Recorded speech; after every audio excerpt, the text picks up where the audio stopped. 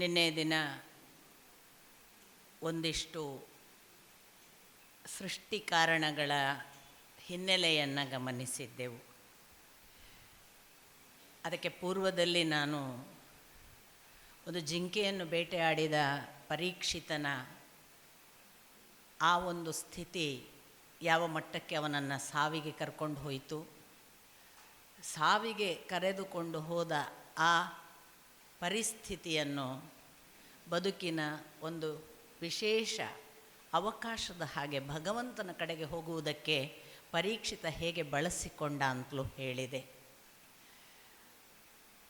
ಬಹಳ ಬಾರಿ ಎಲ್ಲ ದೊಡ್ಡ ದೊರೆಗಳು ಜೀವವನ್ನು ಬೇಟೆಯಾಡುವ ಹಾಗೆ ಜಿಂಕೆಯನ್ನೇ ಬೇಟೆಯಾಡಿರೋದು ಅಂತಲೂ ಮೊನ್ನೆ ದಿನ ಹೇಳಿದ್ದೆ ನಾನು. ಸಾಮಾನ್ಯವಾಗಿ ದೊಡ್ಡ ದೊಡ್ಡ ಬೇಟೆಯಾಡಿದ ರಾಜರೆಲ್ಲ ಅವರ ಅಧಪತನವನ್ನು, ಅವರ ಮರಣವನ್ನು ಕಂಡದ್ದು ಜಿಂಕೆಯನ್ನು ಬೇಟೆಯಾಡುವ ಸಂದರ್ಭದಲ್ಲಿ. ಈ ಜಿಂಕೆಯನ್ನು ಮಾಯಾ ಜಿಂಕೆಯಾಗಿ ಬಂದಾಗ ರಾಮ ಬೇಟೆಯಾಡಲಿಕ್ಕೆ ಹೋಗಿ ಏನಾಯಿತು ಗೊತ್ತಿದೆ. ಇತ್ತ ನಾವು ದಶರಥ ಕೂಡ ಬೇಟೆಯಾಡಿದ್ದು ಜಿಂಕೆಯ ಸಪ್ಪಳ ಅಂತ ಭಾವಿಸಿ, ಆಮೇಲೆ ಪಾಂಡು ಕೂಡ ಜಿಂಕೆಗಳು ಕೂಡುವಾಗಲೇ ಬೇಟೆಯಾಡಿದ್ದು. ಎಲ್ಲ ಸಂದರ್ಭಗಳಲ್ಲೂ ಕೂಡ ಜಿಂಕೆ, ಪರೀಕ್ಷಿತನ ಸಂದರ್ಭದಲ್ಲೂ ಜಿಂಕೆಯ ಉಲ್ಲೇಖ. ಹುಲಿಯ ಬೆನ್ನ ಮೇಲೇರಿ ಹುಲ್ಲೆ ಒಂದು ಮೇದು ಬಂದುದ ಕಂಡು ಬೆರಗಾದೆ ನಯ್ಯ ಅಂತ ಅಲ್ಲಮನ ವಚನ. ಹುಲಿಯ ಬೆನ್ನ ಮೇಲೇರಿ ಹುಲ್ಲೆ ಒಂದು ಮೇದು ಬಂದುದ ಕಂಡು ಬೆರಗಾದೆ ನಯ್ಯ, ರಾಕ್ಷಸನ ಮನೆಗೆ ಹೋಗಿ ಬದುಕಿ ಬಂದುದ ಕಂಡು ಬೆರಗಾದೆ ನಯ್ಯ, ಮೃತ್ಯುವಿನ ಮನೆಗೆ ಹೋಗಿ ಬದುಕಿ ಬಂದುದ ಕಂಡು ಬೆರಗಾದೆ ನಯ್ಯ ಅಂತೆಲ್ಲ ಹೇಳುವಾಗ ಅವನು ಹುಲಿ ಅಂತ ಹೇಳುವುದು ನಾನು, ನನ್ನದು ಅನ್ನುವ ಅಹಂಕಾರದ ಭಾಗ. ಆ ನಾನು ನನ್ನದು ಅನ್ನುವ ಅಹಂಕಾರದ ಈ ಪ್ರಕೃತಿ ತತ್ವ ಇದೆಯಲ್ಲ, ಅದರ ಒಳಗೆ ಭಗವಂತ ಕೂತಿದ್ದಾನೆ. ತುಂಬ ಸುಂದರವಾಗಿ, ಏನೂ ಇದರ ಸ್ಪರ್ಶವೇ ಇಲ್ಲ ಅನ್ನುವ ಹಾಗೆ. ಅವನು ಜೀವ ಅಂಶನೂ ಹೌದು, ಜೀವಾಂಶನ ಪಕ್ಕಕ್ಕೆ ನಾನಿದ್ದೇನೆ ಅಂತ ಭಗವಂತ ಭಗವದ್ಗೀತೆಯಲ್ಲಿ ಹೇಳ್ತಾನೆ. ನಾವಿಬ್ಬರು ಒಟ್ಟಿಗೆ ಬಂದಲ್ಲಿ ಪ್ರವೇಶ ಮಾಡ್ತೇವೆ ಅಂತ. ಚಿತ್ತದಲ್ಲಿ ಚೈತನ್ಯ ಭಾಗವೂ ಹೌದು, ಏಕಕಾಲಕ್ಕೆ ಕ್ಷೇತ್ರಜ್ಞನೂ ಹೌದು ಅಂತ ಭಗವಂತ ಭಗವದ್ಗೀತೆಯಲ್ಲಿ ಉಲ್ಲೇಖ ಮಾಡ್ತಾನೆ. ಈ ಚಿತ್ತದ ಚೈತನ್ಯ ಭಾಗವೇ ಜೀವಾಂಶ. ಇಲ್ಲಿ ಅದು ಸಾಂಕೇತಿಕವಾಗಿ ಜಿಂಕೆ. ಈ ಹುಲಿಯ ಬೆನ್ನ ಮೇಲೆ ಕೂತಿದ್ದು ಮೇದು ಬಂದುದ ಕಂಡು ಬೆರಗಾದೆನಯ್ಯ ಅಂತ ಅಲ್ಲಮ ಹೇಳುವಾಗ, ನಮ್ಮ ಎಲ್ಲ ಆರ್ಭಟಗಳಿವೆ ಅಲ್ಲ, ಈ ಹುಲಿಯ ಹಾಗೆ ನಮ್ಮ ಅಹಂಕಾರದ ಆರ್ಭಟಗಳು, ಅದನ್ನೆಲ್ಲ ನೋಡ್ತಾ ಪಾಪ ಈ ಜಿಂಕೆ ಕೂತ್ಕೊಂಡಿದೆ. ಎರಡೂ ಕಾಂಟ್ರಾಸ್ಟ್. ಆದರೆ ಆ ಹುಲಿಯ ಒಳಗೆ ಕೂತು ಎಲ್ಲವನ್ನ ಅನುಭವಿಸ್ತಿದೆ ಈ ಜೀವಾಂಶ. ಹಾಗಾಗಿ ಅಂಥ ಜೀವಾಂಶಕ್ಕೆ ಬರುವ ಧಕ್ಕೆ ಏನುಂಟಲ್ಲ, ಯಾವಾಗ ಜೀವಕ್ಕೆ ಕೊನೆ ಬಂತು, ಜೀವಕ್ಕೆ ಒಂದು ತೊಂದರೆ ಬರ್ತಿದೆ ಅನ್ನುವ ಸೂಚನೆ ಬರುವಾಗೆಲ್ಲ ಅದು ಜಿಂಕೆಯ ರೂಪದಲ್ಲಿ ನಮಗೆ ಈ ಪುರಾಣದ ಕಥೆಗಳಲ್ಲಿ ಕಾಣಿಸ್ತದೆ. ಇನ್ನೊಂದು ಭಾಗ ನಾನು ನಿನ್ನೆ ದಿನ ನಿಮಗೆ ಹೇಳಿದೆ. ಭಗವಂತ ಮಲ್ಕೊಂಡಿದ್ದ, ಅವ ನಾರಾದಲ್ಲಿ ಅಯನ, ಅವ ನೀರಿನಲ್ಲಿ ಇದ್ದ ಪವಡಿಸಿ ಅಂತ. ಆಗ ಅವನಿಗೆ ತಾನು ಬಹುವಾಗಬೇಕು ಅನ್ನೋ ಅಪೇಕ್ಷೆ ಹುಟ್ಟಿ ಅವನ ನಾಭಿಯಿಂದ ಕಮಲವೊಂದು ಕಾಣಿಸಿತು ಅಂತ. ನಮ್ಮನ್ನು ಬಹಳ ಜನ ನಮ್ಮ ಧರ್ಮದ ಅನೇಕ ಕಥೆಗಳ ವಿಷಯವಾಗಿ ಗೇಲಿ ಮಾಡ್ತಾರೆ. ಅದೇನ್ರಿ ನಿಮ್ಮ ಭಗವಂತನ ಹೊಟ್ಟೆಯಲ್ಲಿ ಕಮಲ ಬಂತಂತೆ, ಅದೇನು ಕಮಲದಲ್ಲಿ ಮತ್ತೆ ಯಾರೋ ಬ್ರಹ್ಮ ಹುಟ್ಟಿದಂತೆ ಅಂತ ನಮ್ಮನ್ನು ಬಹಳ ಜನ ಲೇವಡಿ ಮಾಡ್ತಾರೆ. ಇದಕ್ಕೆಲ್ಲ ಸಾಂಕೇತಿಕ ಅರ್ಥಗಳಿವೆ. ನಿಮಗೆ ಪರಿಪಾಠದಿಂದ ನಮ್ಮಲ್ಲಿ ಕೂಡ ಬಳಕೆ ಇರುವ ಕನ್ನಡದ ಪದ ಕೂಡ ನಿಮಗೆ ಗೊತ್ತು. ಒಬ್ಬಳು ಹೆಣ್ಮಗಳು ಮುಟ್ಟಾದರೆ ಪುಷ್ಪವತಿ ಆದಳು ಅಂತ ಹೇಳೋದು. ಅವಳು ಇನ್ನೂ ಫಲ ಕೊಡಲಿಕ್ಕೆ ಸಿದ್ಧಳಾದಳು ಅಂತ. ಆಗ ಅವಳ ಹೆಸರು ಪುಷ್ಪವತಿ ಅಂತ. ಭಗವಂತ ಪುಷ್ಪವಂತನಾದ, ಅವನಿಗೆ ಅಪೇಕ್ಷೆ ಬಂತು, ಸೃಷ್ಟಿ ಮಾಡಬೇಕು ಅನ್ನೋ ಅಪೇಕ್ಷೆ ಬಂದಾಗ ಅವನು ಮೊದಲು ಅದಕ್ಕೆ ಬೇಕಾದ ಗರ್ಭ ನಿರ್ಮಾಣ ಮಾಡಿದ. ಆ ಗರ್ಭಕ್ಕೆ ಪ್ರತಿನಿಧಿಯಾಗಿ ಸಾಂಕೇತಿಕವಾಗಿ ಬಳಸಿದ ಪದವೇ ಅದು ಕಮಲ ಅಂತ. ಅದು ಪುಷ್ಪವಂತನಾದದ್ದು. ಅಂದರೆ ಭಗವಂತ ತಾನು ಹೇಳಿದ, ಮಹದ್ ಬ್ರಹ್ಮ ಮದ್ಯೋನಿಹಿ ಅಂತ. ನಿಮಗೆ ಅದು ಭಗವದ್ಗೀತೆಯಲ್ಲಿ ಬರೋ ಮಾತು. ಈ ಇಡೀ ಪ್ರಕೃತಿ ತತ್ವ ನನ್ನ ಯೋನಿ ಮತ್ತು ನಾನೇ ಅದರಲ್ಲಿ, ತಸ್ಮಿನ್ ಅದರಲ್ಲಿ ನಾನೇ ಗರ್ಭವನ್ನು ದದಾಮಿ, ಅಹಂ ದಧಾಮಿ, ಅದನ್ನು ಹೇಳಿದ್ದಾನೆ ಕೃಷ್ಣ. ಇಲ್ಲಿ ನಾವು ಗಮನಿಸಬೇಕು, ಭಗವಂತ ತಾನು ಪುಷ್ಪವಂತನಾದ ಅಂತ ಹೇಳುವ ಸಾಂಕೇತಿಕ ಅರ್ಥದಲ್ಲಿ ಅದನ್ನು ಗ್ರಹಿಸಬೇಕೇ ಹೊರತು, ಬಹಳ ಜನ ಇದೊಂದು ಚಂದಮಾಮ ಕತೆ, ಅದರಲ್ಲೇನು ಹುರುಳಿಲ್ಲ, ನಮಗೆಲ್ಲ ಇಂಥ ಕತೆಗಳನ್ನು ಹೇಳಿ, ಈವನ್ ನಮ್ಮವರೇ, ಬೇರೆ ಇತರ ಧರ್ಮೀಯರು ಅಲ್ಲ, ನಮ್ಮವರೇ ಈ ಕತೆ ಹೇಳಿದರೆ ನಮ್ಮ ಹುಡುಗರೇ ನಮ್ಮ ಮಕ್ಕಳೇ ಕೇಳ್ಬೋದು, ಅದೆಂಥದ್ದು ಹೇಳೋ ಚಂದಮಾಮ ಕತೆ ಇದ್ದಂಗಿದೆ, ಎಂಥದ್ದು ಹೊಟ್ಟೆಯಲ್ಲಿ ಕಮಲ ಬಂದು. ಇದನ್ನು ಸಾಂಕೇತಿಕವಾದ ಅರ್ಥದಲ್ಲಿ ಗ್ರಹಿಸಬೇಕಾದ ಒಂದು ವಿಶೇಷ ಸ್ಥಿತಿಯನ್ನು ಭಗವಂತ ತಾನು ಪುಷ್ಪವಂತನಾದ, ಆ ಪುಷ್ಪವಂತನಾದದ್ದರ ಪರಿಣಾಮವಾಗಿ ಫಲವಂತನಾದ, ಆ ಫಲವೇ ಬ್ರಹ್ಮ. ನಾನು ನಿಮಗೆ ಹೇಳಿದೆ, ಭಗವಂತನಿಗೆ ಇನ್ನೊಂದು ಬೇಡ ಸೃಷ್ಟಿಗೆ. ಭಗವಂತನಿಗೆ ಮಾತ್ರ ಅಲ್ಲ, ಕೃತ ತ್ರೇತ ಯುಗಗಳಲ್ಲಿ ಅಪ್ ಟು ದ್ವಾಪರ ಕೂಡ ಸೃಷ್ಟಿ ಇನ್ನೊಂದರ ಆಲಂಬನದಿಂದ ಆಗ್ತಿರಲಿಲ್ಲ ಅಂತಲೂ ನಾನು ನಿಮ್ಮ ಗಮನಕ್ಕೆ ತಂದಿದ್ದೇನೆ. ಹೀಗೆಲ್ಲ ಒಂದು ಹಂತದಲ್ಲಿ ಭಗವಂತ ಬಹಿರ್ಮುಖದ ಸೃಷ್ಟಿಯ ಬಗ್ಗೆ ನಿನ್ನೆ ಒಂದಿಷ್ಟು ಭಾಗ ಹೇಳ್ತಾ ಬಂದೆ. ಅದು 5 ವಿಭಾಗವಾಗಿ, ಪ್ರಥಮದಲ್ಲಿ ಮಹತ್ತತ್ವ, ಅಲ್ಲಿಂದ ಅಹಂಕಾರ ತತ್ವ, ಆ ನಂತರ ಬಂದು ಅದು 3, 4, 5 ಅಂತ ಹೇಳಿ ನಾವು ಯಾವುದನ್ನು ತಾಮಸ ಸೃಷ್ಟಿ, ತೈಜಸ ಸೃಷ್ಟಿ ಮತ್ತು ರಾಜಸ ಸೃಷ್ಟಿ ಅನ್ನೋದನ್ನು ಕೂಡ ನಾನು ನಿಮಗೆ ಹೇಳಿದೆ, ಅಥವಾ ಸಾತ್ವಿಕ ಸೃಷ್ಟಿ ಅನ್ನೋದನ್ನು. ಸೊ ತಾಮಸ, ರಾಜಸ ಮತ್ತು ಸಾತ್ವಿಕ ಸೃಷ್ಟಿ ಅನ್ನುವ 5 ವಿಭಾಗಗಳಾದ ಮೇಲೆ 6ನೆಯದ್ದು ಅವಿದ್ಯೆ ಅನ್ನುವುದನ್ನು ಕೂಡ ನೀವು ಗಮನಿಸಿದ್ದೀರಿ. ಅವಿದ್ಯೆ ಅಥವಾ ಅಜ್ಞಾನ, ಕತ್ತಲು, ಗಾಢ ಅಂಧಕಾರ. ಏಕೆಂದರೆ ತಾಮಿಸ್ರ, ಅಂಧತಾಮಿಸ್ರ, ತಮಸ್ಸು, ಮಹಾಮೋಹ, ಮೋಹ, ಇಂಥ 5 ಅಂಶಗಳು ಆ ಅವಿದ್ಯೆಯಲ್ಲಿ ಹುಟ್ಟುತ್ತಾ ನಾವೆಲ್ಲರೂ ಕೂಡ ಅಜ್ಞಾನಿಗಳೇ. ಹಾಗಾಗಿ ಭಗವಂತನ ಸೃಷ್ಟಿಯ ಆರಂಭ ಕತ್ತಲು, ಅಂಧಕಾರ, ಅಜ್ಞಾನ. ಇಷ್ಟಾಯಿತಲ್ಲ, ಇದಕ್ಕೆ ಇನ್ನೊಂದು ಪ್ಯಾರಲಲ್ ಆದ ಮುಖ ಇದೆ. ಅತ್ತ ಬ್ರಹ್ಮನನ್ನು ಅಂಡ ಅಥವಾ ಯಾವುದನ್ನು ಫಲವಂತನನ್ನಾಗಿ ಮಾಡಿದ ತನ್ನ ಪುಷ್ಪದಲ್ಲಿ ಅದು ಒಂದು ಮುಖವಾದರೆ, ಅದು ಬಹಿಸೃಷ್ಟಿಯ ವಿವರ. ಇನ್ನೊಂದು ಆಂತರಂಗಿಕವಾದ, ಅಥವಾ ನಾವು ಯಾವುದನ್ನು ವಿರಾಟ್ ಪುರುಷನ ಸೃಷ್ಟಿ ಅಂತ ಹೇಳ್ತೇವಲ್ಲ, ಅದಕ್ಕೊಂದು ವಿವರಣೆ ಮತ್ತೆ ಭಿನ್ನವಾಗಿ ಬರುತ್ತೆ. ಆ ವಿವರಣೆ ಅದು ಏಕಕಾಲಕ್ಕೆ ಶುಕಮುನಿಗಳು ಅದನ್ನು ಹೇಳಿದ್ದಾರೆ, ಏಕಕಾಲಕ್ಕೆ ನಾರದ ಬ್ರಹ್ಮರ ಸಂವಾದದಲ್ಲೂ ಬಂದಿದೆ. ಅತ್ತ ನಾವು ಈಗ ನೋಡ್ತಿರುವ ಮೈತ್ರೇಯಿಗಳು ಹೇಳ್ತಿದ್ದಾರೆ ವಿದುರನಿಗೆ, ಶೌನಕಾದಿಗಳು ಸೂತ ಪುರಾಣಿಕರಿಗೂ ಕೂಡ ಇಂಥ ಪ್ರಶ್ನೆಗಳೇ ಬಂದಿತ್ತು. ವಿರಾಟ್ ಪುರುಷನ ಒಂದು ವಿವರಣೆಯನ್ನು ನಾನು ಶುಕಮುನಿಗಳು ಪರೀಕ್ಷಿತನಿಗೆ ಹೇಳಿದ್ದು, ಆಕಾಶದೆತ್ತರದ ಸಹಸ್ರ ಶೀರ್ಷ ಪುರುಷ, ಆ ಕಾನ್ಸೆಪ್ಟನ್ನು ಕೊಡುವಂತಹ ಒಂದು ಘಟನೆಯನ್ನು ನಾನು ನಿಮಗೆ ಹೇಳಿದೆ. ಅಲ್ಲಿ ಒಂದು ಬಹಳ ವಿಶೇಷವಾದ ಸಂಗತಿಯನ್ನು, ಅದು ಹೇಗೆ ಉಂಟಾಯಿತು ವಿರಾಟ್ ಪುರುಷ ಅನ್ನುವುದನ್ನು ಹೇಳುವಾಗ, ಈ ಭಗವಂತ ಏನು ನಾರಾಯಣ ಅನ್ನುವ ಸ್ಥಿತಿಯಲ್ಲಿ ನೀರ ಮೇಲೆ ಮಲಗಿದ್ದನಲ್ಲ, ಅವನಿಗೆ ಹೀಗೆ ತಾನು ಬಹುವಾಗಬೇಕು ಅನ್ನುವ ಅಪೇಕ್ಷೆ ಬರುವಾಗ ಅವನು ಒಂದು ಅಂಡಾಕಾರವಾಗಿ ಎಷ್ಟೋ ಸಹಸ್ರ ವರ್ಷಗಳವರೆಗೆ ನೀರಿನಲ್ಲಿ ಒಂದು ಬೃಹತ್ ಅಂಡಾಕಾರದಲ್ಲಿ, ಅದನ್ನೇ ಬ್ರಹ್ಮ ಅಂಡ ಅಂತ, ಬ್ರಹ್ಮಾಂಡವಾಗಿ ಅಲ್ಲಿ ಮಲಗಿದ್ದನಂತೆ ಎಷ್ಟೋ ಸಹಸ್ರ ವರ್ಷಗಳವರೆಗೆ.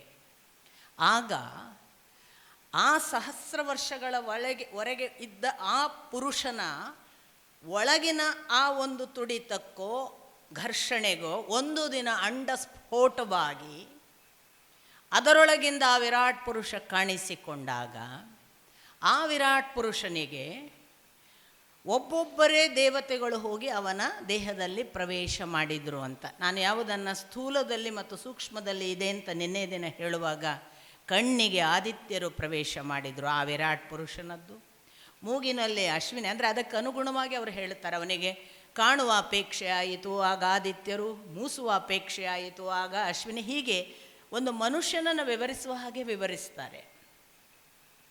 ಅಂಥ ಒಂದೊಂದೇ ದೇವತೆಗಳು, ಬಾಯಿಗೆ ದವಡೆಗೆಲ್ಲ ವರುಣ, ಜಲ ರಸ ಬೇಕಲ್ಲ ನಮಗೆ, ರಸಭಾವ, ಅದಕ್ಕೆ ವರುಣನ ಪ್ರವೇಶ.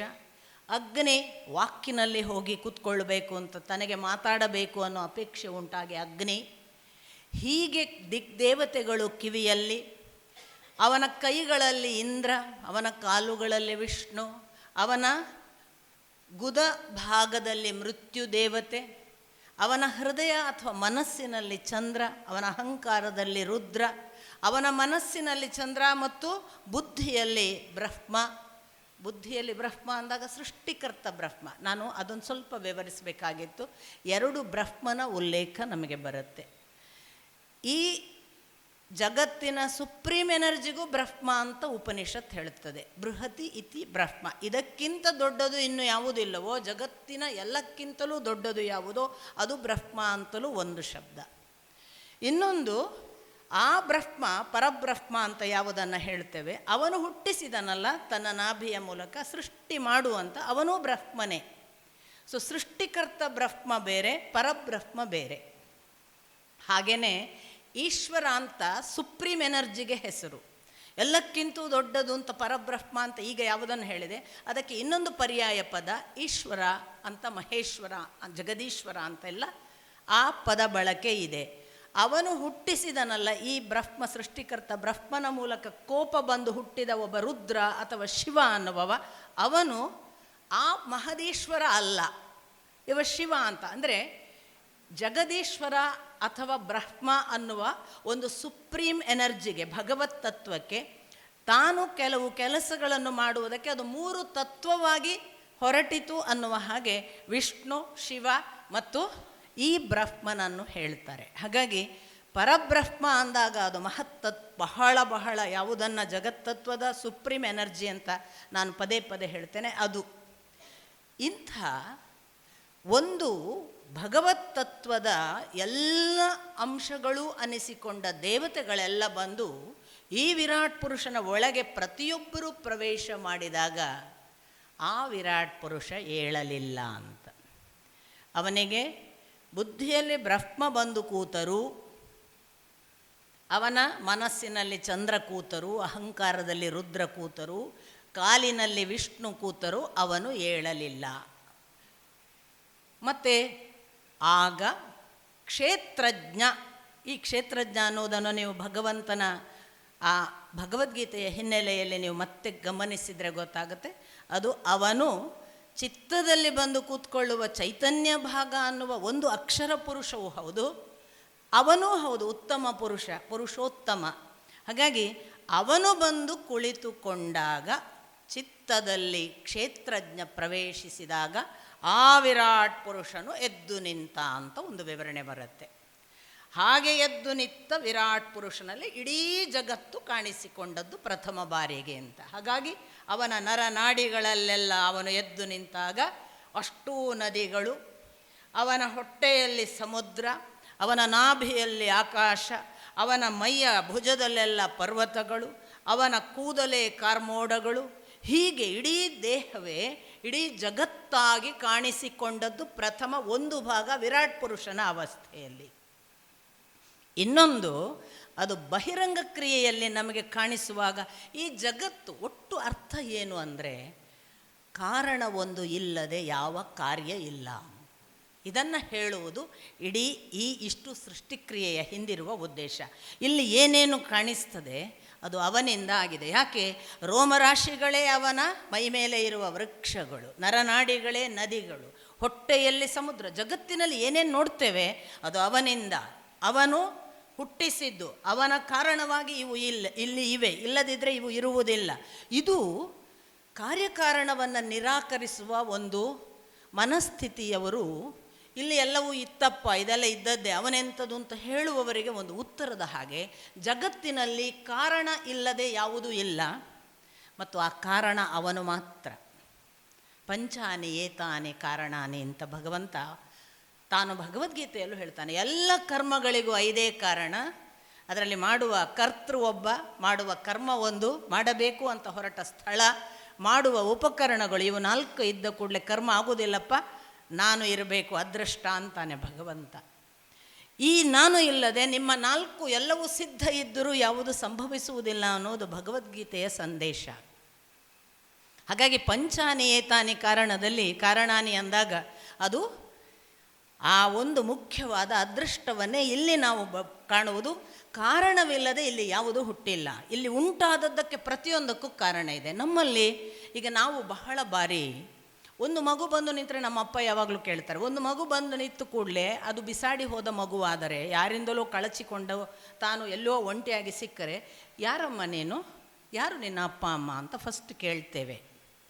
ಈ ಅಪ್ಪ ಅಮ್ಮ ನನಗೆ ಗೊತ್ತಿಲ್ಲ, ನಾನು ಹಾಗೆ ಮೇಲಿಂದ ಬಂದೆ ಅಂದರೆ ನಗ್ತೇವೆ ಅಂತಾರೆ ಅಪ್ಪ. ಹಾಗೆ ಜಗತ್ತಿನ ಏನೇ ಇದೆ ಅಲ್ಲ, ಇಲ್ಲಿ ಯಾವುದೇ ಇದೆ ಅದು ಇಲ್ಲಿ ಒಂದು ಕಾರಣದಿಂದ ಇದೆ. ಆ ಕಾರಣ ಕರ್ತೃ ಗೊತ್ತಿಲ್ಲ ಅಷ್ಟೇ.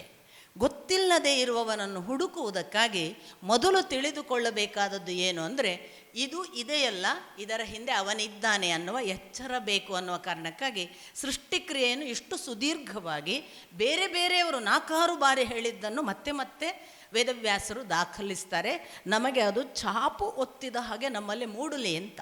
ನಮಗೆ ಪ್ರತಿಯೊಂದು ವಸ್ತು ನೋಡುವಾಗ ಇದರ ಹಿಂದೆ ಅವನಿದ್ದಾನೆ. ಓ, ಇಲ್ಲಿ ಕಾಣುವ ಕಣ್ಣು ಅದು ಬರೇ ಕಣ್ಣಲ್ಲ, ಅದರ ಹಿಂದೆ ಆದಿತ್ಯನಿದ್ದಾನೆ. ಓ, ಇಲ್ಲಿ ಕಾಣುವ ಇನ್ಯಾವುದೋ ಮೂಗಿನ ಉಸಿರಾಟ ಅದು ನಮಗೆ ಕಾಣಿಸುವ ಬರೇ ಉಸಿರಾಟ ಅಲ್ಲ, ಅದು ವಾಯುವಿದ್ದಾನೆ. ಅದರಲ್ಲಿ 2 ಹೊಳ್ಳೆಗಳಲ್ಲಿ ನಮಗೆ ಅಶ್ವಿನಿ ದೇವತೆಗಳಿದ್ದಾರೆ. ಈ ಥರ ಬದುಕಿನ ಸಕಲ ಸಂದರ್ಭಗಳಲ್ಲಿ ಅನುಸಂಧಾನ ಮಾಡುವುದಕ್ಕೆ ಇದೊಂದು ತುಂಬ ಒಳ್ಳೆಯ ಹಿನ್ನೆಲೆ. ಮತ್ತು ಅದು ಅವಶ್ಯವಾಗಿ ಅಂಥದೇ ಶಕ್ತಿಯಿಂದ ಆಗ್ತಿದೆ ಅನ್ನೋದಂತೂ ಡೌಟ್ ಇಲ್ಲ. ಯಾಕೆಂದರೆ ನಾವೇ ಮಾಡೋದಾಗಿದ್ದರೆ ಯುಧಿಷ್ಠಿರ ಒಂದು ಮಾತು ಕೇಳ್ತಾನೆ ಮಹಾಭಾರತದ ಸಂದರ್ಭದಲ್ಲಿ. ನನಗೆ ಆಶ್ಚರ್ಯ ಆಗತ್ತೆ, ಕೃಷ್ಣ ಎಲ್ಲ ನಾನೇ ನಾನೇ ಅನ್ನುವವರಿಗೆ ಯಾಕೆ ಗೊತ್ತಾಗಲ್ಲ? ಒಂದು ಬಾಲ್ಯ ನಮ್ಮದನ್ನು ಆ ಬಾಲ್ಯವಾಗಿ ಉಳಿಸಿಕೊಳ್ಳುವ ಒಂದು ಸಾಮಾನ್ಯ ಶಕ್ತಿ ನಮಗಿಲ್ಲ. ಬಾಲ್ಯ ಕಳಚಿ ಯೌವನ ಬಂದೇ ಬಿಡುತ್ತೆ ಗೊತ್ತೇ ಆಗದೆ. ಆ ಯೌವನ ಬಂತಲ್ಲ ಅಂತ ಅದನ್ನು ಎಂಜಾಯ್ ಮಾಡ್ತಿರುವಾಗ ಆ ಯೌವನ ಹೋಗಿ ವೃದ್ಧಾಪ್ಯದ ದಾರಿಗೆ ನಾವು ಗೊತ್ತೇ ಇಲ್ಲದೆ ಪ್ರವೇಶ ಮಾಡಿಬಿಡ್ತೇವೆ. ನಮ್ಮ ದೇಹದ ಬಾಲ್ಯ ಯೌವನ ವೃದ್ಧಾಪ್ಯವನ್ನೇ ನಮಗೆ ನಮ್ಮ ಹಿಡಿತದಲ್ಲಿಟ್ಟುಕೊಂಡು ಸಾಧಿಸಲಿಕ್ಕಾಗದೆ ನಾನೇ ಎಲ್ಲ ಅಂತ ಹೇಗೆ ಹೇಳ್ತಾರೆ ಕೃಷ್ಣ ಅಂತ. ಇದು ನಮಗೆ ಇರಬೇಕಾದ ಎಚ್ಚರ. ಅಂಥದ್ದೊಂದು ಸೃಷ್ಟಿಕ್ರಿಯೆಯ ಸಂಗತಿಯನ್ನು ಹೇಳ್ತಾ ಭಗವಂತ ಹೇಳ್ತಾನೆ, ಹಾಗೆ ಪ್ರಾರಂಭ ಆದ ಆ ಅಂಧ ತಾಮಿಸ್ರ ನಾನು ನಿಮಗೆ ಹೇಳಿದೆ, ತಮಸ್ಸು, ಮೋಹ, ಮಹಾಮೋಹ, ಇದು ಒಂದು ಭಾಗದ ಪ್ರಾಕೃತಿಕ ಕ್ರಿಯೆಗಳ ಇನ್ನೊಂದು ವಲಯವನ್ನು ಪ್ರವೇಶ ಮಾಡುವುದಕ್ಕೆ ಮುಂದೆ ಅವನು ಹೇಳ್ತಾನೆ, ಅದಲ್ಲದೆ ನಾನು ವೈಕೃತ ಸೃಷ್ಟಿಗಳನ್ನು ಮಾಡ್ತೇನೆ ಅಂತ. ಈ ವೈಕೃತ ಸೃಷ್ಟಿಯಲ್ಲಿ ಅವನು ಪ್ರಥಮ ಬಾರಿ ಭಗವಂತ ನಿರ್ಮಾಣ ಮಾಡಿದ್ದು ವೃಕ್ಷಗಳನ್ನು ಅಥವಾ ಸ್ಥಾವರ ಸೃಷ್ಟಿಗಳನ್ನು ಅಂತ ಹೇಳ್ತಾನೆ. ನೋಡಿ, ಸ್ಥಾವರ ಸೃಷ್ಟಿ ಎಲ್ಲದರಲ್ಲೂ ಒಂದೊಂದು ಲಿಸ್ಟ್ ಮಾಡುವಾಗ, ಅದಕ್ಕೊಂದು ವಿಭಾಗೀಕರಣ ಮಾಡುವಾಗ ಒಟ್ಟು ಸ್ಥಾವರ ಸೃಷ್ಟಿಗಳು, ಸ್ಥಾವರ ಅಂದರೆ ಅಲುಗಾಡಲಿಕ್ಕೆ ಬಾರದೇ ಇರುವ ಜೀವರಾಶಿಗಳು. ಈಗ ಗಿಡ ಮರ ಅವು ಎಲ್ಲಿಗೆ ಬೇಕೋ ಅಲ್ಲೂ ಚಲಿಸಲ್ವಲ್ಲ, ಅದಕ್ಕಾಗಿ ಸ್ಥಾವರ. ಅವು ಎಷ್ಟು ಅಂತ ಕೇಳಿದರೆ 6 ಅಂತ ಉಲ್ಲೇಖ ಮಾಡ್ತಾರೆ ಭಗವಂತನ ಮಾತಾಗಿ. ಮೈತ್ರೇಯಿಗಳು 6 ಯಾವುವು? ಅದು ವನಸ್ಪತಿಗಳು, ಔಷಧಿಗಳು, ಲತೆಗಳು, ವೀರುಧಗಳು, ದ್ರುಮಗಳು ಮತ್ತು ಈ ಬಿದಿರು ಮೊದಲಾದ ತ್ವಕ್ಸಾರಗಳು. ಇದು 6 ವೆರೈಟಿ ಬಿಟ್ಟರೆ ಸಸ್ಯರಾಶಿಯಲ್ಲಿ ಇನ್ನೊಂದು ವೆರೈಟಿ ಇಲ್ಲ ಅಂತ ಅವರ ಘೋಷಣೆ. ಏನಿದ್ರೂ ಇಷ್ಟೇ ಇವೆ ಅಂತ. ಔಷಧಿಗಳು, ವನಸ್ಪತಿಗಳು ಮತ್ತು ಲತೆಗಳು ನಮ್ಗೆ ಅರ್ಥ ಆಗುತ್ತೆ. ಕೆಲವು ಔಷಧಿ ಅಂದರೆ ಇಲ್ಲಿ ಅನ್ನ ಭಾಗ, ಆಹಾರದ್ದು. ವನಸ್ಪತಿ ಅಂದರೆ ಅದು ಔಷಧಿಯ ಭಾಗ. ಮತ್ತು ನೀವೇ ನೋಡ್ತೀರಿ, ಲತೆಗಳು ಅಂದಾಗ ಬಳ್ಳಿಯ ಭಾಗ, 4ನೇದು ತ್ವಕ್ಸಾರಗಳು ಅಂತ ಚರ್ಮದಿಂದಲೇ ಎಲ್ಲ ಆಹಾರವನ್ನು ಸ್ವೀಕರಿಸಿ ಬೆಳೆಯುವವುಗಳು ಅಂತ. ಅದು ಬಿದಿರು ಮೊದಲಾದ ಎಲ್ಲ ಜಾತಿಗಳು ಬಂದವು. ಅದರ ನಂತರ ವಿರುದ್ಧ ದ್ರುಮಗಳು ಅಂತ ಹೇಳುವಾಗ ನೋಡಿ, ಕೆಲವು ಮರಗಳು ಹೂ ಬಿಟ್ಟು ಹಣ್ಣು ಕೊಡ್ತವೆ, ಕೆಲವರು ಹೂ ಬಿಡದೇ ಹಣ್ಣು ಕೊಡ್ತವೆ. ಈ 2 ವೆರೈಟಿಯನ್ನು ಕೂಡ ಹೇಳಿಬಿಡ್ತಾರೆ. ಇನ್ನೊಂದು ಬಹಳ ಚೆನ್ನಾದ ವಿಷಯ ಏನು ಅಂತಂದರೆ, ವಿವರಣೆ ಕೊಡುವಾಗ ಇವುಗಳಿಗೆ ಕಾಲಜ್ಞಾನವಿಲ್ಲ,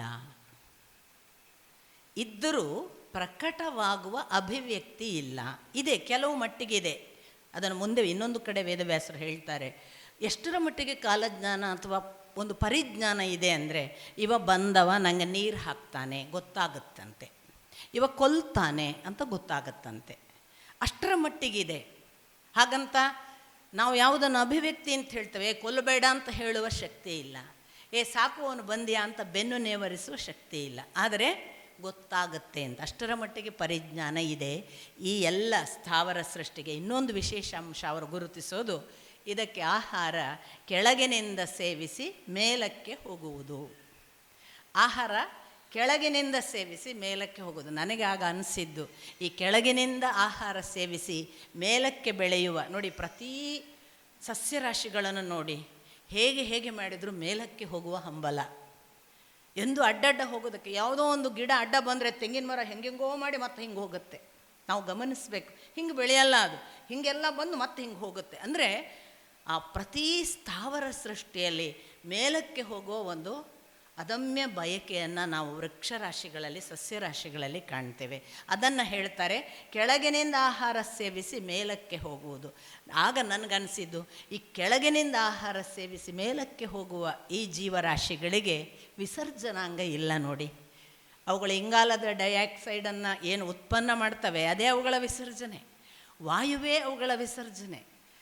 ಬಹುಶಃ ನನಗೆ ಅದಕ್ಕೇನೆ ಅಂತಾರೆ ವೃಕ್ಷದ ನಂತರದ ಭಾಗವೇ ಮನುಷ್ಯ ಅಂತ. ಮತ್ತೆ ಹುಟ್ಟುವುದು ಅವುಗಳು ಮನುಷ್ಯವಾಗಿ.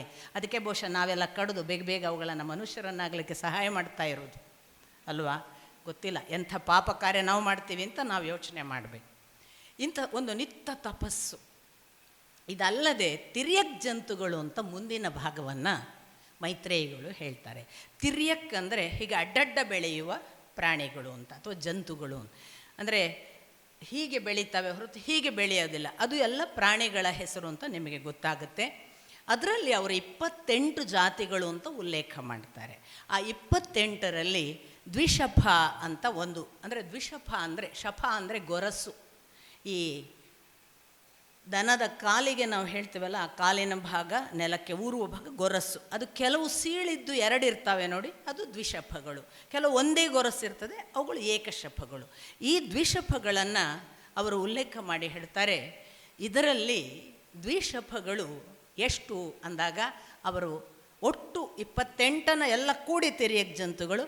ದ್ವಿಶಫಗಳು ಎಷ್ಟು ಅಂದಾಗ 9 ಅಂತಾರೆ. ಎತ್ತು, ಆಡು, ಕೋಣ, ಹುಲ್ಲೆ, ಹಂದಿ ಇವೆಲ್ಲ ಅದರಲ್ಲೇ ಬಂತು. ಆಮೇಲೆ ರುರು, ಟಗರು, ಇದು ಒಂದು ಹಂತದಲ್ಲಿ ರುರು ಅಥವಾ ಗವಯ ಎಲ್ಲ ಹೇಳುವಾಗ ಎಲ್ಲ 2 ಗೊರಸಿನವುಗಳನ್ನೇ ದ್ವಿಶಫವನ್ನೇ ಉಲ್ಲೇಖ ಮಾಡಿ 9 ಅಂತ. ಇನ್ನು ಒಂಟೆ ಬಂತು, ಟಗರು ಬಂತು, ಗವಯ ಬಂತು. ಅದಲ್ಲದೆ ಇತ್ತ ಏಕಶಫ ಅಂತ. ಏಕಶಫ ಅಂದರೆ ಮತ್ತೆ 1 ಗೊರಸಿನ ಪ್ರಾಣಿಗಳು.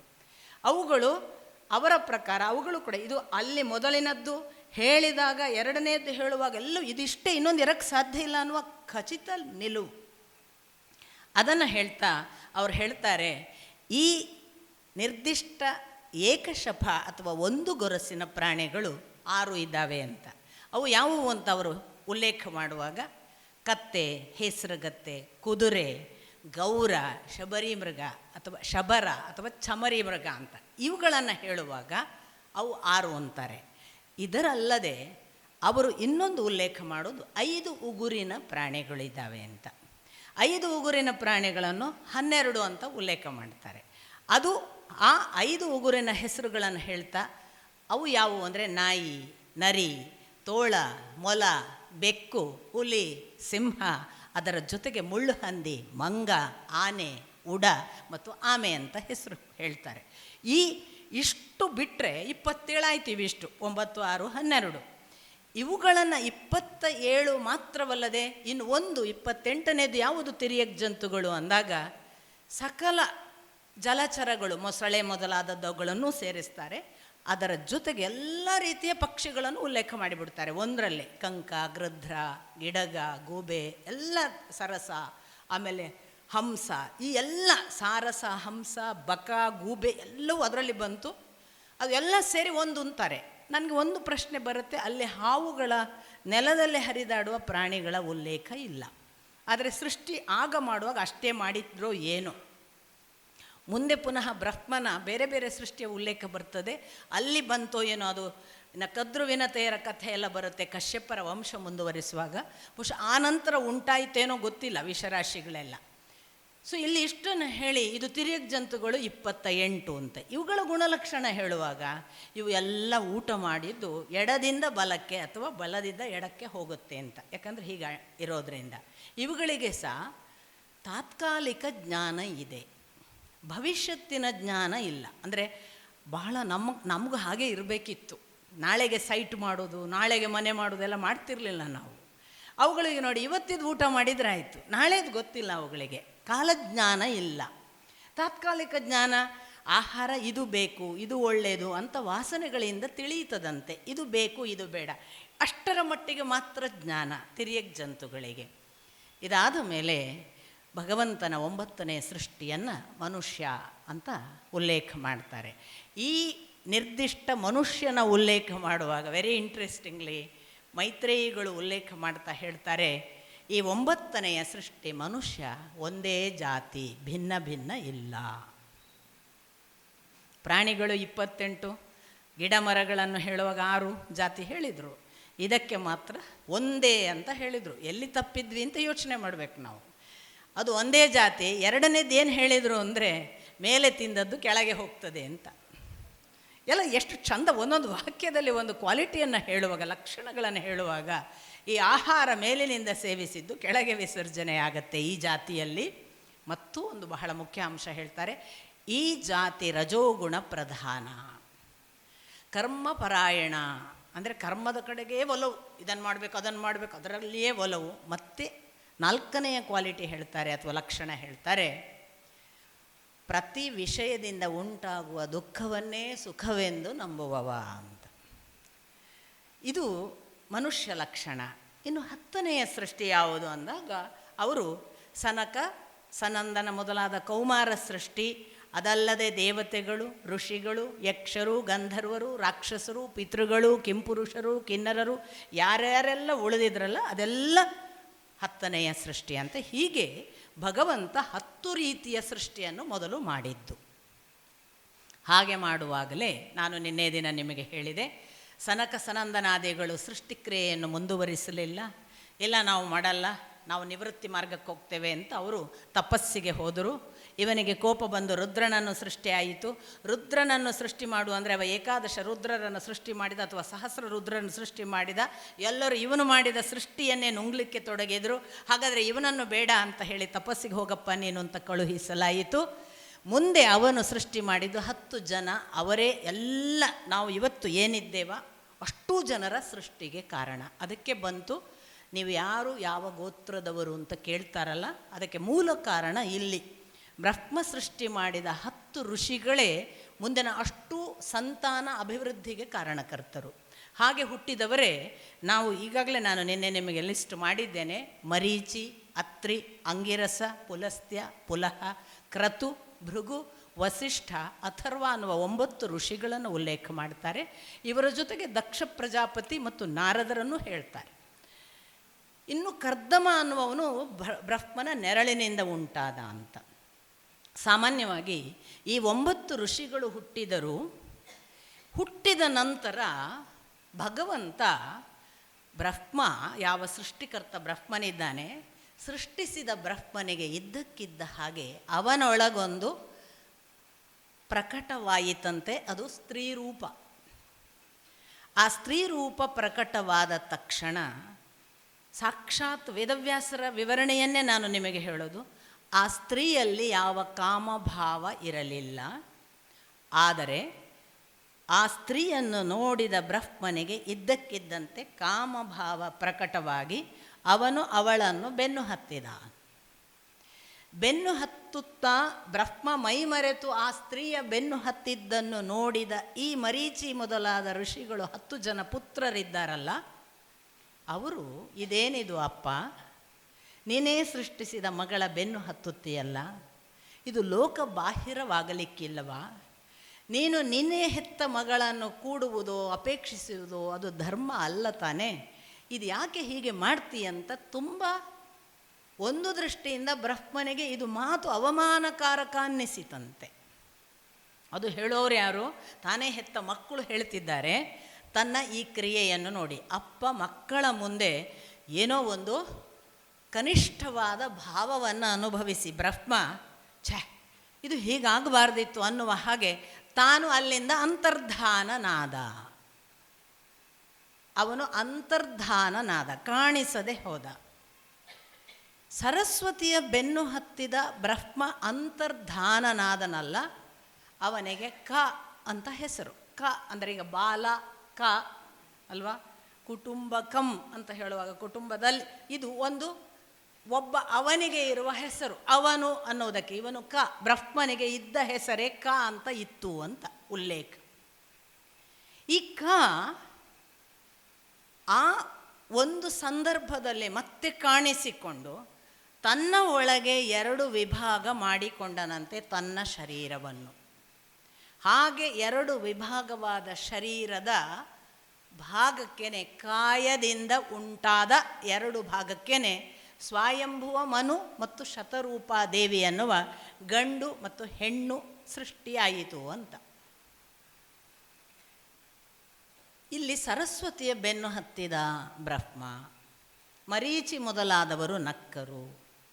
ನಮ್ಮಲ್ಲಿಯೂ ಕೂಡ ಏನ್ರಿ ನಿಮ್ಮ ದೇವರು ಹೆತ್ತ ಮಗಳನ್ನೇ ಕೂಡಿದ ಅಂತ ಕಥೆ ಇದೆಯಲ್ಲ ಅಂತ ಲೇವಡಿ ಮಾಡುವುದನ್ನು ನೀವು ಕೇಳಿರಲಿಕ್ಕೆ ಸಾಕು. ಅದು ವಿದ್ಯೆ ಅಂತ ಮೊದಲನೇದು. ಅವಳು ಪ್ರಕಟವಾದದ್ದು ಅವನ ಒಳಗಿನ ವಿದ್ಯೆಯ ಭಾಗ ಅಂತ. ನಮ್ಮಲ್ಲಿ ಸೈನ್ಸ್ ಹೇಳುತ್ತೆ ಪ್ರತಿಯೊಬ್ಬರ ಒಳಗೆ 2 ಇದೆ ಅಂತ, ಬೈಸೆಕ್ಷುವ್ಯಾಲಿಟಿ, ಗಂಡು ಇದೆ ಹೆಣ್ಣು ಇದೆ ಅಂತ.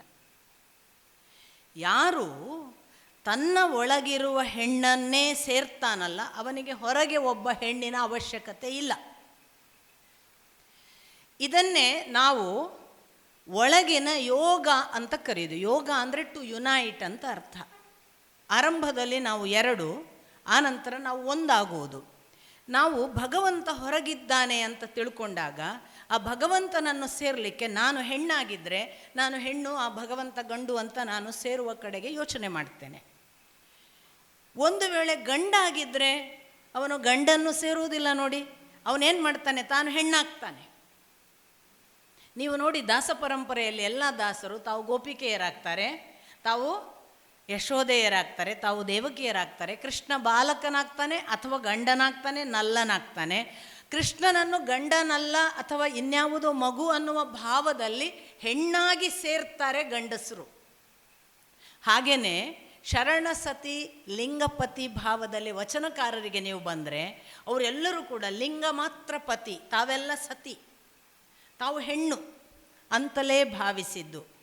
ಈ ಭಾವದಿಂದ ಸೇರುವುದರಿಂದಲೇ ಅಲ್ಲಿ ಅವರು ತಾವೆಲ್ಲರೂ ಹೆಣ್ಣಾಗ್ತಾರೆ ಅನ್ನುವ ಮಾತು ಇದೆಯಲ್ಲ, ಇದು ನಿಮಗೆ ಮುಂದೆ ಭಾಗವತದ ಒಂದು ದೊಡ್ಡ ಘೋಷವಾಕ್ಯ. ಪರಮಪುರುಷ ಅವನೊಬ್ಬನೇ ಅಂತ ಈವನ್ ಭಗವದ್ಗೀತೆಯ ಘೋಷವಾಕ್ಯ ಕೂಡ. ಉತ್ತಮ ಪುರುಷ ಅವನೊಬ್ಬನೇ, ಉಳಿದವರೆಲ್ಲ ಸ್ತ್ರೀಯರು. ಈ ಜಗತ್ತಿನ ಸಕಲವೂ ಸ್ತ್ರೀ. ಜಗತ್ತಿನಲ್ಲಿ ಏನು ಕಾಣ್ತದೆ ಅದೆಲ್ಲವೂ ಹೆಣ್ಣು, ಪ್ರಕೃತಿ ಮಾತ್ರ ಅಲ್ಲ. ನಾವೆಲ್ಲರೂ ಹೆಣ್ಣು, ಅವನೊಬ್ಬನೇ ಗಂಡು. ಇದನ್ನು ಅವನು ಪ್ರಕಟಪಡಿಸಿದ್ದು. ತನ್ನೊಳಗಿಂದ ಪ್ರಕಟವಾದ ಈ ಹೆಣ್ಣು ನನ್ನ ಒಳಗಿನದ್ದೇ. ನನ್ನ ಒಳಗಿನ ಹೆಣ್ಣನ್ನು ನಾನು ಮೀಟ್ ಮಾಡೋದಿದೆಯಲ್ಲ, ಅಥವಾ ಒಬ್ಬ ಗಂಡು ಆದರೆ ಅವನು ತನ್ನೊಳಗಿನ ಹೆಣ್ಣನ್ನು ಮೊದಲು ಮೀಟ್ ಮಾಡಿ ತಾನು ಹೆಣ್ಣು ಅಂತ ಭಾವಿಸಿಕೊಂಡು ಪರಮಪುರುಷನನ್ನು ಸೇರಬೇಕು. ಮತ್ತು ನಮ್ಮ ಒಳಗಿನ ಗಂಡು ಹೆಣ್ಣು ಮೊದಲು ಮಿಲನ ಆಗಬೇಕು. ನಮ್ಮೊಳಗೊಬ್ಬ ಹೆಣ್ಣು ಇದ್ದಾಳೆ, ಗಂಡು ಇದ್ದಾನೆ ಅಂತ ನಮಗೆ ಗೊತ್ತಾಗಬೇಕು ಪ್ರಥಮದಲ್ಲಿ. ಆ ಗಂಡು ಹೆಣ್ಣಿನ ಮಿಲನವಾದರೆ ಅವನಿಗೆ ಮತ್ತೆ ಹೊರಗಿನ ಹುಡುಕಾಟ ಇಲ್ಲ. ಈ ಗಂಡು ಹೆಣ್ಣಿನ ಮಿಲನವನ್ನೇ ಉಲ್ಲೇಖ ಮಾಡಿದ್ದು ಬ್ರಹ್ಮನ ಈ ಒಂದು ನಿರ್ದಿಷ್ಟ ಘಟನೆ.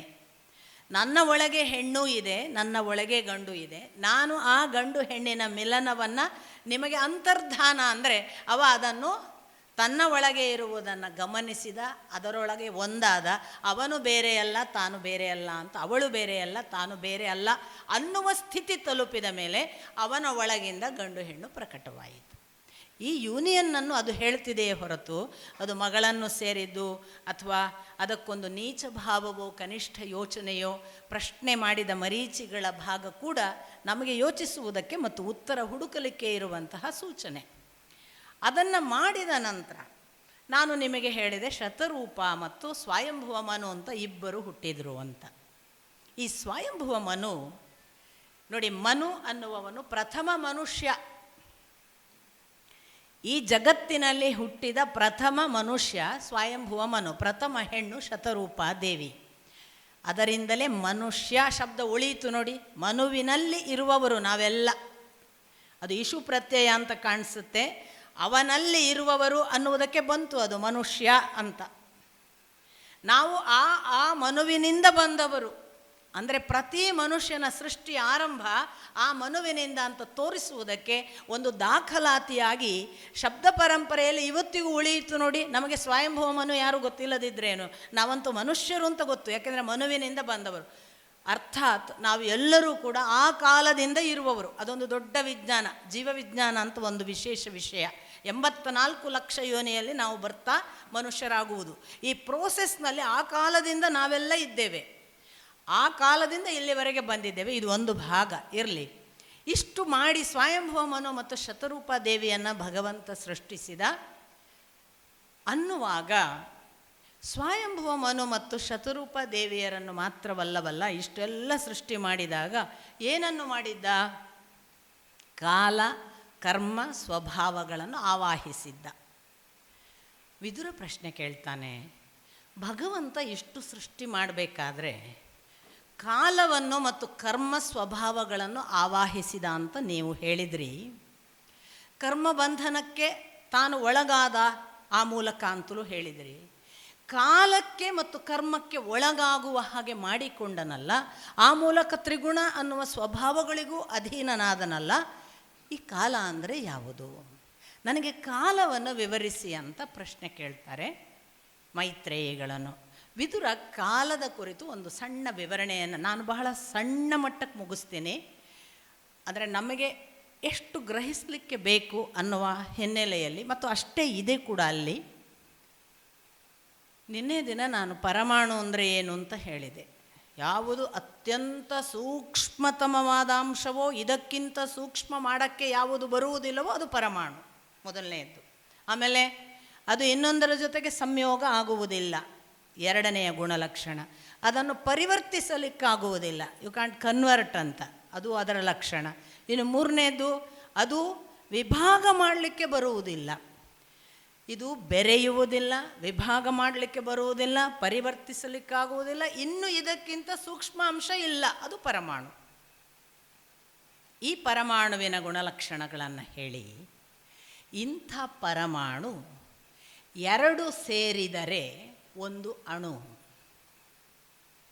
ಸೈನ್ಸ್ ಉಲ್ಟಾ ಹೇಳ್ತಿರ್ಬೋದು, ನೀವು ಅದನ್ನು ನನಗೆ ನಿಮ್ಮಷ್ಟಕ್ಕೆ ಯೋಚನೆ ಮಾಡಿಕೊಳ್ಳಿ. ಇಲ್ಲಿ ನಾನು ಹೇಳೋದು ಅಲ್ಲಿರುವುದನ್ನು. ಎರಡು ಪರಮಾಣುಗಳು ಸೇರಿದರೆ ಒಂದು ಅಣು. ಅಂತಹ ಮೂರು ಅಣುಗಳು ಸೇರಿದರೆ ಒಂದು ತ್ರಸರೇಣು. ಈ ತ್ರಸರೇಣು ಅಂದರೆ ಏನು ಅಂತ ಉಲ್ಲೇಖ ಮಾಡುವಾಗ ಅದಕ್ಕೊಂದು ವಿವರಣೆ ಕೊಡ್ತಾರೆ. ಈ ಕಿಟಕಿಯಲ್ಲಿ ಬಿಸಿಲು ಬಿದ್ದಿರುತ್ತೆ ಅಂತ ಅಂದ್ಕೊಳ್ಳಿ. ಈ ಕಿಟಕಿಯಲ್ಲಿ ಬಿಸಿಲು ಬಿದ್ದಿರುವಾಗ ನಮ್ಗೆ ಸಣ್ಣ ಸಣ್ಣ ಕಣಗಳು ಗಾಳಿಯಲ್ಲಿ ಹೋದ ಹಾಗೆ ಕಾಣ್ತವೆ. ಆ ಮೂವ್ಮೆಂಟಿಗೆ ನಾವು ಹೇಳೋದು ಅಂತಾರೆ ಅವರು. ಏನೋ ಒಂದು ಅಬ್ಸರ್ವೇಷನ್ ಇತ್ತು ಪೂರ್ವಜರಲ್ಲಿ ಅಂತ. ಆ ಮೂವ್ಮೆಂಟ್ ಏನಿದೆ ಅಲ್ಲ, ಅದನ್ನು ನೋಡಿ ತ್ರಸರೇಣು ಅಂತ, ಅದಕ್ಕೊಂದು ಕಾಲ ನಿರ್ಣಯ ಅಂತ. ಆ ತ್ರಸರೇಣುವಿನ ಮೂರು ಅಂಶ ಸೇರಿದರೆ ಒಂದು ತ್ರುಟಿ ಅಂತ ಅವರೊಂದು ವಿವರಣೆ ಕೊಡ್ತಾರೆ. ತ್ರುಟಿಯ 100 ಅಂಶ ಸೇರಿದರೆ, ತ್ರುಟಿಯ 100 ಅಂಶ ಸೇರಿದರೆ ಒಂದು ಲವ. ಲವವು 3 ಅಂಶ ಸೇರಿದರೆ ಒಂದು ವೇದ. ಅಂಥ ವೇದಾದ 3 ಅಂಶ ಸೇರಿದರೆ ಒಂದು ನಿಮೇಷ. ಇಂಥ 3 ನಿಮೇಷದ ಅಂಶಗಳು ಸೇರಿದಾಗ ಅವರ ಪ್ರಕಾರ ಒಂದು ಕ್ಷಣ. ನಾವು ಬಾಯಲ್ಲಿ ಹೇಳ್ಬಿಡ್ತೀವಿ ನೋಡಿ, 1 ಕ್ಷಣ ಆಯಿತು, 10 ಕ್ಷಣ ಆಯಿತು, ಲೆಕ್ಕ ಇದೆ ಕ್ಷಣಕ್ಕೆ. ಅದು ಒಂದು ಕ್ಷಣ. ಇಷ್ಟಾದಾಗ ಆ ಕ್ಷಣವು 5 ಅಂಶ ಸೇರಿದಾಗ ಒಂದು ಕಾಷ್ಠ. ಅಂಥ ಕಾಷ್ಠಾದ 15 ಅಂಶ ಸೇರಿದರೆ ಒಂದು ಲಘು. ಅಂಥ ಲಘುವಿನ 15 ಅಂಶ ಸೇರಿದರೆ ಅವರ ಪ್ರಕಾರ ಒಂದು ನಾಡಿಕಾ. ಈ ನಾಡಿಕಕ್ಕೊಂದು ವಿವರಣೆ ಕೊಡ್ತಾರೆ, ಏನು ನಾಡಿಕಾ ಅಂತ ನಮ್ಗೆ ಆಚಾರ್ಯರು ಹೇಳಬೇಕು. ಯಾಕೆಂದರೆ ಅವರು ಕೊಡುವ ಲೆಕ್ಕ ಹೀಗಿದೆ: 20 ಗುಲಗಂಜಿ ತೂಕದ ಚಿನ್ನವನ್ನು 4 ಅಂಗುಲ ಉದ್ದದ ಸೂಜಿಯನ್ನಾಗಿ ಮಾಡಬೇಕು. ಆವಾಗ ಎಷ್ಟು ದಪ್ಪ ಇರಬೇಕು ಎಲ್ಲ ನಿಮಗೆ ಹೇಳತ್ತೆ. ಅದು ಉದ್ದ ಮಾತ್ರ 4 ಅಂಗುಲ ಇರಬೇಕು. 20 ಗುಲಗಂಜಿ ತೂಕ ತಗೊಳ್ಬೇಕು ಚಿನ್ನ, 4 ಅಂಗುಲ ಉದ್ದದ ಸೂಜಿ ನಿರ್ಮಾಣ ಮಾಡಬೇಕು. ಆ ಸೂಜಿಯನ್ನು 6 ಫಲ ಅನ್ನೋದು ಒಂದು ಮೆಷರ್ಮೆಂಟ್ ತೂಕದ್ದು. 6 ಫಲ ತೂಕವುಳ್ಳ ಒಂದು ತಾಮ್ರದ ತಂಬಿಗೆ ತಗೋಬೇಕು ಅಥವಾ ಪಾತ್ರೆ. ಆ ತಾಮ್ರದ ಪಾತ್ರೆಗೆ ಈ ಸೂಜಿಯಿಂದ ತೂತು ಮಾಡಬೇಕು. ತಾಮ್ರದ ಪಾತ್ರೆಯನ್ನು ಈ ಚಿನ್ನದ ಸೂಜಿಯಿಂದ ತೂತು ಮಾಡಿ ಈ ನಿರ್ದಿಷ್ಟ ಪಾತ್ರೆಯನ್ನು 1 ಸೇರು ನೀರು ಇರುವ ಪಾತ್ರೆ, ಮತ್ತು ಅಲ್ಲಿ ಲೆಕ್ಕ ಇದೆ 1 ಸೇರು ನೀರು ಇರುವ ಪಾತ್ರೆಯಲ್ಲಿ ಇಡಬೇಕು. ಇಡುವುದು ಅಂದರೆ ಉಲ್ಟಾ ಅಲ್ಲ, ತೂತು ಇರುವ ಭಾಗ ನೀರಿಗೆ ತಾಗುವ ಹಾಗೆ. ಆ ತೂತಿನಿಂದ ಟಕ ಟಕ ಒಂದು ಹನಿ ನೀರು ಮೇಲೆ ಬಂದು ಬಂದು ಬಂದು ಆ 6 ಫಲ ತೂಕವುಳ್ಳ ತಾಮ್ರದ ಪಾತ್ರೆ ಕೆಳಗಿನ 1 ಸೇರು ನೀರನ್ನು ತುಂಬಿಸಿಕೊಳ್ತದಲ್ಲ, ಅದು ಒಂದು ನಾಡಿಕ. ಏನು ಲೆಕ್ಕಾಚಾರ! ಇದು ಒಂದು ನಾಡಿಕ ಅಂತಾರೆ. ಕ್ಯಾಲ್ಕುಲೇಷನ್ ಯಾವ ಮಟ್ಟಕ್ಕೆ ಮಾಡಿರಬಹುದು ಅಂತ ಕಾಲದ ಪರಿಮಾಣವನ್ನು ಹೀಗೆಲ್ಲ ಹೇಳಿ, ಇಂಥ 2 ನಾಡಿಕ ಸೇರಿದರೆ ಒಂದು ಮುಹೂರ್ತ. ನಾವು ಭಾರಿ ಮದುವೆ ಮುಹೂರ್ತ ಅಂತೇವೆ, ಇಷ್ಟು ಹಿನ್ನೆಲೆ ಇದೆ ನೋಡಿ. ಒಂದು ಮುಹೂರ್ತ ಆಗಬೇಕಾದ್ರೆ ನಮಗೆ ಈಗ ಸಿಗ್ತದೆ ನೋಡಿ ಲೆಕ್ಕ. ಒಂದು ಮುಹೂರ್ತ ಅಂದರೆ 48 ನಿಮಿಷ ಅಂತಾರೆ ನಮ್ಮ ಈಗಿನ ಲೆಕ್ಕ, ಗಂಟೆ. ಈಗ ನೀವು ಬ್ಯಾಕ್ ಹೋಗಬೇಕು, ಆಗ ಪರಮಾಣು ಎಷ್ಟು ಅಂತ ಗೊತ್ತಾಗ್ಬಿಡತ್ತೆ. ಈ 48 ನಿಮಿಷ ಆಗಬೇಕಾದ್ರೆ ನಾಡಿಕ ಅಂತ ಯಾವುದು ಹೇಳಿದ್ರು ಅದು 2 ಅಂಶ ಸೇರಿದಾಗ ಅಂದರು. ಮುಂದೆ ಇನ್ನೊಂದು ಲೆಕ್ಕ ಕೊಡ್ತಾರೆ ನಮಗೆ. ದಿನದಲ್ಲಿ ಜಾಮ ಯಾಮ ಅಂತ ಲೆಕ್ಕ ಇದೆ. ರಾತ್ರಿ ನಿದ್ದೆ ಬರಲಿಲ್ಲ, 2 ಜಾಮ ಎಚ್ಚರ ಇದ್ದೆ, ನಾವು ಮಾತಾಡ್ತೇವೆ ಪರಿಭಾಷೆಯಲ್ಲಿ. ಈ ಯಾಮ ಅಥವಾ ಜಾಮ ಅಥವಾ ಪ್ರಹರ ಪ್ರಹರಿಗಳು ರಾತ್ರಿ ಗಸ್ತು ತಿರುಗುವವರಿಗೆ ಪ್ರಹರ ತಿರುಗ್ತಾರೆ ಅಂತಂದರೆ ಜಾಮ ತಿರುಗುದು. ಆ ಜಾಮ ಎಲ್ಲ ಅವರು ನಿದ್ದೆ ಮಾಡಲ್ಲ, ಎಚ್ಚರ ಇದ್ದು ತಿರುಗ್ತಾರೆ. ಇವರು ಹೇಳ್ತಾರೆ 7 ನಾಡಿಕಗಳು ಸೇರಿದರೆ ಒಂದು ಪ್ರಹರ. ಅಂದರೆ ಆ ಲೆಕ್ಕವನ್ನು ನೋಡಿದರೆ ಸುಮಾರು ಅಂದಾಜು 1 ಜಾಮ ಅಂದರೆ 3 ಗಂಟೆ ಅಂತ ಅರ್ಥ ಮಾಡ್ಕೋಬೋದು. ಯಾಕೆ 4 ಜಾಮ ಹಗಲಿಗಿರುತ್ತೆ, 4 ಜಾಮ ರಾತ್ರಿಗಿರುತ್ತೆ ಅಂತ. ಆ ಲೆಕ್ಕದೊಳಗೆ 4 × 12 4 × 12 24 ಗಂಟೆ. ಸೊ ಇವ್ರು ಹೇಳ್ತಾರೆ ಅಂತ 7 ನಾಡಿಕಗಳು ಆದರೆ 1 ಜಾಮದ ಭಾಗ, ಪ್ರಹರದ ಭಾಗ. ಮುಂದುವರಿಯುತ್ತಾರೆ, ಇಂಥ 8 ಜಾಮಗಳು ಕೂಡಿದಾಗ ಒಂದು ದಿನ. ಈ ದಿನಗಳು 15 ಆದಾಗ ಒಂದು ಪಕ್ಷ. ನಿಮಗೆ ಗೊತ್ತು, ಕೃಷ್ಣ ಪಕ್ಷ ಮತ್ತು ಶುಕ್ಲ ಪಕ್ಷ. ಇಂಥ 2 ಶುಕ್ಲಗಳು ಅಥವಾ 2 ಪಕ್ಷಗಳು ಒಂದಾದರೆ ಒಂದು ಮಾಸ, ಒಂದು ತಿಂಗಳು. ಈ ಮಾಸಗಳು 2 ಸೇರಿದಾಗ ಒಂದು ಋತು. ಇಂಥ ಋತುಗಳು 3 ಸೇರಿದಾಗ 3 ಅಥವಾ 6 ತಿಂಗಳುಗಳು ಆದರೆ ಒಂದು ಅಯನ, ದಕ್ಷಿಣಾಯನ ಮತ್ತು ಉತ್ತರಾಯಣ. ಈ ದಕ್ಷಿಣಾಯನ ಮತ್ತು ಉತ್ತರಾಯಣಗಳು ಕೂಡಿದರೆ ಒಂದು ವರ್ಷ. ಇದನ್ನು ನಾವು ಒಂದು ವೇಳೆ ಈ ಒಂದು ವರ್ಷವನ್ನು ಸೂರ್ಯ ಮೇಷ ವೃಷಭ ಹೀಗೆ ರಾಶಿಗಳಲ್ಲಿ ಚಲಿಸ್ತಾನೆ, ನಮಗೆ ಗೊತ್ತಿದೆ. ಅವನು ಮೇಷದಿಂದ ವೃಷಭಕ್ಕೆ ಹೋಗುವ ಅವಧಿ ಉಂಟಲ್ಲ, ಚಲಿಸುವ ಅವಧಿ, ಅದು ಒಂದು ಮಾಸ. ಅಂಥದ್ದು ಅವನು 12 ಮಾಸ ಮುಗಿಸಿದಾಗ ನಮಗೆ ಒಂದು ವರ್ಷ. ಅದನ್ನು ಅವರು ಸಂವತ್ಸರ ಅಂತ ಕರೀತಾರೆ.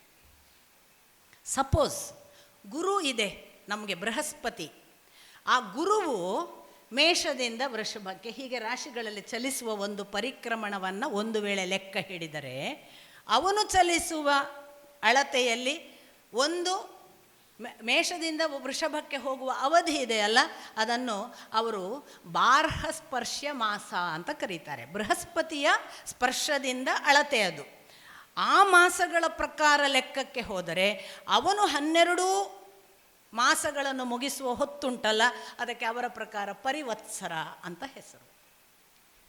ಒಂದು ವೇಳೆ ಈ ಲೆಕ್ಕ ಬೇಡಪ್ಪ, ನಮ್ಮದು ಬಡ್ಡಿ ಲೆಕ್ಕ ಇದೆ, ಇವತ್ತು ಕೊಟ್ಟಿದೆಯಾ 30 ದಿವಸ ಕೊಡಬೇಕು, ಇದಕ್ಕೆ ಸಾವನ ಮಾಸ ಅಂತ ಲೆಕ್ಕ ಅವರ ಪ್ರಕಾರ. ಇದಕ್ಕೆ ತಿಥಿ ನಕ್ಷತ್ರ ಲೆಕ್ಕ ಅಲ್ಲ. ಇವತ್ತು ಕೊಟ್ಟಿದ್ದೇನೆ, ಇವತ್ತಿನಿಂದ 30 ದಿವಸಕ್ಕೆ ನಿನ್ನದು ಬಡ್ಡಿ ವಾಪಸ್ ಬರಬೇಕು, ನನಗೆ ಇಷ್ಟು ಕೊಟ್ಟಿದ್ದೀನಿ, ಇದು ಸಾವನ ಮಾಸ. ಇಂಥದ್ದು 30 ದಿನಗಳು ಒಂದು ಮಾಸ, 8 12 ಆದರೆ ಆಗ ಅವರು ಅದನ್ನು ಇಡಾವತ್ಸರ ಅಂತ ಕರೀತಾರೆ. ಮತ್ತೊಂದು ಮಾಸದ ಲೆಕ್ಕಾಚಾರ ಯಾವುದು ಅಂದರೆ ಅಮಾವಾಸ್ಯೆಯಿಂದ ಅಮಾವಾಸ್ಯೆಗೆ ಚಂದ್ರನ ಲೆಕ್ಕಾಚಾರ. ಚಂದ್ರನ ಮುಖಾಂತರ ಮಾಸವನ್ನು ಅಳೆಯೋದು. ಅಮಾವಾಸ್ಯೆ ಈಗ ಶುರುವಾದಲ್ಲಿ ಶುರು ಮಾಡಿ ಇನ್ನೊಂದು ಅಮಾವಾಸ್ಯೆ ಬರೋವರೆಗೆ 30 ದಿನ ಆಗ್ತದಲ್ಲ, ಅಥವಾ ಕೆಲವೊಮ್ಮೆ 28 ದಿನಕ್ಕೆ ಬರುತ್ತೆ.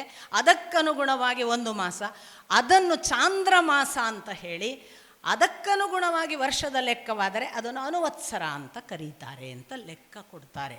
ಇಷ್ಟು ಎಕ್ಯುರೇಟಾಗಿ ಹೀಗೆ ಅಂತ. ಇಷ್ಟಾದ ಮೇಲೆ ಹೇಳ್ತಾರೆ, ನಾವು ಹೇಳಿದೆವಲ್ಲ, ಮನುಷ್ಯರ 1 ವರ್ಷ, ದೇವತೆಗಳಿಗೆ 1 ದಿನ ಅಂದು ಬಿಡ್ತಾರೆ. ಮನುಷ್ಯರ 1 ವರ್ಷ, ದೇವತೆಗಳ 1 ದಿನ. ಇನ್ನು 365 ವರ್ಷ ಮನುಷ್ಯರಿಗೆ, ಅವ್ರಿಗೆ 1 ವರ್ಷ ಅಂತ ಕಾಣಿಸ್ತದೆ ಅಲ್ವ, ಲೆಕ್ಕ ಮಾಡಲಿಕ್ಕೆ ಹೋದರೆ ಹಾಗಿರಬೇಕು. 1 ವರ್ಷ ನಮ್ಮದು, ಅವರಿಗೆ 1 ದಿನ.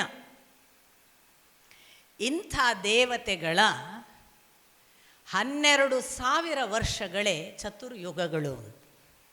ಹೇಗೆ 12,000 ವರ್ಷಗಳು? ಕಲಿಯುಗ ನೋಡಿ 1,200 ದಿವ್ಯ ವರ್ಷಗಳು. ಮತ್ತು ನಮ್ಮ ವರ್ಷಗಳಲ್ಲ, ದೇವತೆಗಳ ವರ್ಷ. ದೇವತೆಗಳ ವರ್ಷ ಏನು ಅಂತ ಈಗಾಗಲೇ ಹೇಳಿದ್ದವರು. ನಮ್ಮ 1 ವರ್ಷ, ಅವರ 1 ದಿವಸ, ಹೀಗೆ ಲೆಕ್ಕ ಮಾಡಬೇಕು. ಅವರ 1,200 ವರ್ಷ ಕಲಿಯುಗ, ಅವರ 2,400 ವರ್ಷ ದ್ವಾಪರ, ಅವರ 3,600 ವರ್ಷ ತ್ರೇತಾಯುಗ, ಅವರ 4,800 ವರ್ಷ ಅದು ಕೃತ ಅಥವಾ ಸತ್ಯಯುಗ. ಈ 4 ಕೂಡಿಸಿ 4,800, 3,600, 2,400, 1,200, 12,000. ಈ 4 ಕೂಡಿದಾಗ ಆಗುವ 12,000 ವರ್ಷಗಳುಂಟಲ್ಲ, ಆ ದೇವತೆಗಳ 12,000 ವರ್ಷ, ಅದು ಚತುರ್ಯುಗಗಳನ್ನು ಡಿಸೈಡ್ ಮಾಡ್ತದೆ ಅಂತ ಒಂದು ಭಾಗ. ಇನ್ನೊಂದು ಅಂಶ ಹೇಳ್ತಾರೆ, ದೇವತೆಗಳಿಗೆ 1,000 ವರ್ಷವಾದಾಗ, ದೇವತೆಗಳ 1,000 ವರ್ಷ ಆದಾಗ ಬ್ರಹ್ಮನಿಗೆ 1 ಹಗಲು, ಅವರ 1,000 ವರ್ಷ ಆದಾಗ ಬ್ರಹ್ಮನಿಗೆ 1 ರಾತ್ರಿ. ಯಾವ? ಸೃಷ್ಟಿಕರ್ತ ಬ್ರಹ್ಮನಿಗೆ, ಪರಬ್ರಹ್ಮನಿಗಲ್ಲ. ಅವನಿಗೆ ಹಾಗಾದರೆ ಅವರ 2,000 ವರ್ಷ ಆದರೆ ಇವನಿಗೆ 1 ದಿನ ಅಂದಂಗಾಯಿತು. ಇಂಥ 50 ಹಗಲುಗಳು ಸೇರಿದರೆ ಒಂದು ಪರಾರ್ಧ, 50 ಪರಾರ್ಧ ಅಂತ ಅದಕ್ಕೆ ಒಂದು. ಅವನ 50 ಹಗಲುಗಳು ಅಥವಾ 50, ಅವನ 50 ವರ್ಷ, ಅದು ಬ್ರಹ್ಮನ 50 ವರ್ಷ, ಅದು ಒಂದು ಪರಾರ್ಧ. ಅದು ರಾತ್ರಿಯು 50 ಪರಾರ್ಧ ಸೇರಿದರೆ 100 ಆಯಿತು, ಬ್ರಹ್ಮನ 100 ವರ್ಷ. ಇದು ಭಗವಂತನಿಗೆ 1 ನಿಮೇಷ ಅಂತಾರೆ. ಹೀಗೆ ಲೆಕ್ಕ ಕೊಡ್ತಾರಲ್ಲ, ಈ ಕಾಲದ ಲೆಕ್ಕಾಚಾರ ಕೇಳುವಾಗಲೇ ತಲೆ ಬಿಸಿ ಆಗ್ತದೆ ಕೆಲವರಿಗೆ, ನಮಗೆಲ್ಲರಿಗೂ ಕೂಡ ಇದೆ ಅಂತ ಕತೆ ಅಂತ. ಆದರೆ ಅವರು ಒಂದು ಭಗವಂತನವರೆಗೆ ಕಾಲವನ್ನು ತಗೊಂಡು ಹೋಗಿ ಲೆಕ್ಕ ಹಾಕಬೇಕಾದ್ರೆ ಅವರು ಎಷ್ಟು ಸೂಕ್ಷ್ಮ ಒಂದು ತಮ್ಮನ್ನು ತಾವು ಅದರ ಜೊತೆಗೆ ಇಟ್ಕೊಂಡು ಇದನ್ನು ತಿಳಿಯಬೇಕು, ಕಾಲವನ್ನು ತಿಳಿಬೇಕು. ಕಾಲವನ್ನು ತಿಳಿದ್ರೆ ಭಗವಂತನ ತಿಳಿಲಿಕ್ಕಾಗುತ್ತೆ ಅನ್ನುವ ಪಕ್ಕಾ ಒಂದು ಅಳತೆ ನಮ್ಮ ಅಧ್ಯಾತ್ಮದಲ್ಲಿದೆ. ನಿಮಗೆ ಗೊತ್ತಿರ್ಬೋದು, ಕಾಲವನ್ನು ದಾಟಿದವನೇ ಭಗವಂತನನ್ನು ತಿಳಿಯುವುದು. ಅವನು ಅದಕ್ಕೆ ತ್ರಿಕಾಲಾತೀತನಾಗುವುದು. ಕಾಲ ಅನ್ನುವುದು ನಮ್ಮ ಲೆಕ್ಕಾಚಾರವನ್ನು ದಾಟಿಸಬೇಕಾದ್ರೆ ನಾವು 3 ತ್ರಿಗುಣಗಳನ್ನು ದಾಟಬೇಕಾಗತ್ತೆ, ಅಥವಾ ತ್ರಿಕಾಲಗಳನ್ನು ದಾಟಬೇಕು. ಎಲ್ಲ ದಾಟುವುದಕ್ಕೆ ಕಾಲದ ಲೆಕ್ಕಾಚಾರ ಬೇಕು. ಅದಕ್ಕೇ ನೋಡಿ, ಸಮಯ ಪಾಲನೆ ಮಾಡದವರಿಗೆ ಎಂದೂ ದೇವರ ಒಗೆತನವಿಲ್ಲ. ಯಾರು ಟೈಮಿಗೆ ಸೋತ್ರೆ ಸೋಲ್ಲಿ, ಟೈಮಿಗೆ ಬರ್ತಾನಲ್ಲ, ಅವನಿಗೆ ಗೆಲುವು ಒಂದಲ್ಲ ಒಂದು ದಿನ ಇದೆ. ಪಿನ್ ಪಾಯಿಂಟೆಡ್ ಟೈಮ್ ಪಾಲಿಸಬೇಕು. ನಾನು ಇಂಥ ಹೊತ್ತಿಗಿರಬೇಕಂದ್ರೆ ಇರಲೇಬೇಕು ಅನ್ನುವ ಎಕ್ಯುರೇಸಿ ಇದೆಯಲ್ಲ, ಅದು ಭಗವಂತನ ಹತ್ರ ಹೋಗೋದಕ್ಕೊಂದು ಪ್ರಾಕ್ಟೀಸ್ ಈ ಲೋಕದಲ್ಲಿ. ಇಂಥ ಕಾಲದ ವಿವರಣೆಯನ್ನೆಲ್ಲ ಕೊಡುವಾಗ ನನಗೆ ಮತ್ತೆ ನೆನಪಾಗೋದು ಥಿಯರಿ ಆಫ್ ರಿಲೇಟಿವಿಟಿ. ಐನ್ಸ್ಟೈನ್ ಮಾಡಿದ ಥಿಯರಿ ಆಫ್ ರಿಲೇಟಿವಿಟಿ. ನಮಗೀಗ ಇಷ್ಟೆಲ್ಲ ಹೇಳುವಾಗ ಕಾಲ ಏನಂತ ಗೊತ್ತಾಗಲಿಲ್ವಲ್ಲ, ಏನು ಅಂತ ಯಾರಿಗೂ ಗೊತ್ತಾಗಕ್ಕೆ ಸಾಧ್ಯ ಇದೆ. ಆದರೆ ಬಹುಶಃ ಒಂದು ವಾಯುಪುರಾಣದಲ್ಲೋ ಏನೋ ಒಂದು ಕಥೆ ಬರುತ್ತೆ, ಅಥವಾ ವಾಮನ ಪುರಾಣದಲ್ಲಿ. ಕಥೆ ಏನು ಅಂದರೆ, ಒಬ್ಬ ಋಷಿ ತಾನು ತನ್ನ ಪಾಡಿಗೆ ತನ್ನ ತಪಸ್ಸು ಮಾಡ್ತಿದ್ದ ಹಾಗೆ ಅವನಿಗೊಂದು ದಿವಸ ಅನ್ನಿಸ್ತಂತೆ, ತಪೋಕಾಲದಲ್ಲಿ ನಾನು ಈ ಭಗವಂತನ ಮಾಯೆಯನ್ನು ತಿಳಿಯಬೇಕು ಅಂತ.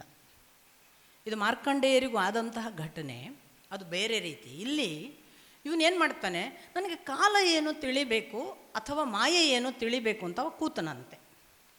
ಕೂತಾಗ ಇದ್ದಕ್ಕಿದ್ದ ಹಾಗೆ ಅವನು ಅಲ್ಲಿಂದ ಡಿಸಾಲ್ವ್ ಆದ. ಡಿಸಾಲ್ವ್ ಆದವನು ನೀರಿನಲ್ಲಿ ಒಂದು ವೀರ್ಯವಾದ. ಅವನನ್ನು ಒಬ್ಬ ಬೇಡ ಕುಡಿದ, ಅವನಿಂದ ಮುಂದೆ ಬೇಡತಿಯಾಗಿ ಹುಟ್ಟಿದ. ಹೀಗೊಂದು ಕಥೆ.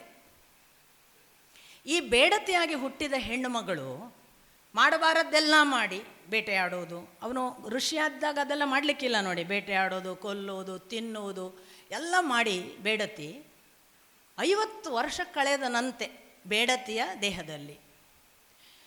ಅದೇ ಬೇಡತಿ ಒಂದು ದಿನ ಇವನು ಯಾವ ನದಿ ದಡದಲ್ಲಿ ಕೂತು ತಪಸ್ಸು ಮಾಡ್ತಿದ್ದ ಅಲ್ಲಿಗೆ ಬಂದಳಂತೆ ಯಾವುದೋ ಕಾರಣಕ್ಕೆ. ಈ ಒಳಗೆ ಕೂತಿದ್ದ ಜೀವಕ್ಕೆ ಪೂರ್ವ ಸ್ಮರಣೆ ಆಯಿತು. ಅಯ್ಯೋ ದೇವರೇ, ನಾನು ಇಷ್ಟು ಸಮಯ ಎಲ್ಲಿ ಹೋದದ್ದು ತಪಸ್ಸು ಬಿಟ್ಟು ಅಂತ ಹೇಳಿ ಅವನು ಮತ್ತೆ ತನ್ನ ಪೂರ್ವಸ್ಥಿತಿಗೆ ಬಂದನಂತೆ. ಬೇಡತಿ ಅಲ್ಲೇ ಹೆಣವಾಗಿ ಇವನು ಅಲ್ಲಿ ಬಂದ ಅಂತ. ಹಾಗೆ ಅವನು ಬಂದು ಕೂತ ತಕ್ಷಣ ವೆರಿ ಇಂಟ್ರೆಸ್ಟಿಂಗ್ಲಿ ಸುತ್ತ ಇದ್ದ ಅವನ ಜೊತೆಗಿದ್ದ ಋಷಿ ಮುನಿಗಳೆಲ್ಲ ಬೆಳಿಗ್ಗೆ ಹೋದವನು ಇಷ್ಟು ಹೊತ್ತು ಯಾಕೆ ಬರಲಿಲ್ಲೋ, ಮಧ್ಯಾಹ್ನ ಆಯಿತು ಅಂತ ಕೇಳ್ತಾರೆ. ಅವ ಹೇಳ್ತಾನೆ 50 ವರ್ಷ ಅಲ್ಲಿ ಅನುಭವಿಸಿ ಬಂದೆ. ಇವರು ಹೇಳ್ತಾರೆ ಬೆಳಿಗ್ಗೆ ಕೂತಿದ್ದಿ, ಮಧ್ಯಾಹ್ನ ಆಯಿತು, ನೀನು ಕಾಣಿಸ್ಲಿಲ್ಲ, ಎಲ್ಲಿ ಹೋಗಿದ್ದಿ ಅಂತ. ಇಷ್ಟೇ ಹೇಳಿ ಮುಗಿಸ್ತಾರೆ ವೇದವ್ಯಾಸರು ಕಥೆಯನ್ನು. ಋಷಿ ಒಬ್ಬ ಕಾಲಾತೀತನಾಗುವಾಗ, ಕಾಲ ಅಧೀನವಾಗುವಾಗ ಎರಡೂ ವ್ಯತ್ಯಾಸಗಳನ್ನು ನೋಡಬೇಕು. ಕಾಲಾತೀತವಾಗುವ ಸ್ಥಿತಿಯಲ್ಲಿ ಅದು ಬೆಳಗಿನಿಂದ ಮಧ್ಯಾಹ್ನದ ಅವಧಿ, ಕಾಲಕ್ಕೆ ಅಧೀನವಾದಾಗ ಅದು 50 ವರ್ಷ. ಏನೋ ಒಂದು ಸೂಚಿಸ್ತಾರೆ, ಅಂದರೆ ನಾವು ಯಾವುದನ್ನು ತಿಳಿದಿದ್ದೇವೋ ಅದರ ಆಚೆಗೆ ಹೋಗೋದಕ್ಕೊಂದು ಬರುತ್ತೆ ಅನ್ನೋ ಒಂದು ಇನ್ಸೈಟ್ ಆ ಕಥೆಯಲ್ಲಿ ಕಾಣುತ್ತೆ. ಉಳಿದ ಯಾವ ವಿವರಣೆಯನ್ನು ವೇದವ್ಯಾಸರು ಮಾಡೋದಿಲ್ಲ. ಹೀಗೆ ಒಂದು ಕಥೆ ನಮಗೆ ಯಾವ ಕಾಲವನ್ನು ದಾಟುವುದನ್ನು ಹೇಳುತ್ತದೆ. ಇದನ್ನೇ ಥಿಯರಿ ಆಫ್ ರಿಲೇಟಿವಿಟಿಯನ್ನು ಹೇಳುವಾಗ, ಹೊಸದಾಗಿ ಐನ್ಸ್ಟೈನ್ ಹೇಳುವಾಗ ಅವನು ಹೇಳಿದ, ಅವನ ಥಿಯರಿ ಏನು, ಇದು ಒಂದಕ್ಕೊಂದು ಸಾಪೇಕ್ಷವಾದದ್ದು ಅಂತ, ಕಾಲ ಅನ್ನೋದು ಸಾಪೇಕ್ಷವಾದದ್ದು ಅಂತ ಅವನ ಮೊದಲನೆಯ ಸಿದ್ಧಾಂತ. ಅವನದಕ್ಕೆ ಏನು ವಿವರಣೆ ಕೊಡ್ತಾ ಹೇಳಿದ, ಹೇಗೆ ಸಾಪೇಕ್ಷ ಅಂತ. ಸಾಪೇಕ್ಷ ಅಂದಾಗ, ಈಗ ಒಬ್ಬ ಮನುಷ್ಯ ತಾನು ಇದ್ದಲ್ಲೇ ಇದ್ದ, ಕೂತಲ್ಲಿಂದ ಅಲುಗಾಡಲಿಲ್ಲ. ಅವನ ಜೊತೆಗಿದ್ದ ಮಿತ್ರ ಅವನದೇ ವಯಸ್ಸು, ಇಬ್ಬರಿಗೂ ಏಕ ವಯಸ್ಸಿನ ಒಳ್ಳೆಯ ಮಿತ್ರರು. ಇವ ಕೂತಲ್ಲೇ ಕೂತಿದ್ದಾನೆ, ಇವನ ಜೊತೆಗಿನ ಮಿತ್ರ ತಿರುಗಾಡಿ ಬಂದ. ಎಷ್ಟು ವರ್ಷ? 10 ವರ್ಷ ತಿರುಗಾಡಿ ಬಂದ. ಹೋಗುವಾಗ ಇವನಿಗೆ 40 ಆಗಿತ್ತು, ಕೂತವನಿಗೂ ಹೊರಟವನಿಗೂ. ಐನ್ಸ್ಟೈನ್ ಹೇಳ್ತಾನೆ, ಕೂತವನಿಗೆ 50 ಆಗಿತ್ತು, ತಿರುಗಾಡಿ ಬಂದವನಿಗೆ 40 ಇತ್ತು ಅಂತ. ಇದೊಂದು ಅವನ ಸಾಪೇಕ್ಷ ಸಿದ್ಧಾಂತ. ಸುಮಾರಾಗಿ ನಮಗೆ ಹತ್ರ ವೇದವ್ಯಾಸರ ಕಥೆ ನೋಡಿ. ಇದು ಅಲ್ಲಿ ಉಲ್ಟಾ ಅವರದ್ದು ತಿರುಗಾಡಿ ಬೇಟೆಯಾಡಿ ಬಂದ ಹೆಣ್ಣು ಮಗಳಿಗೆ 50 ವರ್ಷ, ಕೂತವನಿಗೆ ಅರ್ಧವೇ ದಿವಸ. ಇಲ್ಲಿ ತಿರುಗಾಡಿ ಬಂದವನಿಗೆ 40 ವರ್ಷ, ಕೂತವನಿಗೆ 50 ಅಂತ ಒಂದು ವಿವರಣೆ ಕೊಟ್ಟು. ಆಗ ದೊಡ್ಡ ಗದ್ದಲ ಎಲ್ಲ ಆಯಿತು. ಇದೇನ್ರಿ, ಇದೇನು ಒಟ್ಟಾರೆ ಮಾತಾಡ್ತಾನೆ, ಅದು ಹೆಂಗೆ ವಯಸ್ಸು, ಕೂತಲ್ಲಿ ಇದ್ದ ಕೂಡಲೇ ಏನು ವಯಸ್ಸು ಹೋಗದೇ ಇರುತ್ತಾ, ಆಚೆ ತಿರುಗಾಡಿದ ಕೂಡಲೇ ಏನು ವಯಸ್ಸು ಅಂದರೆ, ಇದೆಲ್ಲ ಗಲಾಟೆ ಆಗ್ತಿದ್ದ ಕಾಲಘಟ್ಟವಂತೆ. ಇನ್ನು ಜನ ಆ್ಯಕ್ಸೆಪ್ಟ್ ಮಾಡಿರಲಿಲ್ಲ. ಒಂದು ದಿನ ಐನ್ಸ್ಟೈನ್ ಕಾಫಿ ಕುಡಿಯೋಕ್ಕೆ ಒಂದು ಹೋಟೆಲ್ಗೆ ಹೋಗಿದ್ನಂತೆ. ಅವನ ಟೇಬಲಲ್ಲಿ ಅವನು ಕೂತಿದ್ದಾನೆ, ಈಚೆ ಟೇಬಲಲ್ಲಿ ಇಬ್ಬರು ಮಾತಾಡ್ತಾರೆ. ಅವರಿಗೆ ಗೊತ್ತಿಲ್ಲ ಇವನು ಐನ್ಸ್ಟೈನ್ ಅಂತ. ಯಾಕಂದರೆ ಆ ಕಾಲಕ್ಕೆ ಈಗಿನ ಹಾಗೆ ಒಂದು ಲೇಖನ ಬಂದ್ಕೊಳ್ಳೆ ಫೋಟೋ ಬರ್ತಿರಲಿಲ್ಲ, ಅದು ಇತ್ತೀಚಿನ ಟ್ರೆಂಡ್. ನಾವು ಯಾರು ಅಂತ ಯಾರಿಗೂ ಗೊತ್ತಿರ್ತಿರಲಿಲ್ಲ. ಈಗೆಲ್ಲ ಈ ಯೂಟ್ಯೂಬ್ಗಳು ನಮ್ಮನ್ನು ಪೂರ್ತಿ ಬೈಲಿಗೆ ತಂದು ಬೀದಿಗೆ ಹಾಕಿದ್ದಾವೆ. ಅವಾಗ ಹಂಗಿರಲಿಲ್ಲ, ನಾವು ಯಾರು ಅಂತ ಗೊತ್ತಾಗ್ತಿಲ್ಲ. ನಾವು ಬರೆದವ್ರು ಸೇಫ್ ಇರ್ತಿದ್ವಿ, ನಾವು ಮಾತಾಡಿದವರು ಸೇಫ್ ಇರ್ತಿದ್ವಿ. ಈಗ ಭಗವಂತನ ಕಣ್ಣಿಗೆ ಬೀಳುವುದಕ್ಕೆ ಹೇಗೆಲ್ಲ ಮಾರ್ಗಗಳು ಅಂತ ಗೊತ್ತಾಗುವಷ್ಟು ಓಪನ್ ಆಗಿದ್ದೇವೆ. ತುಂಬ ಒಳ್ಳೆಯ ಓಪನ್ ಇರುವವರಿಗೆ, ಸತ್ಯವಂತರಿಗೆ ಬಹಳ ಒಳ್ಳೆಯ ದಾರಿ, ಒಳ್ಳೆಯ ಮಾರ್ಗ. ಕಳ್ಳತನದಲ್ಲಿ ಮಾಡುವವರು ಬೇಗ ಸಿಕ್ಕಿ ಬೀಳುವುದಕ್ಕೂ ಒಳ್ಳೆಯ ಅವಕಾಶ. ಅಂಥ ಸ್ಥಿತಿಯಲ್ಲಿ ಐನ್ಸ್ಟೈನ್ ಕೂತಿದ್ದಾನೆ, ಇವ್ರಿಗೆ ಗೊತ್ತಿಲ್ಲ. ಇಬ್ಬರು ಲೋಕಲ್ ಟೈಲರ್ಸ್ ಮಾತಾಡ್ತಿದ್ದಾರೆ ಅಂತೆ. ಇಬ್ಬರು ಟೈಲರ್ಸ್ ಏನು ಮಾತಾಡ್ತಿದ್ದಾರೆ, ಒಬ್ಬ ಹೇಳ್ತಾನೆ, ಗೆಳೆಯ, ಒಬ್ಬ ಐನ್ಸ್ಟೈನ್ ಅಂತ ಒಬ್ಬ ವಿಜ್ಞಾನಿ, ಅವನು ಹಿಂಗೆ ಹೇಳ್ತಾನೆ ನೋಡು, ಈಗ ನನಗೂ 30 ವರ್ಷ, ನಿಂಗೂ 30 ವರ್ಷ, ನಾನು ಇಲ್ಲೇ ಕೂತಿರ್ತೀನಿ, ನೀನು ತಿರುಗಾಡಿ ಬಂದರೆ ನಿಂಗೆ 30 ಇರುತ್ತಂತೆ, 10 ವರ್ಷ ತಿರುಗಾಡಿದ್ರು, ನಂಗೆ ಮಾತ್ರ 40 ಆಗುತ್ತಂತೆ, ಹೀಗೆ ಬರೆದಿದ್ದಾನೆ ಕಣೋ ಅಂತ ಒಬ್ಬ ಟೈಲರ್ ಆ ಪಕ್ಕದ ಫ್ರೆಂಡ್ ಟೈಲರಿಗೆ ಹೇಳ್ತಾನೆ. ಫ್ರೆಂಡ್ ಟೈಲರ್ ನಮ್ಮ ಹಾಗೆ ಏನು ತಲೆಗಿಲ್ಲೇ ಇದೆಯೇನೋ, ಬುಡ ಎಲ್ಲ ತಲೆಯಲ್ಲೇ ಏನು ಮಾತಾಡ್ತಿ, ನಾನು ಕೂತ್ರೆ ಏನೋ, ತಿರುಗಾಡಿ ಬಂದರೆ ಏನೋ, ನನಗೂ ವಯಸ್ಸಾಗಲ್ವಾ, ನಿನಗೂ ಆಗಲ್ವಾ, ಅದು ಯಾವನಯ್ಯ ಕತೆ ಹೇಳಿದವ, ಅದನ್ನೆಲ್ಲ ಏನು ನೀನು ಹೇಳ್ತಿ, ಇದೆಲ್ಲ ಕೇಳ್ತಾ ಇದ್ದಾನೆ ಐನ್ಸ್ಟೈನ್. ಟೈಲರ್ ಹೇಳಿದಂತೆ ಇನ್ನೊಬ್ಬ, ನನಗದು ಒಪ್ಪಿತ ಆಯಿತು ಕಣಪ್ಪ. ಹೇಗೆ ಒಪ್ತಿ? ಈ ಟೈಲರ್ ಹೇಳಿದಂತೆ, ನೋಡು, ಹೀಗೆ ಯೋಚನೆ ಮಾಡು, ಒಬ್ಬ ಒಳ್ಳೆಯ ನವ ಯುವಕ ಬಸ್ ಸ್ಟ್ಯಾಂಡಲ್ಲಿ ಕೂತಿದ್ದಾನೆ, ಬಸ್ ಕಾಯ್ಕೋತಾ ಇದ್ದಾನೆ. ಅಲ್ಲಿ ಬಸ್ ಸೀಟ್, ಕಾಯುವವರ ಸೀಟ್ ಎಲ್ಲ ತುಂಬಿದೆ, ಇನ್ನು ಅಲ್ಲಿ ಜಾಗ ಇಲ್ಲ. ಅಂಥ ಹೊತ್ತಿನಲ್ಲಿ ಕೂತ್ಕೊಳ್ಳೇಬೇಕು ಅನ್ನುವ ಸ್ಥಿತಿಯ ಒಬ್ಬಳು ಮುದುಕಿ ಬಂದಳು. ಅವಳಿಗೆ ಯಾರಾದರೂ ಸಹಾಯ ಮಾಡಲೇಬೇಕು. ಈ ಹುಡುಗ ಕರುಣೆಯಿಂದ, ಬಾ ಅಮ್ಮ ನನ್ನ ತೊಡೆ ಮೇಲೆ ಕೂತ್ಕೊ ಅಂತ ಕೂತ್ಕೊಳ್ಸ್ಕೊಂಡ. ಅವಳಿಗೆ 30 ನಿಮಿಷದ ಮೇಲೆ ಬಸ್ ಬಂತು. ಅವಳು ಇವನು ಕೂಡಿಸ್ಕೊಂಡಿದ್ದ, ಅವಳು ಬಸ್ ಹತ್ತಿ ಹೋದ್ಲು. ಅಷ್ಟರಲ್ಲಿ ಭಾರೀ ಸುಂದರ ತರುಣಿ ಬಂದಳು. ಇನ್ನಿಲ್ಲದಂತ ಯಾರಾದರೂ ಬೇಗನೆ ಕರೆದು ಕೊಡಬೇಕು ತೊಡೆ, ಬಾ ನೀನು ಕೂತ್ಕೋ ಅಂತ. ಅಷ್ಟು ಚಂದದ ಹುಡುಗಿ ಬಂದಳು. ಇವನು ಕೂಡಲೇ ಅವಳಿಗೂ ಹೇಳಿದ, ಬಾರಮ್ಮ ನನ್ನ ಬಸ್ ತುಂಬ ಲೇಟ್ ಇದೆ, ನೀನು ಕೂತ್ಕೋ. ಅವಳು ಸುಮಾರು 1.5 ಗಂಟೆ ಕೂತ್ಳು. 1.5 ಗಂಟೆಯ ಮೇಲೆ ಅವಳ ಬಸ್ ಬಂತು. ಅವಳು ಹತ್ತಿ ಹೋದ್ಲು.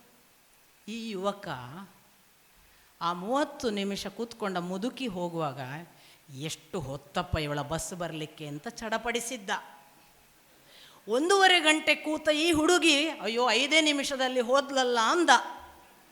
ಸಮಯ ವ್ಯತ್ಯಾಸ ಆಗ್ತದಪ್ಪ ಅಂತ ಆ ದರ್ಜಿ ತನ್ನ ಮಿತ್ರ ದರ್ಜಿಗೆ ಹೇಳಿದಾಗ ಐನ್ಸ್ಟೈನ್ ಎದ್ದು ನಿಂತು ಹ್ಯಾಂಡ್ ಶೇಕ್ ಮಾಡಿದನಂತೆ.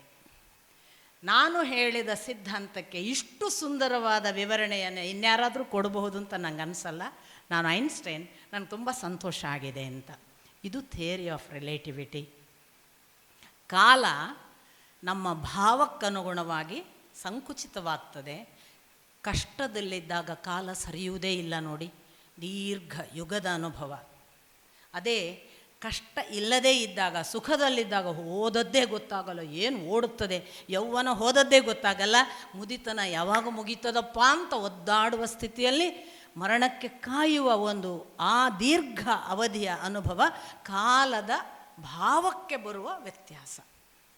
ಇದನ್ನು ಎಷ್ಟು ಸೂಕ್ಷ್ಮವಾಗಿ ಅವರು ಉಲ್ಲೇಖ ಮಾಡಿದ್ದಾರೆ. ಹಾಗಾಗಿ ನಮ್ಮ ನಡೆ ಭಗವಂತನ ಕಡೆಗಾದಾಗ ನಮ್ಮ 365 ದಿವಸ ದೇವತೆಗಳ ಒಂದು ದಿವಸ ಆಗುವ ಆ ಸ್ಥಿತಿಯನ್ನು ತಲುಪಿ ನಾವು ಕೂಡ ನಮ್ಮ ಎಷ್ಟೋ ಸಹಸ್ರ ವರ್ಷಗಳು ದೇವತೆಗಳ ವರ್ಷಕ್ಕೆ ಬಂದು, ನಾವು ದೇವತೆಗಳ ವರ್ಷವನ್ನೂ ದಾಟಿ ಬ್ರಹ್ಮನ ವರ್ಷಕ್ಕೆ ಬಂದರೆ, ನಾವು ಬ್ರಹ್ಮನ ವರ್ಷವನ್ನೂ ದಾಟಿ ನಿಮೇಷದ ಹಂತಕ್ಕೆ ಬಂದರೆ ಯಾವುದನ್ನು ಮುಟ್ಟಬಹುದಲ್ಲ ಅದನ್ನು ಸೂಚಿಸ್ತಿದ್ದಾರೆ. ಪಾಸಿಬಿಲಿಟಿ ಖಂಡಿತ ಇಲ್ಲದೆ ಇದನ್ನು ಹೇಳಲ್ಲ. ಇಲ್ಲದ್ರೆ ಭಗವಂತನ ಲೆಕ್ಕ ಕೊಟ್ಟು ಏನಾಗಬೇಕು, ಇದು ಆಗತ್ತೆ ಅಂತ, ಹೀಗೆ ಒಂದು ಮಾಡುವುದಕ್ಕಾಗತ್ತೆ ಅನ್ನುವ ಖಚಿತ ವಾಕ್ಕನ್ನು ಇಷ್ಟು ಸುಸೂತ್ರಬದ್ಧವಾದ ಲೆಕ್ಕದಲ್ಲಿ ಕೊಟ್ಟಿದ್ದಾರೆ. ನಾನು ಲೆಕ್ಕದಲ್ಲಿ 35 ತಗೊಂಡು SSLC ಪಾಸ್. ಹಾಗಾಗಿ ನನಗೆ ಲೆಕ್ಕ ದೂರ. ಲೆಕ್ಕದ ಬೆನ್ನು ಹತ್ತಿದವನು ಬದುಕಿನಲ್ಲಿ ದುಃಖವನ್ನೇ ಅನುಭವಿಸ್ತಾನೆ ಅಂತ ನನ್ನದೊಂದು ತೀರ್ಮಾನ. ಆದರೆ ಭಗವಂತನ ಈ ಲೆಕ್ಕ ಉಂಟಲ್ಲ, ನಾನು ಅದರ ಕಡೆಗಿನವಳು. ನಿತ್ಯ ನಡೆಯಬೇಕಾದದ್ದು ಇದು ಕಾಲದ ಲೆಕ್ಕ, ದುಡ್ಡಿನ ಲೆಕ್ಕವಲ್ಲ, ಅಥವಾ ಇನ್ಯಾವುದೋ ಭೌತಿಕ ಲೆಕ್ಕಾಚಾರವಲ್ಲ. ಅಂಥ ಅದ್ಭುತ ಲೆಕ್ಕವನ್ನು ವಿದುರನಿಗೆ ಮೈತ್ರೇಯಿಗಳು ಹೇಳಿದ ಮೇಲೆ ಸ್ವಯಂಭುವ ಮನು ಮತ್ತು ಶತರೂಪರ ಸೃಷ್ಟಿಕ್ರಿಯೆ ಹೇಗೆ ಮುಂದುವರಿಯಿತು ಹೇಳಪ್ಪ ಅಂತ. ಆಗ ಸ್ವಯಂಭುವ ಮನು ಮತ್ತೆ ಭಗವಂತನನ್ನು ಕೇಳ್ತಾನೆ, ಬ್ರಹ್ಮನನ್ನು, ನೀನು ನನ್ನನ್ನು ಸೃಷ್ಟಿ ಮಾಡಿದ್ದಿ, ನನಗೇನು ಆದೇಶ ಹೇಳು ಅಂತ. ಬ್ರಹ್ಮ ಹೇಳ್ತಾನೆ, ನೀನು ಇನ್ನು ಪ್ರಜಾಸಂತತಿಯನ್ನು ನೀನು ವೃದ್ಧಿ ಮಾಡು, ಆ ಕೆಲಸಕ್ಕಾಗಿ ನಿನ್ನನ್ನು ನೇಮಿಸಿದ್ದೇನೆ. ಆಗ ಸ್ವಯಂಭುವ ಮನು ತಾನು ಪ್ರಜಾ ಸೃಷ್ಟಿಗೆ ತೊಡಗುವುದಕ್ಕೆ ಬೇಕಾದ ಪ್ರಾರ್ಥನೆಗಳನ್ನು, ಭಗವಂತನನ್ನು ಕುರಿತು ಸ್ತುತಿಗಳನ್ನೆಲ್ಲ ಮಾಡಿ ಇನ್ನೇನು ತಾನು ಸೃಷ್ಟಿ ಆರಂಭ ಮಾಡಬೇಕು ಅಂತ ಹೊರಡುವಾಗ ಭೂಮಿ ಮುಳುಗುವುದು, ನೀರಿನಲ್ಲಿ ಮುಳುಗುವುದನ್ನು ನೋಡ್ತಾನೆ. ಅವನು ಹೇಳ್ತಾನೆ, ಭೂಮಿ ಮುಳುಗ್ತಿದೆ, ನಾನು ಎಲ್ಲಿ ಸೃಷ್ಟಿ ಮಾಡಲಿ ಅಂತ. ಬ್ರಹ್ಮ ನೋಡ್ತಾನೆ, ಭೂಮಿ ಮುಳುಗ್ತಿರುವುದು ಕಾಣ್ತದೆ. ಇದ್ದಕ್ಕಿದ್ದ ಹಾಗೆ ಸೃಷ್ಟಿಕರ್ತನಾದ ಬ್ರಹ್ಮ ಆ ಪರಬ್ರಹ್ಮನನ್ನು ಅಥವಾ ಭಗವತ್ ತತ್ವವನ್ನು ಪ್ರಾರ್ಥಿಸಿಕೊಳ್ತಾನೆ. ಇದೇನಿದು, ಒಂದು ನಿನ್ನ ಸೃಷ್ಟಿಯ ಭಾಗವಾದ ಭೂಮಂಡಲ ಮುಳುಗ್ತಿದೆ, ಹೇಗಪ್ಪ ಪಾರು ಮಾಡುವುದು ಅಂತ. ಹಾಗೆ ಅವನು ಪ್ರಾರ್ಥಿಸುವ ಹೊತ್ತಿಗೆ ಅವನ ಪ್ರಾರ್ಥನೆ ಆ ಭಗವಂತನಿಗೆ ಮುಟ್ಟಿತೇನೋ ಅನ್ನುವ ಹಾಗೆ ಅವನ ಮೂಗಿನಿಂದ ಹೆಬ್ಬೆಟ್ಟಿನ ಆಕಾರದ ಹಂದಿ ಒಂದು ಹೊರಕ್ಕೆ ಕಾಣಿಸಿಕೊಳ್ತದೆ. ಇದೇನಿದು, ನನ್ನ ಮೂಗಿನ ಉಸಿರಿಂದ ಏನು ಬಂತು ಅಂತ ನೋಡುವುದರೊಳಗಾಗಿ ಪುಟ್ಟ ಹೆಬ್ಬೆರಳಿನಷ್ಟು ಇದ್ದ ಹಂದಿ ಇದ್ದಕ್ಕಿದ್ದ ಹಾಗೆ ಆನೆಯ ಗಾತ್ರವಾಗಿ ನಿಂತು ಬಿಡುತ್ತದೆ. ಅರೆ ಇದೇನಿದು ಅಂತ, ಆನೆಯ ಹಾಗಾಗಿದಲ್ಲ ಈ ಹಂದಿ ಅಂತ ಮತ್ತೆ ವಿಚಾರ ಮಾಡುವುದರೊಳಗಾಗಿ ಪರ್ವತ ಗಾತ್ರದ ವರಾಹ ರೂಪ ಎದ್ದು ನಿಲ್ತದೆ.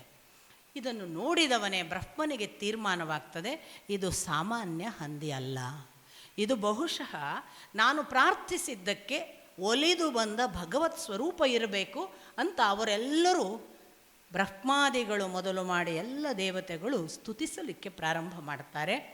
ಭೂಮಂಡಲ ಕುಸಿಯುತ್ತಿರುವುದನ್ನು ರಕ್ಷಿಸುವುದಕ್ಕೆ ಬಂದಿರಬೇಕು ನೀನಲ್ಲದೆ ಇನ್ಯಾರು ರಕ್ಷಿಸುವುದು ಅಂತ. ಇವನ ಸ್ತುತಿಗಳನ್ನು ಕೇಳ್ತಿದ್ದ ಹಾಗೆ ಆಕಾಶದೆತ್ತರಕ್ಕೆ ಬೆಳೆದು ನಿಂತಿದ್ದ ಆ ವರಾಹ ಅವತಾರನಾದ ಆ ಪರಮಪುರುಷ ಒಂದು ಸಾರಿ ಕುತ್ತಿಗೆಯನ್ನು ಹೇಗೆ ಝಾಡಿಸಿ ತನ್ನ ಅಷ್ಟೂ ಕೆಂಪಾದ ರೋಮರಾಶಿಗಳೆಲ್ಲ ಮಿಂಚುವ ಹಾಗೆ ಮಾಡಿ ಛಕ್ಕಂತ ಆ ಎತ್ತರದ ಸ್ಥಾನದಿಂದ ನೆಲಕ್ಕೆ ಭೂಮಿಯನ್ನು ಒತ್ತಿ ಜಿಗಿದರೆ ಹೇಗಾಗಬೇಕಲ್ಲ ಹಾಗೆ ಆಕಾಶವನ್ನೇ ಒತ್ತಿ ಜಿಗಿದು ಮೋಡಗಳನ್ನು ಪ್ರವೇಶಿಸಿ ಅಲ್ಲಿರುವ ನೀರಿನ ಜಾಲಗಳನ್ನೆಲ್ಲ ಭೇದಿಸಿ ನೀರಿನ ಹನಿಗಳೆಲ್ಲ ಸಿಡಿದು ಭಗವಂತನ ಆ ಸೀರ್ಪನೆ ಇತ್ತ ಬ್ರಹ್ಮಲೋಕಕ್ಕೆಲ್ಲ ಬಂದು ಮುಖಕ್ಕೆಲ್ಲ ಅದರ ಸೀರ್ಪನೆಯನ್ನು ಅನುಭವಿಸ್ತಿರುವ ಹಾಗೆ ಅವನು ಕೆಳಕ್ಕೆ ನೇರ ರಸಾತಲಕ್ಕೆ ಹೋದನಂತೆ. ಸಮುದ್ರದ ಆಳ. ಹೀಗೆ ರಸಾತಲ ಪ್ರವೇಶ ಮಾಡಿ ಅಲ್ಲಿರುವ ಭೂಮಂಡಲ ಅದು ಕುಸಿದು ನೀರಿನ ತಳಕ್ಕೆ ಇಳಿದು ಆಚೆಗೆ ಹೋಗ್ತಿರುವುದನ್ನು ತನ್ನ ಕೋರೆದಾಡೆಗಳಿಂದ ಎತ್ತಿ ಹಿಡಿದು ತಾನು ಮತ್ತೆ ಮೇಲಕ್ಕೆ ಈಸಿ ಬಂದನು ಅನ್ನುವ ಹಾಗೆ ಮೇಲಕ್ಕೆ ಏರಿ ಬರ್ತಾ ಇರುವಾಗ ದಾರಿಯಲ್ಲಿ ಅವನನ್ನು ಹಿರಣ್ಯಾಕ್ಷ ತಡೆದನಂತೆ.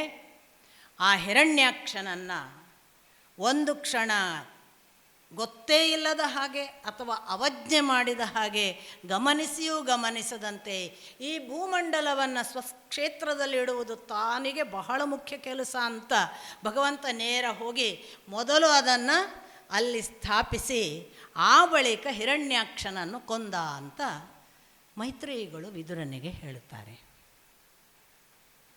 ತಕ್ಷಣ ವಿದುರ ಕೇಳ್ತಾನೆ, ಅಲ್ಲ ಇದು ಭೂಮಂಡಲವನ್ನು ಸ್ಥಾಪಿಸಲಿಕ್ಕೆ ಹೋಗುವಾಗ ಹಿರಣ್ಯಾಕ್ಷ ಯಾರು, ಎಲ್ಲಿಂದ ಬಂದ, ಅವನನ್ನು ಯಾಕೆ ಇವನು ಭಗವಂತ ಕೊಂದ, ನನಗೆ ಗೊತ್ತಾಗಲಿಲ್ಲ ಅಂತ. ಆಗ ಮತ್ತೆ ಕಥೆಯನ್ನು ಆರಂಭ ಮಾಡ್ತಾ ಮೈತ್ರೇಯಿಗಳು ಹೇಳ್ತಾರೆ, ಸೃಷ್ಟಿಕ್ರಿಯೆಯ ಭಾಗವಾಗಿ ಸ್ವಯಂಭುವ ಮನು ಮತ್ತು ಶತರೂಪರು 3 ಜನ ಹೆಣ್ಣು ಮಕ್ಕಳನ್ನು 2 ಗಂಡು ಮಕ್ಕಳನ್ನು ಹಡೆದಿದ್ದರು. ಅವರಲ್ಲಿ ದೇವಹೂತಿ, ಆಕೂತಿ ಮತ್ತು ಪ್ರಸೂತಿ ಅಂತ 3 ಹೆಣ್ಣು ಮಕ್ಕಳು ಮತ್ತು 2 ಪ್ರಿಯವ್ರತ ಮತ್ತು ಉತ್ತಾನಪಾದ ಅಂತ 2 ಗಂಡು ಮಕ್ಕಳು. ಈ ಆಕೂತಿ, ದೇವಹೂತಿ ಮತ್ತು ಪ್ರಸೂತಿ ಅನ್ನುವ ಮಕ್ಕಳನ್ನು ಅವರು ಬೇರೆ ಬೇರೆಯವರಿಗೆ ಮದುವೆ ಮಾಡಿಕೊಟ್ಟಿದ್ದರು. ಅದರ ಪ್ರಕಾರ ದೇವಹೂತಿಯನ್ನು ಮದುವೆ ಮಾಡಿಕೊಡುವಂತಹ ಒಂದು ಸಂದರ್ಭ, ಅದಕ್ಕೆ ಕರ್ದಮ ಅಂತ ನಾನು ಈಗಾಗಲೇ ಹೇಳಿದ ಬ್ರಹ್ಮನ ನೆರಳು. ಆ ಬಳಿಕ ಆಕೂತಿಯನ್ನು ರುಚಿ ಅನ್ನುವ ಪ್ರಜಾಪತಿ. ನೀವು ಪ್ರಜಾಪತಿ ಅಂತ ಬಂದಾಗೆಲ್ಲ ಭಗವಂತ ಬ್ರಹ್ಮನಿಂದ ಸೃಷ್ಟಿಯಾದ ಮನುಷ್ಯ ಅಂತ ತಿಳಿಬೇಕು. ಪ್ರಜೆಗಳನ್ನು ಸೃಷ್ಟಿ ಮಾಡುವುದಕ್ಕೆ ಹುಟ್ಟಿಸಿದವ ಪ್ರಜಾಪತಿ ಅಂತ ಒಬ್ಬ ಪ್ರಜಾಪತಿ ರುಚಿ ಅನ್ನುವವನಿಗೆ ಆಕೂತಿಯನ್ನು ಮತ್ತು ಈ ಪ್ರಸೂತಿ ಅನ್ನುವಳನ್ನು ಈಗಾಗಲೇ ನಾನು ಹೇಳಿದ ದಕ್ಷ ಪ್ರಜಾಪತಿಗೆ ಮದುವೆ ಮಾಡಿ ಕೊಟ್ಟ. ಆದರೆ ಇವರ ಈ ಸಂತಾನ ಬೆಳೆಯುವ ಹೊತ್ತಿನಲ್ಲಿ ಈ ಪೂರ್ವದ ಘಟನೆ ಕರ್ದಮನದ್ದು ಘಟನೆ ಬಂದದ್ದರಿಂದ ಇಲ್ಲಿಗೆ ಏಕಾಏಕಿ ನಾವು ದೇವಹೂತಿಯ ಕಥೆಯನ್ನು ಹೇಳ್ತಾರೆ. ಜೊತೆಗೆ ಅವರು ದೇವಹೂತಿಯ ಕಥೆಯನ್ನು ಮೊದಲು ಹೇಳಿ ನಂತರ ಈ ಘಟನೆಯನ್ನು ಹೇಳಿದರೆ ಲಿಂಕ್ ತಪ್ತದೆ ಅಂತ ನಮಗೆ ಆ ಕಡೆ ಹೋಗಿಬಿಡ್ತಾರೆ. ನೀವು ಕನ್ಫ್ಯೂಸ್ ಆಗಬಾರ್ದು. ಹಾಗಾಗಿ ಈ ವಂಶದ ವಿವರಣೆಯನ್ನು ಪೆಂಡಿಂಗ್ ಇಡ್ತಾರೆ. ಇಲ್ಲಿ ಪ್ರಾರಂಭ ಮಾಡ್ತಾರೆ. ಮರೀಚಿ ಮತ್ತು ಕಲಾ ಅನ್ನುವ ದಂಪತಿಗಳಿಗೆ ಕಶ್ಯಪ ಅನ್ನುವ ಮಗ ಹುಡ್ತಾನೆ. ಇದನ್ನು ನಾನು ಎಲ್ಲಿ ನಿಜವಾಗಿ ನಿಮಗೆ ಕನೆಕ್ಟ್ ಆಗ್ತದೆ ಮುಂದೆ ನಾನು ಹೇಳ್ತೀನಿ. ಯಾರು ಕಲಾ ಅಂತ, ಅದು ಹೇಗೆ ದೇವಹೂತಿಗೆ ಅವಳಿಗೆ ಅವನ ಕರ್ದಮನಿಂದ ಹುಟ್ಟಿದ ಹೆಣ್ಣು ಮಕ್ಕಳಲ್ಲಿ 9 ಜನ ಹೆಣ್ಣು ಮಕ್ಕಳಲ್ಲಿ ಒಬ್ಬಳು ಅವಳು ಮರೀಚಿಗೆ ಮದುವೆ ಮಾಡಿಸಿ ಕೊಟ್ಟವಳು. ಅದನ್ನು ನಾನು ಅದಕ್ಕೆ ಹೇಳಿದೆ, ಸ್ವಲ್ಪ ಪೆಂಡಿಂಗ್ ಇಡ್ತಾರೆ ಅವರು, ಈ ಕಡೆಗೆ ಬರ್ತಾರೆ. ಈ ಕಲಾಳನ್ನು ಮದುವೆ ಆದ ನಂತರ ಕಶ್ಯಪ ಹುಟ್ಟಿದ. ಈ ಕಶ್ಯಪನಿಗೆ ದಿತಿ ಮತ್ತು ಅದಿತಿಯರು 2 ಹೆಂಡಂದಿರು. ಒಂದು ದೃಷ್ಟಿಯಿಂದ ದಿತಿಯ ಮೂಲಕ ಎಲ್ಲ ದೈತ್ಯರು ಹುಟ್ಟಿದ್ರು, ಅದಿತಿಯ ಮೂಲಕ ಎಲ್ಲ ಆದಿತ್ಯರು ಅಥವಾ ದೇವತೆಗಳು ಹುಟ್ಟಿದ್ರು. ಹಾಗಾಗಿ ಕಶ್ಯಪರು ರಾಕ್ಷಸರ ಸೃಷ್ಟಿಗೂ ಅವರೇ ಕಾರಣ, ದೇವತೆಗಳ ಸೃಷ್ಟಿಗೂ ಅವರೇ ಕಾರಣ. ನಮ್ಮಲ್ಲಿ ಯಾರಿಗಾದರೂ ಗೋತ್ರ ಗೊತ್ತಿಲ್ಲದಿದ್ದರೆ ಕಶ್ಯಪ ಗೋತ್ರ ಅಂತ ಹೇಳಬಹುದು ಅನ್ನುವಷ್ಟು ಎಲ್ಲ ಸೃಷ್ಟಿಗಳಿಗೂ ಕಶ್ಯಪರು ಕಾರಣ ಅಂತ ಗೊತ್ತಾಗುತ್ತೆ ಭಾಗವತದಲ್ಲಿ.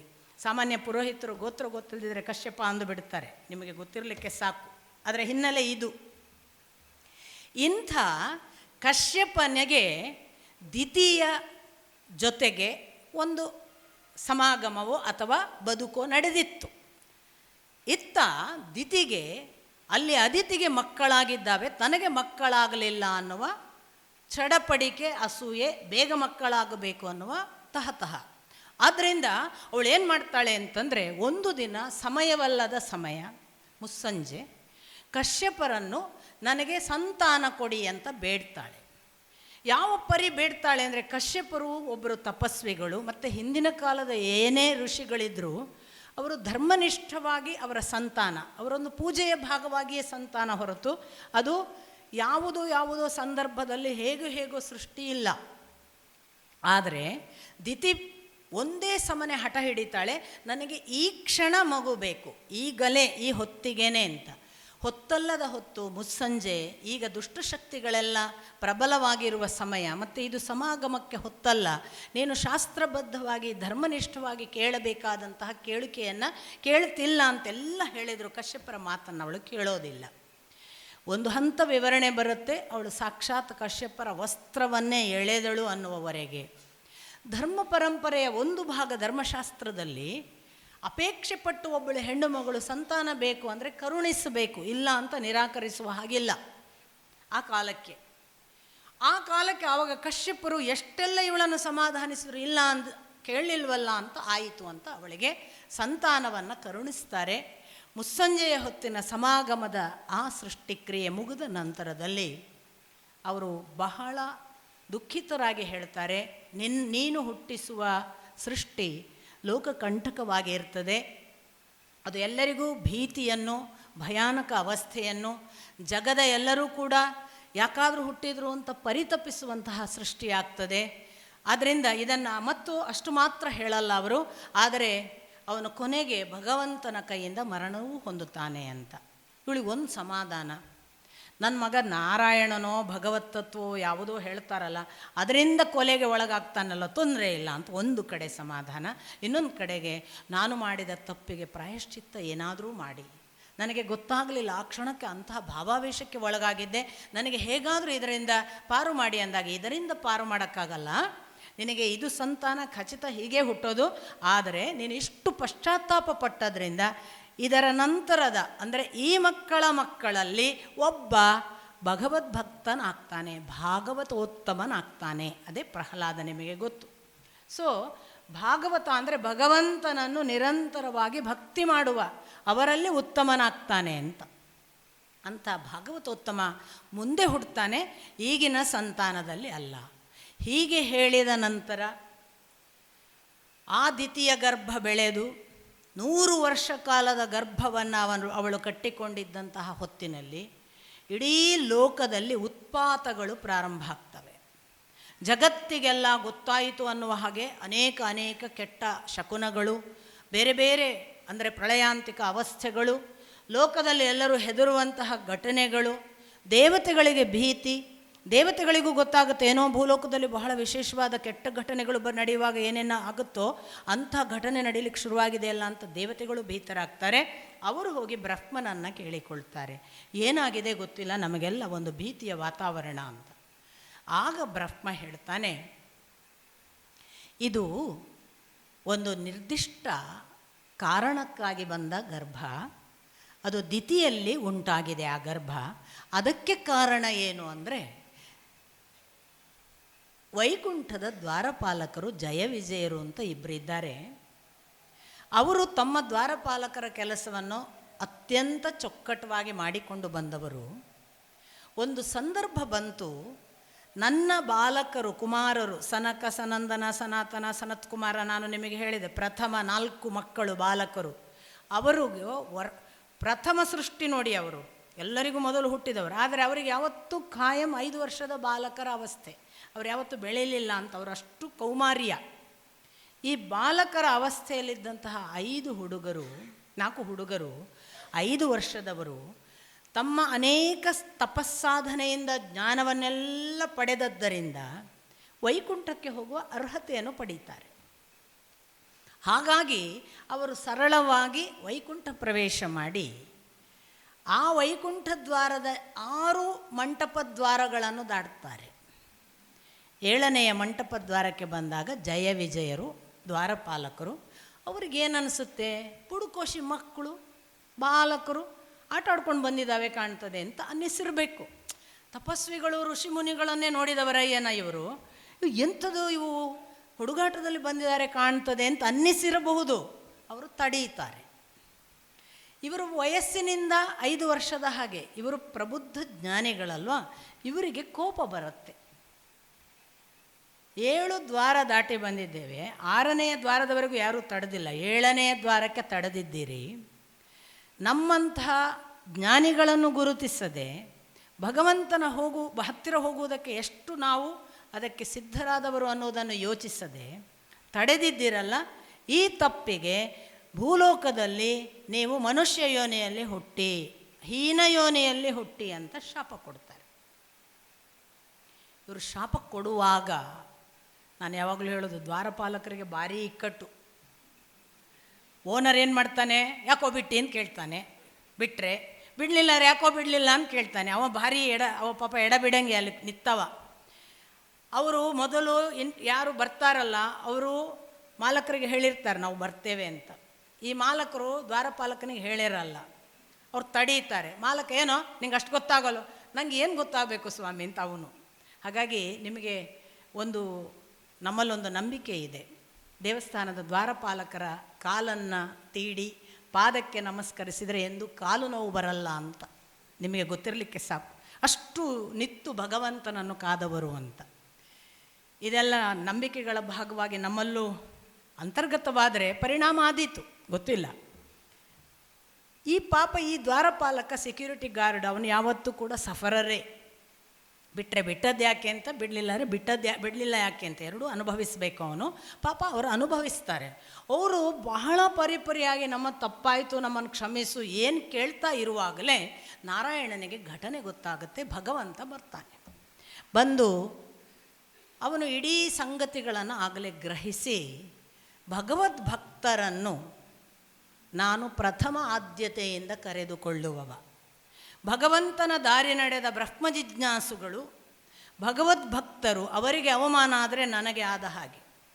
ಒಬ್ಬ ಭಗವದ್ಭಕ್ತ ಬ್ರಹ್ಮ ಜಿಜ್ಞಾಸು ಭಗವತ್ ತತ್ವವನ್ನು ತಿಳಿದ ತನ್ನ ಅಧ್ಯಯನ ತಪಸ್ಸಿನಿಂದ ಬೆಳೆದಂತಹ ಯಾರಿದ್ದಾನೆ, ಅವನನ್ನು ಯಾರು ತಡೆದರೂ ಯಾರು ಅವಮಾನಿಸಿದರೂ ನಾನು ಸಹಿಸುವುದಿಲ್ಲ. ಆದ್ದರಿಂದ ನೀನು ದ್ವಾರಪಾಲಕನಾಗಿ ಮಾಡಬೇಕಾದ ಕರ್ತವ್ಯ ಮಾಡಿದ್ದೀಯೋ ಬಿಟ್ಟಿದ್ದೀಯೋ ನೀನು ಯೋಚಿಸಬೇಕಿತ್ತು. ಅಂಥ ಬ್ರಹ್ಮ ಜಿಜ್ಞಾಸುಗಳನ್ನು ಭಗವದ್ಭಕ್ತರನ್ನು ತಡೆದು ನೀನು ಮಾಡಿದ ಈ ಅಪಮಾನಕ್ಕೆ ಅವರು ಹೇಳಿದ ಶಿಕ್ಷೆಯನ್ನು ನೀನು ಅನುಭವಿಸಲೇಬೇಕು, ನೀವು ಅನುಭವಿಸಿ ಅಂತ ಭಗವಂತ ಕೂಡ ಅವರ ಶಾಪಕ್ಕೆ ಸಬೂಬು ಇಲ್ಲದೆ ಅಥವಾ ಸಮರ್ಥನೆಯನ್ನೇ ಕೇಳದೆ ಭಾವಿಸದೆ ಹೌದು ಅಂತ ಅದನ್ನು ಸಮರ್ಥಿಸ್ತಾನೆ, ಅದು ಆಗಲೇಬೇಕು ಅಂತ. ಆದರೆ ಆದಷ್ಟು ಬೇಗ ಪುನಃ ಮರಳಿ ನನ್ನ ಬಳಿಗೆ ಬರುವಂತೆ ಆಗಲಿ ಅಂತಲೂ ಭಗವಂತ ಅವರಿಗೆ ಅನುಗ್ರಹ ಮಾಡ್ತಾನೆ. ಇವರೂ ಕೂಡ ನಾವು ಎಲ್ಲಿಯೇ ಬೀಳಲಿ ನಿರಂತರ ನಮಗೆ ಭಗವಂತನ ಸ್ಮರಣೆ ಇರಲಿ ಅಂತ ಒಂದು ಪ್ರಾರ್ಥನೆ ಮಾಡಿಕೊಳ್ತಾರೆ ಆ ಬಾಲಕರ ಹತ್ರ. ಹಾಗಾಗಿ ಸನಕಾದಿಗಳು ಕೊಟ್ಟ ಶಾಪದ ಫಲವಾಗಿ ಭೂಮಿಗೆ ಬಿದ್ದ ಜಯ ವಿಜಯರೇ ಈಗ ದ್ವಿತೀಯ ಹೊಟ್ಟೆಯಲ್ಲಿ ಇರುವವರು. ಅವರು ಕಶ್ಯಪರು ಈಗಾಗಲೇ ಹೇಳಿರುವಂತೆ ಅವರು ಒಳ್ಳೆಯ ಹೊತ್ತಿನ ಸಮಾಗಮದಿಂದ ಹುಟ್ಟಿಲ್ಲವಾದ್ದರಿಂದ ದುಷ್ಟ ರಾಕ್ಷಸರಾಗಿ ಲೋಕಕಂಠಕರಾಗಿ ಜಗತ್ತಿಗೆ ಭೀತಿ ಹುಟ್ಟಿಸುವವರಾಗಿ ಹುಟ್ಟಲಿಕ್ಕಿದ್ದಾರೆ. ಆದರೆ ಭಗವಂತನೇ ಅಲ್ಲಿ ಒಂದು ಅಶೂರೆನ್ಸ್ ಕೊಟ್ಟಿದ್ದಾನಲ್ಲ, ಮತ್ತೆ ಬೇಗನೆ ನನ್ನ ಬಳಿಗೆ ಬರ್ತೀರಿ ಅಂತ. ಆ ಕಾರಣದಿಂದ ಮತ್ತು ಕಶ್ಯಪರೇ ಹೇಳಿದ್ದಾರೆ ಭಗವಂತನಿಂದಲೇ ಮರಣವಿದೆ ಅಂತ. ಹಾಗಾಗಿ ನೀವು ಚಿಂತಿಸುವುದು ಬೇಡ, ಅವರಿಗೆ ಭಗವಂತನಿಂದಲೇ ಮರಣ ಕೂಡ ಇದೆ ಅನ್ನುವ ಕಥೆಯನ್ನು ನೆನಪಿಸಿ, ಹಾಗೆ ಹುಟ್ಟಲಿಕ್ಕೆ ಇರುವ ಈ ಹಿರಣ್ಯಾಕ್ಷ ಅಥವಾ ಹಿರಣ್ಯಕಶಿಪುಗಳೇ ದ್ವಿತೀಯ ಗರ್ಭದಲ್ಲಿ ಇದ್ದವರು. ಅಂಥ ದ್ವಿತೀಯ ಗರ್ಭದಲ್ಲಿದ್ದ ಇಬ್ಬರು ಹುಟ್ಟುವಾಗ ಏನೇನಾಯಿತು, ಅದಕ್ಕೆ ನಾನು ಭಾಗವತವನ್ನು ಹೇಳುವಾಗ ನಿಮಗೆ ಒಂದು 100 ಪುಟವನ್ನು 100 ವಾಕ್ಯದಲ್ಲಿ ಮುಗಿಸ್ತೀನಿ. 100 ಪುಟಗಳಲ್ಲಿ ಎಷ್ಟಿದೆ ಆ ಸಂಪತ್ತನ್ನು ಓದಿ ಅನುಭವಿಸಬೇಕು. ಒಂದು ಉತ್ಪಾತಗಳು ಅಂದರೆ ಏನು, ಅದರ ವಿವರಣೆಗಳನ್ನೆಲ್ಲ ನೀವು ಓದಬೇಕು. ಒಬ್ಬ ದೈತ್ಯ ಬರುವಾಗ ಲೋಕ ಅನುಭವಿಸುವ ಯಾತನೆಗಳೇನು ನೋಡಿ ನಮಗೆ ಗೊತ್ತಿಲ್ಲ. ನಮಗೂ ಕೂಡ ಎಷ್ಟೋ ಪ್ರಾಕೃತಿಕ ಅಸಮತೋಲಗಳು, ಏನೇನೋ ಉತ್ಪಾತಗಳು, ಎಲ್ಲೆಲ್ಲೋ ಏನೋ ಆಯಿತು ಅಂತ ಓದ್ತೇವಲ್ಲ. ಯಾರಿಗೆ ಗೊತ್ತು ಯಾವ ರಾಕ್ಷಸ ಹುಟ್ಟುತ್ತಿದ್ದಾನೋ ಅಲ್ವಾ? ಯಾವ ಕೇಡು ಸಂಭವಿಸಲಿಕ್ಕಿದೆ ಅಂತ ಪ್ರಕೃತಿ ಸೂಚಿಸ್ತಿದೆಯೋ ಪ್ರಕೃತಿಗೆ ಕೂಡಲೇ ಗೊತ್ತಿದೆ. ಆದ್ದರಿಂದ ಅದು ಇಮಿಡಿಯೇಟ್ ರೆಸ್ಪಾಂಡ್ ಮಾಡುತ್ತೆ. ನಮಗೆ ಗೊತ್ತಿಲ್ಲ, ಪ್ರಕೃತಿಗೆ ಅರ್ಥ ಆಗುತ್ತೆ. ಮತ್ತು ನಾನು ನಿಮಗೆ ಹೇಳಿದೆ, ಮನುಷ್ಯ ಕನೆಕ್ಟೆಡ್ ಇದ್ದ ಮೊದಲು, ಈಗ ಇಲ್ಲ. ಆದರೆ ಪ್ರಕೃತಿ ಈಗಲೂ ಕನೆಕ್ಟೆಡ್ ಇದೆ, ಅದಕ್ಕೆ ಗೊತ್ತಾಗುತ್ತೆ ಇಮಿಡಿಯೇಟ್. ಅದು ಈಗೀಗಲೇ ತನಗೆ ಏನು ಆ ಲೋಕದಿಂದ ಕನೆಕ್ಷನ್ ಆಗಿ ಏನು ತಿಳಿಯುತ್ತದೆ ಅದನ್ನು ಅದು ಇಮಿಡಿಯೇಟ್ ತಾನು ಪ್ರಕಟಿಸ್ತದೆ. ಆ ಅರ್ಥಗಳಲ್ಲಿ ನೀವು ಆ ಉತ್ಪಾತದ ವಿವರಗಳನ್ನೆಲ್ಲ ಓದಬೇಕು. ಅದೇನು ಗಾಳಿ, ಅದೇನು ಧೂಳೆಬ್ಬಿಸುವ ಸುಂಟರ ಗಾಳಿ, ಅದೆಂಥ ಮರಗಿಡಗಳೆಲ್ಲ ನೆಲದಿಂದ ಬುಡ ಸಮೇತ ಕಿತ್ತು ಬೀಳ್ತವೋ ಎನ್ನುವ ಹಾಗೆ ಅಲುಗಾಟ, ಲೋಕ ಇಡೀ ಅದುರಿ ಇನ್ನೇನು ಬೀಳ್ತೇವೆ ನಾವೆಲ್ಲ ಅನ್ನುವ ಹಾಗೆ, ಪಶು ಪಕ್ಷಿಗಳೆಲ್ಲ ಭೀತರಾಗಿ ಗಿಡ ಮರದಿಂದ ಓಡುವ ಹಾಗೆ, ಅಲ್ಲಿ ಇಲ್ಲಿ ಯಾವುದೋ ಒಂದು ಕಂದಕ ಆಯಿತು ನಿರ್ಮಾಣ, ಮತ್ತೊಂದು ಕಡೆ ಎಲ್ಲೋ ಏನೋ ಉತ್ಪನ್ನ ಆಯಿತು, ಹೀಗೆಲ್ಲ ನಡೀತಾ ಇರುವಾಗ ಇವರು ಹುಟ್ಟಿದರು ಅಂತ ಹಿರಣ್ಯಾಕ್ಷ ಹಿರಣ್ಯಕಶಿಪುವನ್ನು ಮೊದಲು ಹುಟ್ಟಿದವ ಮತ್ತು ನಂತರ ಹುಟ್ಟಿದವ ಅನ್ನುವ ಲೆಕ್ಕದಲ್ಲಿ ಹಿರಣ್ಯಾಕ್ಷ ಮೊದಲು ಹುಟ್ಟಿ ಹಿರಣ್ಯಕಶಿಪು ನಂತರ ಹುಟ್ಟಿದ್ದು. ಅದು ಅವಳಿಗಳಲ್ಲಿ ಹಿಂದೆ ಬಂದವ ದೊಡ್ಡವ, ನಿಮಗೆ ಗೊತ್ತು. ಹಾಗಾಗಿ ಹಿರಣ್ಯಕಶಿಪು ಅಣ್ಣ, ಹಿರಣ್ಯಾಕ್ಷ ತಮ್ಮನಾಗಿ ಹುಟ್ಟುತ್ತಾರೆ. ಹೀಗೆ ಹುಟ್ಟಿದ ಹಿರಣ್ಯಾಕ್ಷನೇ ಯಾವ ಪರಿ ದೈತ್ಯನಾಗಿ ಬೆಳೀತಾನೆ ಅಂತಂದರೆ, ಅವನು ಇನ್ನು ಲೋಕಕಂಠಕ ಎಷ್ಟು ರಸಾತಲ ಮತ್ತು ಈ ಯಾವುದನ್ನು ನಾವು ಕೆಳಗಿನ ಲೋಕ ಅಂತ ಹೇಳ್ತೇವೆ ಅಲ್ಲೆಲ್ಲ ತನ್ನ ಸಾಮ್ರಾಜ್ಯ ಸ್ಥಾಪನೆ ಮಾಡಿ ಸಾಕಷ್ಟು ತನ್ನ ಡಾಮಿನೇಷನನ್ನು ಸ್ಥಾಪಿಸಬೇಕು ಅಂತ ಕಡೆಗೆ ಯಾರು ಅವನಿಗೊಂಥರ ತಿಂಡಿ ಅಂತ ಹೇಳ್ತೇವಲ್ಲ ನಮ್ಮ ಉತ್ತರ ಕರ್ನಾಟಕದ ಭಾಷೆಯಲ್ಲಿ, ಏನಾದರೂ ಮಾಡಬೇಕು ಅಂತ ತುರಿಕೆ ಅವನಿಗೆ. ಅಷ್ಟು ಅವನಲ್ಲಿ ತೋಳುಬಲ ಎಲ್ಲ ಇದೆ, ಪೌರುಷ ಇದೆ. ನನಗೊಬ್ಬ ವಿರೋಧಿ ಬೇಕಪ್ಪ ಯುದ್ಧ ಮಾಡಲಿಕ್ಕೆ ಅಂತ ಹುಡ್ಕೊಂಡು ಹೋದ ಅಂತೇವ. ಈ ಅಂಡರ್ವರ್ಲ್ಡ್ ಡಾನ್ಗಳು ತಾವು ಭಾರಿ ಪವರ್ಫುಲ್ ಅಂತ ತೋರ್ಸೋಕ್ಕೆ ಯಾರಾದರೂ ಒಬ್ಬ ಲೀಡಿಂಗ್ ವ್ಯಕ್ತಿಯನ್ನು ಕೊಂದು ಹಾಕ್ತಾರೆ. ಆ ಮೂಲಕ ತಾನು ಇದ್ದೇನೆ, ತನ್ನ ಸುಪ್ರಿಮೆಸಿಯನ್ನು ನೋಡಿ ನಾನು ಹೀಗೆ ಬಿಟ್ಟರೆ ನಿಮ್ಮ ಇಂಥ ಅನೇಕರನ್ನು ಕೊಂದು ಹಾಕ್ತೇವೆ ಅಂತ ತೋರಿಸ್ತಾ ಇರ್ತಾರೆ, ತಮ್ಮ ಬಲಿಷ್ಠರು ತಾವು ಅಂತ ಪ್ರಕಟಪಡಿಸ್ಲಿಕ್ಕೆ. ಇದು ಅಂಡರ್ವರ್ಲ್ಡ್ ಡಾನ್ಗಳು ಮಾಡೋದು. ಒಂದು ಲೆಕ್ಕದಲ್ಲಿ ಅವರು ಕೂಡ ಈ ಕೆಳಗಿನ ಲೋಕದವರೇ ಅಂಡರ್ವರ್ಲ್ಡ್. ನೋಡಿ, ಈ ಮನುಷ್ಯ ಅಥವಾ ಈ ರಾಕ್ಷಸ ಇವನಿಗೆ ಯಾವ ಪರಿ ಒಂದು ಆವೇಶ ಅಂತಂದರೆ, ಯಾರಾದರೂ ಯುದ್ಧ ಮಾಡಿ ನಾನು ನನ್ನ ಸುಪ್ರಿಮೆಸಿಯನ್ನು ಎಸ್ಟಾಬ್ಲಿಷ್ ಮಾಡಬೇಕು ಅಂತ ಹೇಳಿ ಅವನು ಹೋರಾಟ ಮಾಡುವ ಹಾಗೆ ಇದ್ದಾಗ ಯಾರೂ ಸಿಕ್ಕಲಿಲ್ಲ. ವರುಣನ ಹತ್ರ ಹೋದಂತೆ ಜಲದೇವತೆ, ಬಾರಯ್ಯ ಯುದ್ಧ ಮಾಡು ಅಂತ. ಮತ್ತು ದೊಡ್ಡ ದುಷ್ಟರು ಕರೀಲಿ ಇನ್ನೊಬ್ರು ಕರೀಲಿ, ಒಬ್ಬ ಯೋಧ ಯುದ್ಧ ಮಾಡಲ್ಲ ಅಂದರೆ ಒಂದೋ ಶರಣಾಗತನಾಗಬೇಕು, ಇಲ್ಲ ಸೋತಿದ್ದೀನಪ್ಪ ಬೇರೆಯವ್ರ ಹತ್ರ ಹೋಗು ಅನ್ಬೇಕಲ್ಲ. ಇವ ವರುಣನನ್ನು ಕರೆದಾಗ ವರುಣನೇ ಗೊತ್ತಿತ್ತಂತೆ ಇವು ನಮ್ಮ ಕೈಯವನಲ್ಲ, ಇವನನ್ನು ಭಗವಂತನೇ ಪರಿಹರಿಸಬೇಕು ಅಂತ. ಅವನು ಇಲ್ಲಪ್ಪ ನನಗೀಗ ಇತ್ತೀಚೆಗೆ ಯುದ್ಧ ಎಲ್ಲ ಬೇಡ ಆಗಿದೆ, ಸ್ವಲ್ಪ ವೈರಾಗ್ಯದಿಂದ ವಿರಾಗದಿಂದ ಇದ್ದೇನೆ, ನೀನು ಬಹುಶಃ ನಿನ್ನನ್ನು ಯಾರಾದರೂ ಚೆನ್ನಾಗಿ ನಿನ್ನ ಜೊತೆಗೆ ಹೋರಾಟ ಮಾಡಿ ನಾಯಿಯ ಹಾಗೆ ಒಂದು ಬೀದಿ ಹೆಣ ಮಾಡಬಹುದಾದರೆ ಅದ್ರ ಭಗವಂತ ಮಾತ್ರ ಅವನ ಹತ್ರ ಹೋಗು ಅಂತ ಛೇಡಿಸಿ ಬಿಟ್ಟನಂತೆ. ಇವನಿಗೆ ಕೆಣಕಿದ ಹಾಗಾಯಿತು. ಈ ಕೆಣಕಿದ ಹಾಗೆ ಆದ ಹೊತ್ತಿನಲ್ಲೇ ಅತ್ತ ಭೂಮಿ ಮುಳುಗಿತ್ತು.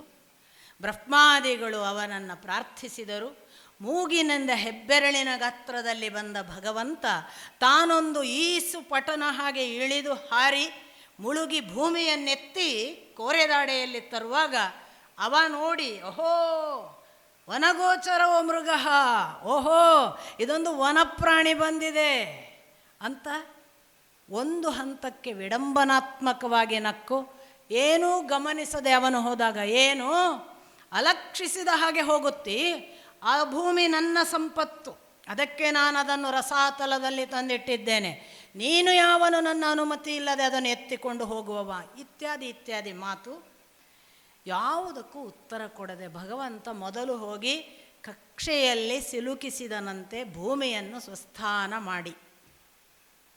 ಮಾಡಿದ ನಂತರ ನಿಧಾನಕ್ಕೆ ತಿರುಗಿ, ನಿಜ ನಾನು ಮೃಗವೇ, ನೀನು ಹೇಳಿದ್ದು ಸತ್ಯವಾದ ಮಾತು. ಯಾಕೆ ಗೊತ್ತಾ, ನಾನು ನಿನ್ನಂಥ ಗ್ರಾಮಸಿಂಹಗಳನ್ನು ಮಾರ್ಗಣ ಅಂದರೆ ಹುಡುಕುವವ, ಮಾರ್ಗಣ ಮಾಡುವುದರಿಂದ ನಾನು ಮೃಗ. ಮತ್ತು ನೀನು ಅದು ಏನೋ ಹೇಳಿದೆಯಲ್ಲ, ಅದು ನಿನ್ನ ಸಂಪತ್ತು, ನಾನು ಮುಟ್ಟಬಾರದಿತ್ತು. ನನಗೆ ಗೊತ್ತಿಲ್ಲ, ನಾನೀಗ ಅದನ್ನು ಹೊತ್ತು ತೆಗೆದುಕೊಂಡು ಹೋಗಿದ್ದೇನಲ್ಲ, ನಿನಗೆ ಅದರಿಂದ ಕೋಪ ಬಂದಿದೆ. ಆದ್ದರಿಂದ ನಿನ್ನ ಲೋಕದ ಜನರಿಗೆ ಸಂತೋಷಪಡಿಸಬೇಕಾಗಿ ನನ್ನನ್ನು ಯುದ್ಧವೋ ಮತ್ತೊಂದೋ ಮಾಡಿ ಸೋಲಿಸಿ ಅವರನ್ನು ಸಂತೋಷಪಡಿಸುವುದಾದರೆ ಬಾ, ನಾನು ಸಿದ್ಧನಿದ್ದೇನೆ ಅಂದನಂತೆ ಭಗವಂತ. ತಕ್ಷಣಕ್ಕೆ ಇವನು ಕಾಯ್ತಾ ಇದ್ದ ಬೇರೆ. ಇವನು ತನ್ನ ಕೈಯಲ್ಲಿ ಗದೆಯನ್ನು ತೆಗೆದುಕೊಂಡು ಭಗವಂತನು ಗದಾ ಹಿಡಿದು ಸಿದ್ಧನಾದಾಗ ಪರಸ್ಪರ ಗದೆ ಯುದ್ಧ ಒಬ್ಬರಿಗೊಬ್ಬರು ನಡೆಸಿ ಆ ಗದಾಯುದ್ಧದ ಒಂದು ಹಂತದಲ್ಲಿ ಈ ದೈತ್ಯ ಬೀಸಿದ ಆ ಗದೆ ಹೋಗಿ ಭಗವಂತನ ಎದೆಗೆ ಹೋಗಿ ಮುಟ್ಟುತ್ತೆ ಅನ್ನುವಾಗ ಸರಕ್ಕನೆ ತಿರುಗಿಕೊಂಡು ಬಿಟ್ಟನಂತೆ ಭಗವಂತ ತಪ್ಪಿಸಿಕೊಳ್ಳುವುದಕ್ಕೆ. ಮತ್ತೆ ಗದೆ ಬೀಸಿ ಅವನ ಎದೆಗಲ್ಲದಿದ್ದರೆ ಹುಬ್ಬಿನ ಕಡೆಗೆ ಹೊಡೆಯಬೇಕು ಅಂತ ಎತ್ತಿ ಹುಬ್ಬಿನ ಕಡೆಗೆ ಹೊಡೆದಾಗ ಭಗವಂತ ಅದನ್ನು ತನ್ನ ಎಡಗಾಲಿನಿಂದ ತಡೆದು ನಿಲ್ಲಿಸಿದನಂತೆ. ಇತ್ತ ಭಗವಂತನ ಜೊತೆಗೆ ಮತ್ತೆ ಪರಸ್ಪರ ಗದಾಯುದ್ಧದ ಬಹಳ ಆರ್ಭಟದಿಂದ ಈಗ ಸೋಲಲಿಕ್ಕಿಲ್ಲ ಅನ್ನುವ ಹಾಗೆ ಅವನು ಮುಂದಕ್ಕೆ ಬಂದು ಗದೆಯನ್ನು ಬೀಸಿದಾಗ ಭಗವಂತನ ಗದೆ ಕೈಯಿಂದ ಜಾರಿ ಹೋಯಿತು. ಆ ಕಡೆಯಿಂದ ಬ್ರಹ್ಮಾದಿಗಳು ನೋಡ್ತಿದ್ದಾರೆ, ಭಗವಂತನ ಕೈಯಲ್ಲಿರುವ ಗದೆ ಜಾರಿದೆ. ಅವರು ಪ್ರಾರ್ಥಿಸಿಕೊಂಡರಂತೆ, ಮುಸ್ಸಂಜೆ ಆದರೆ ದೈತ್ಯ ಬಲಿಷ್ಠನಾಗುತ್ತಾನೆ, ಆದಷ್ಟು ಬೇಗ ಅವನ ಜೊತೆಗೆ ಹೋರಾಟ ಮುಗಿಸಿ ಅವನನ್ನು ಕೊಲ್ಲು ಭಗವಂತ, ಅವನು ಸಾಮಾನ್ಯನಲ್ಲ ನಿನಗೆ ಗೊತ್ತಿದೆ. ಮತ್ತೆ ಎಲ್ಲಕ್ಕೂ ಮಿಗಿಲಾಗಿ ನೀನು ಅವನ ಜೊತೆಗೆ ಒಂದು ಸರ್ಪ ಇಲಿಯ ಆಟ ಆಡಬೇಡಪ್ಪ, ಗಿಡುಗ ಸರ್ಪವನ್ನು ಹಿಡಿದ ಹಾಗೆ ಬಲಿಷ್ಠನಾಗಿ ಅವನನ್ನು ಬೇಗನೆ ಮುಗಿಸು. ಅವನು ಮಾಯಾವಿ, ಸಂಜೆಯಾದರೆ ಮಾಯಾವಿದ್ಯೆ ಎಲ್ಲ ಆ ಧೂರ್ತತನಕ್ಕೆ ಹೋಗುತ್ತಾನೆ, ಮುಗಿಸುವಂತ ಅವರು ಪಾಪ ಕೇಳಿಕೊಂಡಾಗ ಭಗವಂತ ಅವರ ಮುಗ್ಧತನಕ್ಕೆ ನಕ್ಕು ತನ್ನಷ್ಟಕ್ಕೆ ಒಳಗಿಂದ ಆ ಮುಗ್ಧತನಕ್ಕೆ ನಕ್ಕು ಇವನ ಜೊತೆಗೆ ಮತ್ತೆ ಯುದ್ಧ ಆರಂಭಿಸಿದನಂತೆ. ಈಗ ಗದೆ ಕೈಯಲ್ಲಿಲ್ಲವಲ್ಲ ಭಗವಂತನದ್ದು, ದೈತ್ಯ ರಾಕ್ಷಸನಾದಂತಹ ಹಿರಣ್ಯಾಕ್ಷ ಕೈಯಲ್ಲಿ ಆಯುಧ ತೆಗೆದುಕೊಳ್ಳು ಅನ್ನುವ ಹಾಗೆ ಹೊಡಿಲಿಲ್ವಂತೆ. ಕೈಯಲ್ಲಿ ನಿರಾಯುಧನಾದವನಿಗೆಲ್ಲ ನಾನು ಹೊಡೆಯಲ್ಲಪ್ಪ, ಕೈಯಲ್ಲಿ ಆಯುಧ ತಗೋ ಅನ್ನೋ ಹಾಗೆ ಸುಮ್ಮನೆ ನಿಂತಾಗ ಭಗವಂತ ಗದೆಯನ್ನು ತೆಗೆದುಕೊಳ್ಳಲಿಲ್ವಂತೆ. ತನ್ನ ಸುದರ್ಶನ ಚಕ್ರವನ್ನು ಸ್ಮರಿಸಿದಾಗ ಅದು ಪ್ರತ್ಯಕ್ಷವಾಗಿ ಅದರ ಮುಖಾಂತರ ತಾನು ಯುದ್ಧ ಆರಂಭ ಮಾಡ್ತೇನೆ ಅಂತ ಹೊರಟಾಗ ಈ ಭಗವಂತನ ಸುದರ್ಶನ ಚಕ್ರದ ಪರಿಣಾಮವಾಗಿ ತನ್ನ ಕೈಯಲ್ಲಿದ್ದ ಗದೆಯನ್ನು ಕಳಕೊಂಡು ಅದು ಬಿದ್ದಿತ್ತು. ಆಗ ಅವನು ತ್ರಿಶೂಲವನ್ನು ತನ್ನ ಮಾಯೆಯಿಂದ ಕೈಗೆ ಪಡೆದನಂತೆ. ತ್ರಿಶೂಲವನ್ನು ಕೂಡ ಸುದರ್ಶನ ಚಕ್ರ ಕತ್ತರಿಸಿಕೊಂಡು ಹೋದ ಹೊತ್ತಿಗೆ ಈ ಸುದರ್ಶನ ಚಕ್ರವನ್ನು ಆಯುಧಗಳಿಂದ ಗೆಲ್ಲುವುದಲ್ಲ ಅಂತ ಇವನು ತನ್ನ ಮಾಯಾಯುದ್ಧವನ್ನು ಆರಂಭ ಮಾಡಿದನಂತೆ.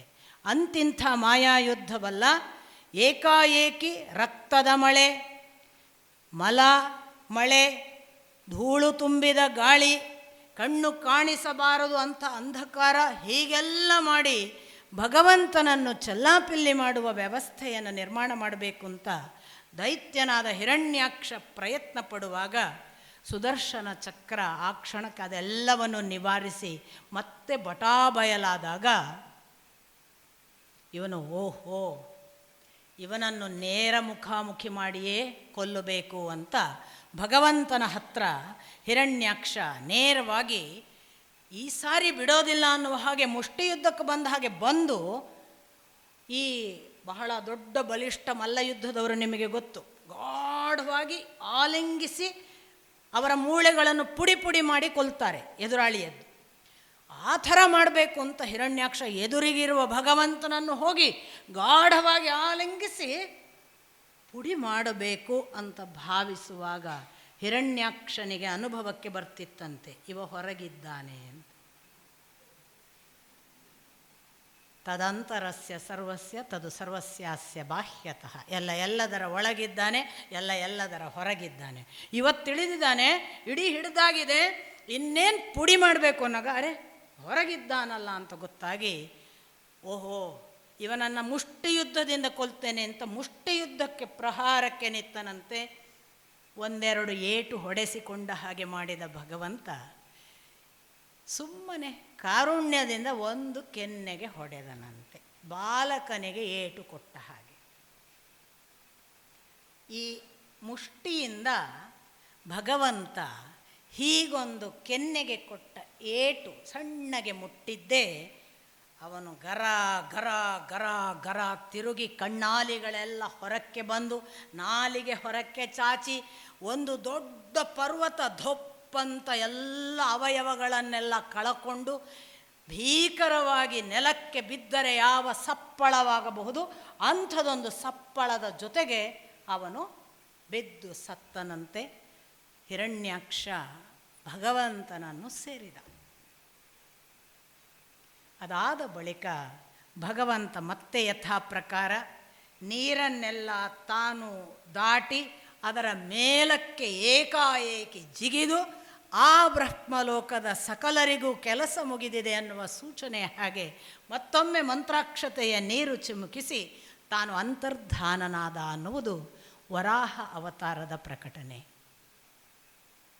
ಭಗವಂತನ ವರಾಹ ಅವತಾರವನ್ನು ನಿಮ್ಮಲ್ಲೇನ್ರಿ ಹಂದಿಗಳು ದೇವರಲ್ಲ ಅಂತ ಕೇಳುವವರು ಎಲ್ಲ ಇದ್ದಾರೆ. ನಮ್ಮನ್ನೇ ನಮ್ಮ ಒಳಗೆ ನಮ್ಮ ಮಕ್ಕಳೇ ಕೇಳ್ತಾರೆ.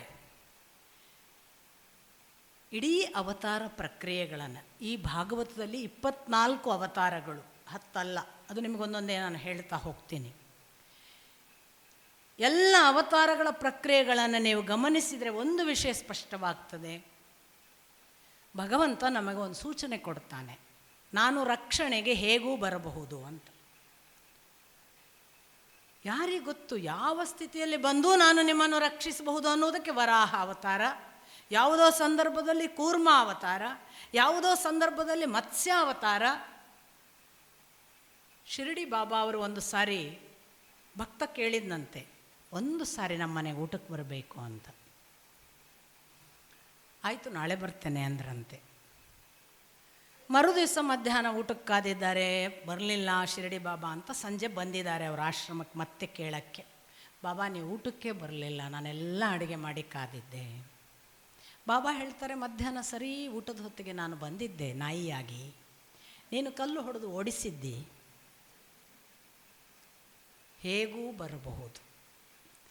ಇದು ನಮ್ಮ ಧರ್ಮ.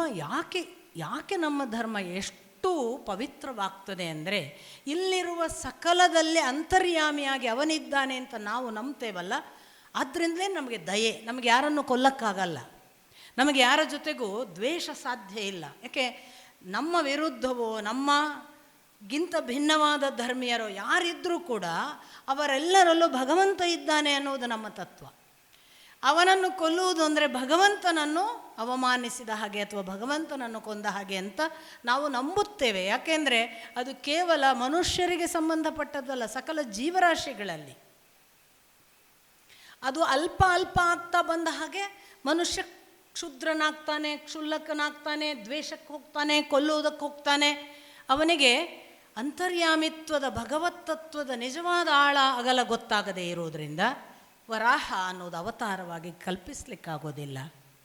ಕೆಲವರು ಲೇವಡಿ ಮಾಡುವವರು ಹೇಳೋದಿದೆ, ವರಾಹ ನಿಮಗೆ ಅವತಾರ ಅಲ್ವೇನ್ರಿ, ಮನೆ ಗೃಹ ಪ್ರವೇಶಕ್ಕೆ ನಾಯಿಯನ್ನು ವರಾಹವನ್ನು ಎಲ್ಲ ಬಿಡಿ, ಯಾಕೆ ಗೋವು ಬಿಡ್ತೀರಿ?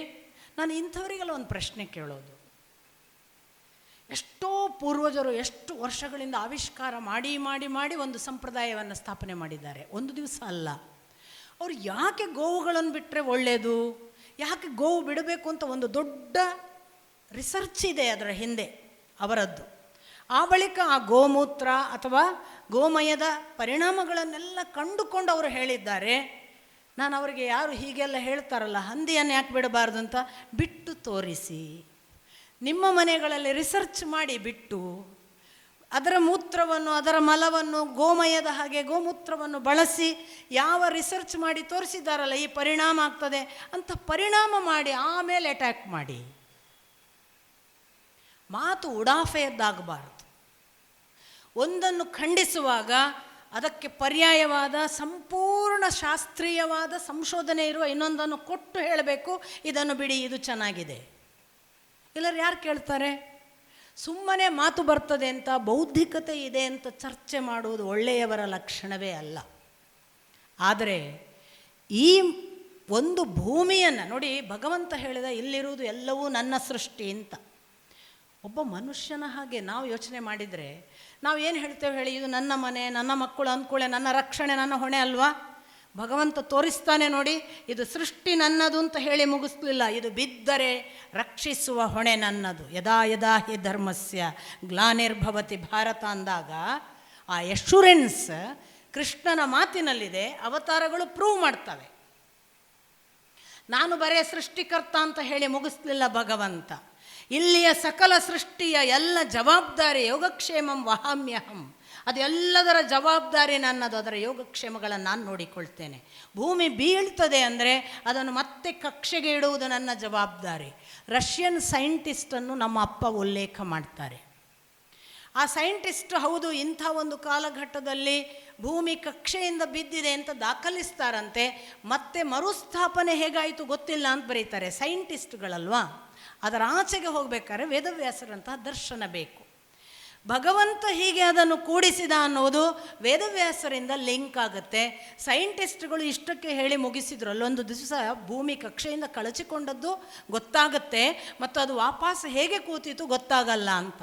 ಈ ಥರ ಭೂಮಿ ಕಳಚಿದ ಘಟನೆಯನ್ನು ಕಕ್ಷೆಯಿಂದ ಕಳಚಿದಾಗ ನಾನು ಹುಟ್ಟಿಸಿದ ಇಲ್ಲಿಯ ಸಕಲ ಜೀವರಾಶಿಗಳು ಮಾತ್ರವಲ್ಲ, ಭೌತವಾದ ಯಾವ ವಸ್ತುವಿದೆ ಅದೆಲ್ಲದರ ಭೂತರಾಶಿಗಳ ಹೊಣೆ ನನ್ನದು, ಅದರ ರಕ್ಷಣೆ ನನ್ನದು ಅನ್ನುವ ಹಾಗೆ ವರಾಹ ಅವತಾರ. ಮತ್ತು ಒಬ್ಬ ಭಕ್ತ ಅವ ದ್ವಾರಪಾಲಕನು ಮಾಡಿದ ಒಂದು ಸಣ್ಣ ತಪ್ಪಿಗೆ ರಾಕ್ಷಸನಾಗಿ ಹುಟ್ಟಿದರೂ ಕೂಡ ತನ್ನ ಮಾತಿನಂತೆ ಅವನನ್ನು ತನ್ನ ಹತ್ತಿರ ಕರೆಸಿಕೊಂಡು ಹೋಗುವುದಕ್ಕೂ ಬಂದಿರುವುದು ಭಗವಂತನ ಕಾರುಣ್ಯ. ಎರಡನ್ನೂ ನಾವು ನೋಡ್ತೇವೆ. ಜಗದ ರಕ್ಷಣೆಯ ಹೊಣೆ, ಭಗವಂತನ ಯೋಗಕ್ಷೇಮ, ಭಕ್ತನ ಯೋಗಕ್ಷೇಮ, ಎರಡನ್ನೂ ತೋರಿಸುವ ಘಟನೆ ವರಾಹ ಅವತಾರ. ಇದಾದ ಮೇಲೆ ಮುಂದೆ ಹೇಳಿ ಸೃಷ್ಟಿಕ್ರಿಯೆಯನ್ನು ಅಂತ ಕೇಳ್ತಾರೆ. ಅಲ್ಲಿಂದ ಚತುರ್ಥ ಸ್ಕಂಧ ಆರಂಭ ಆಗುತ್ತೆ. ಇಷ್ಟಕ್ಕೆ ತೃತೀಯ ಸ್ಕಂಧ ಮುಗೀತದೆ.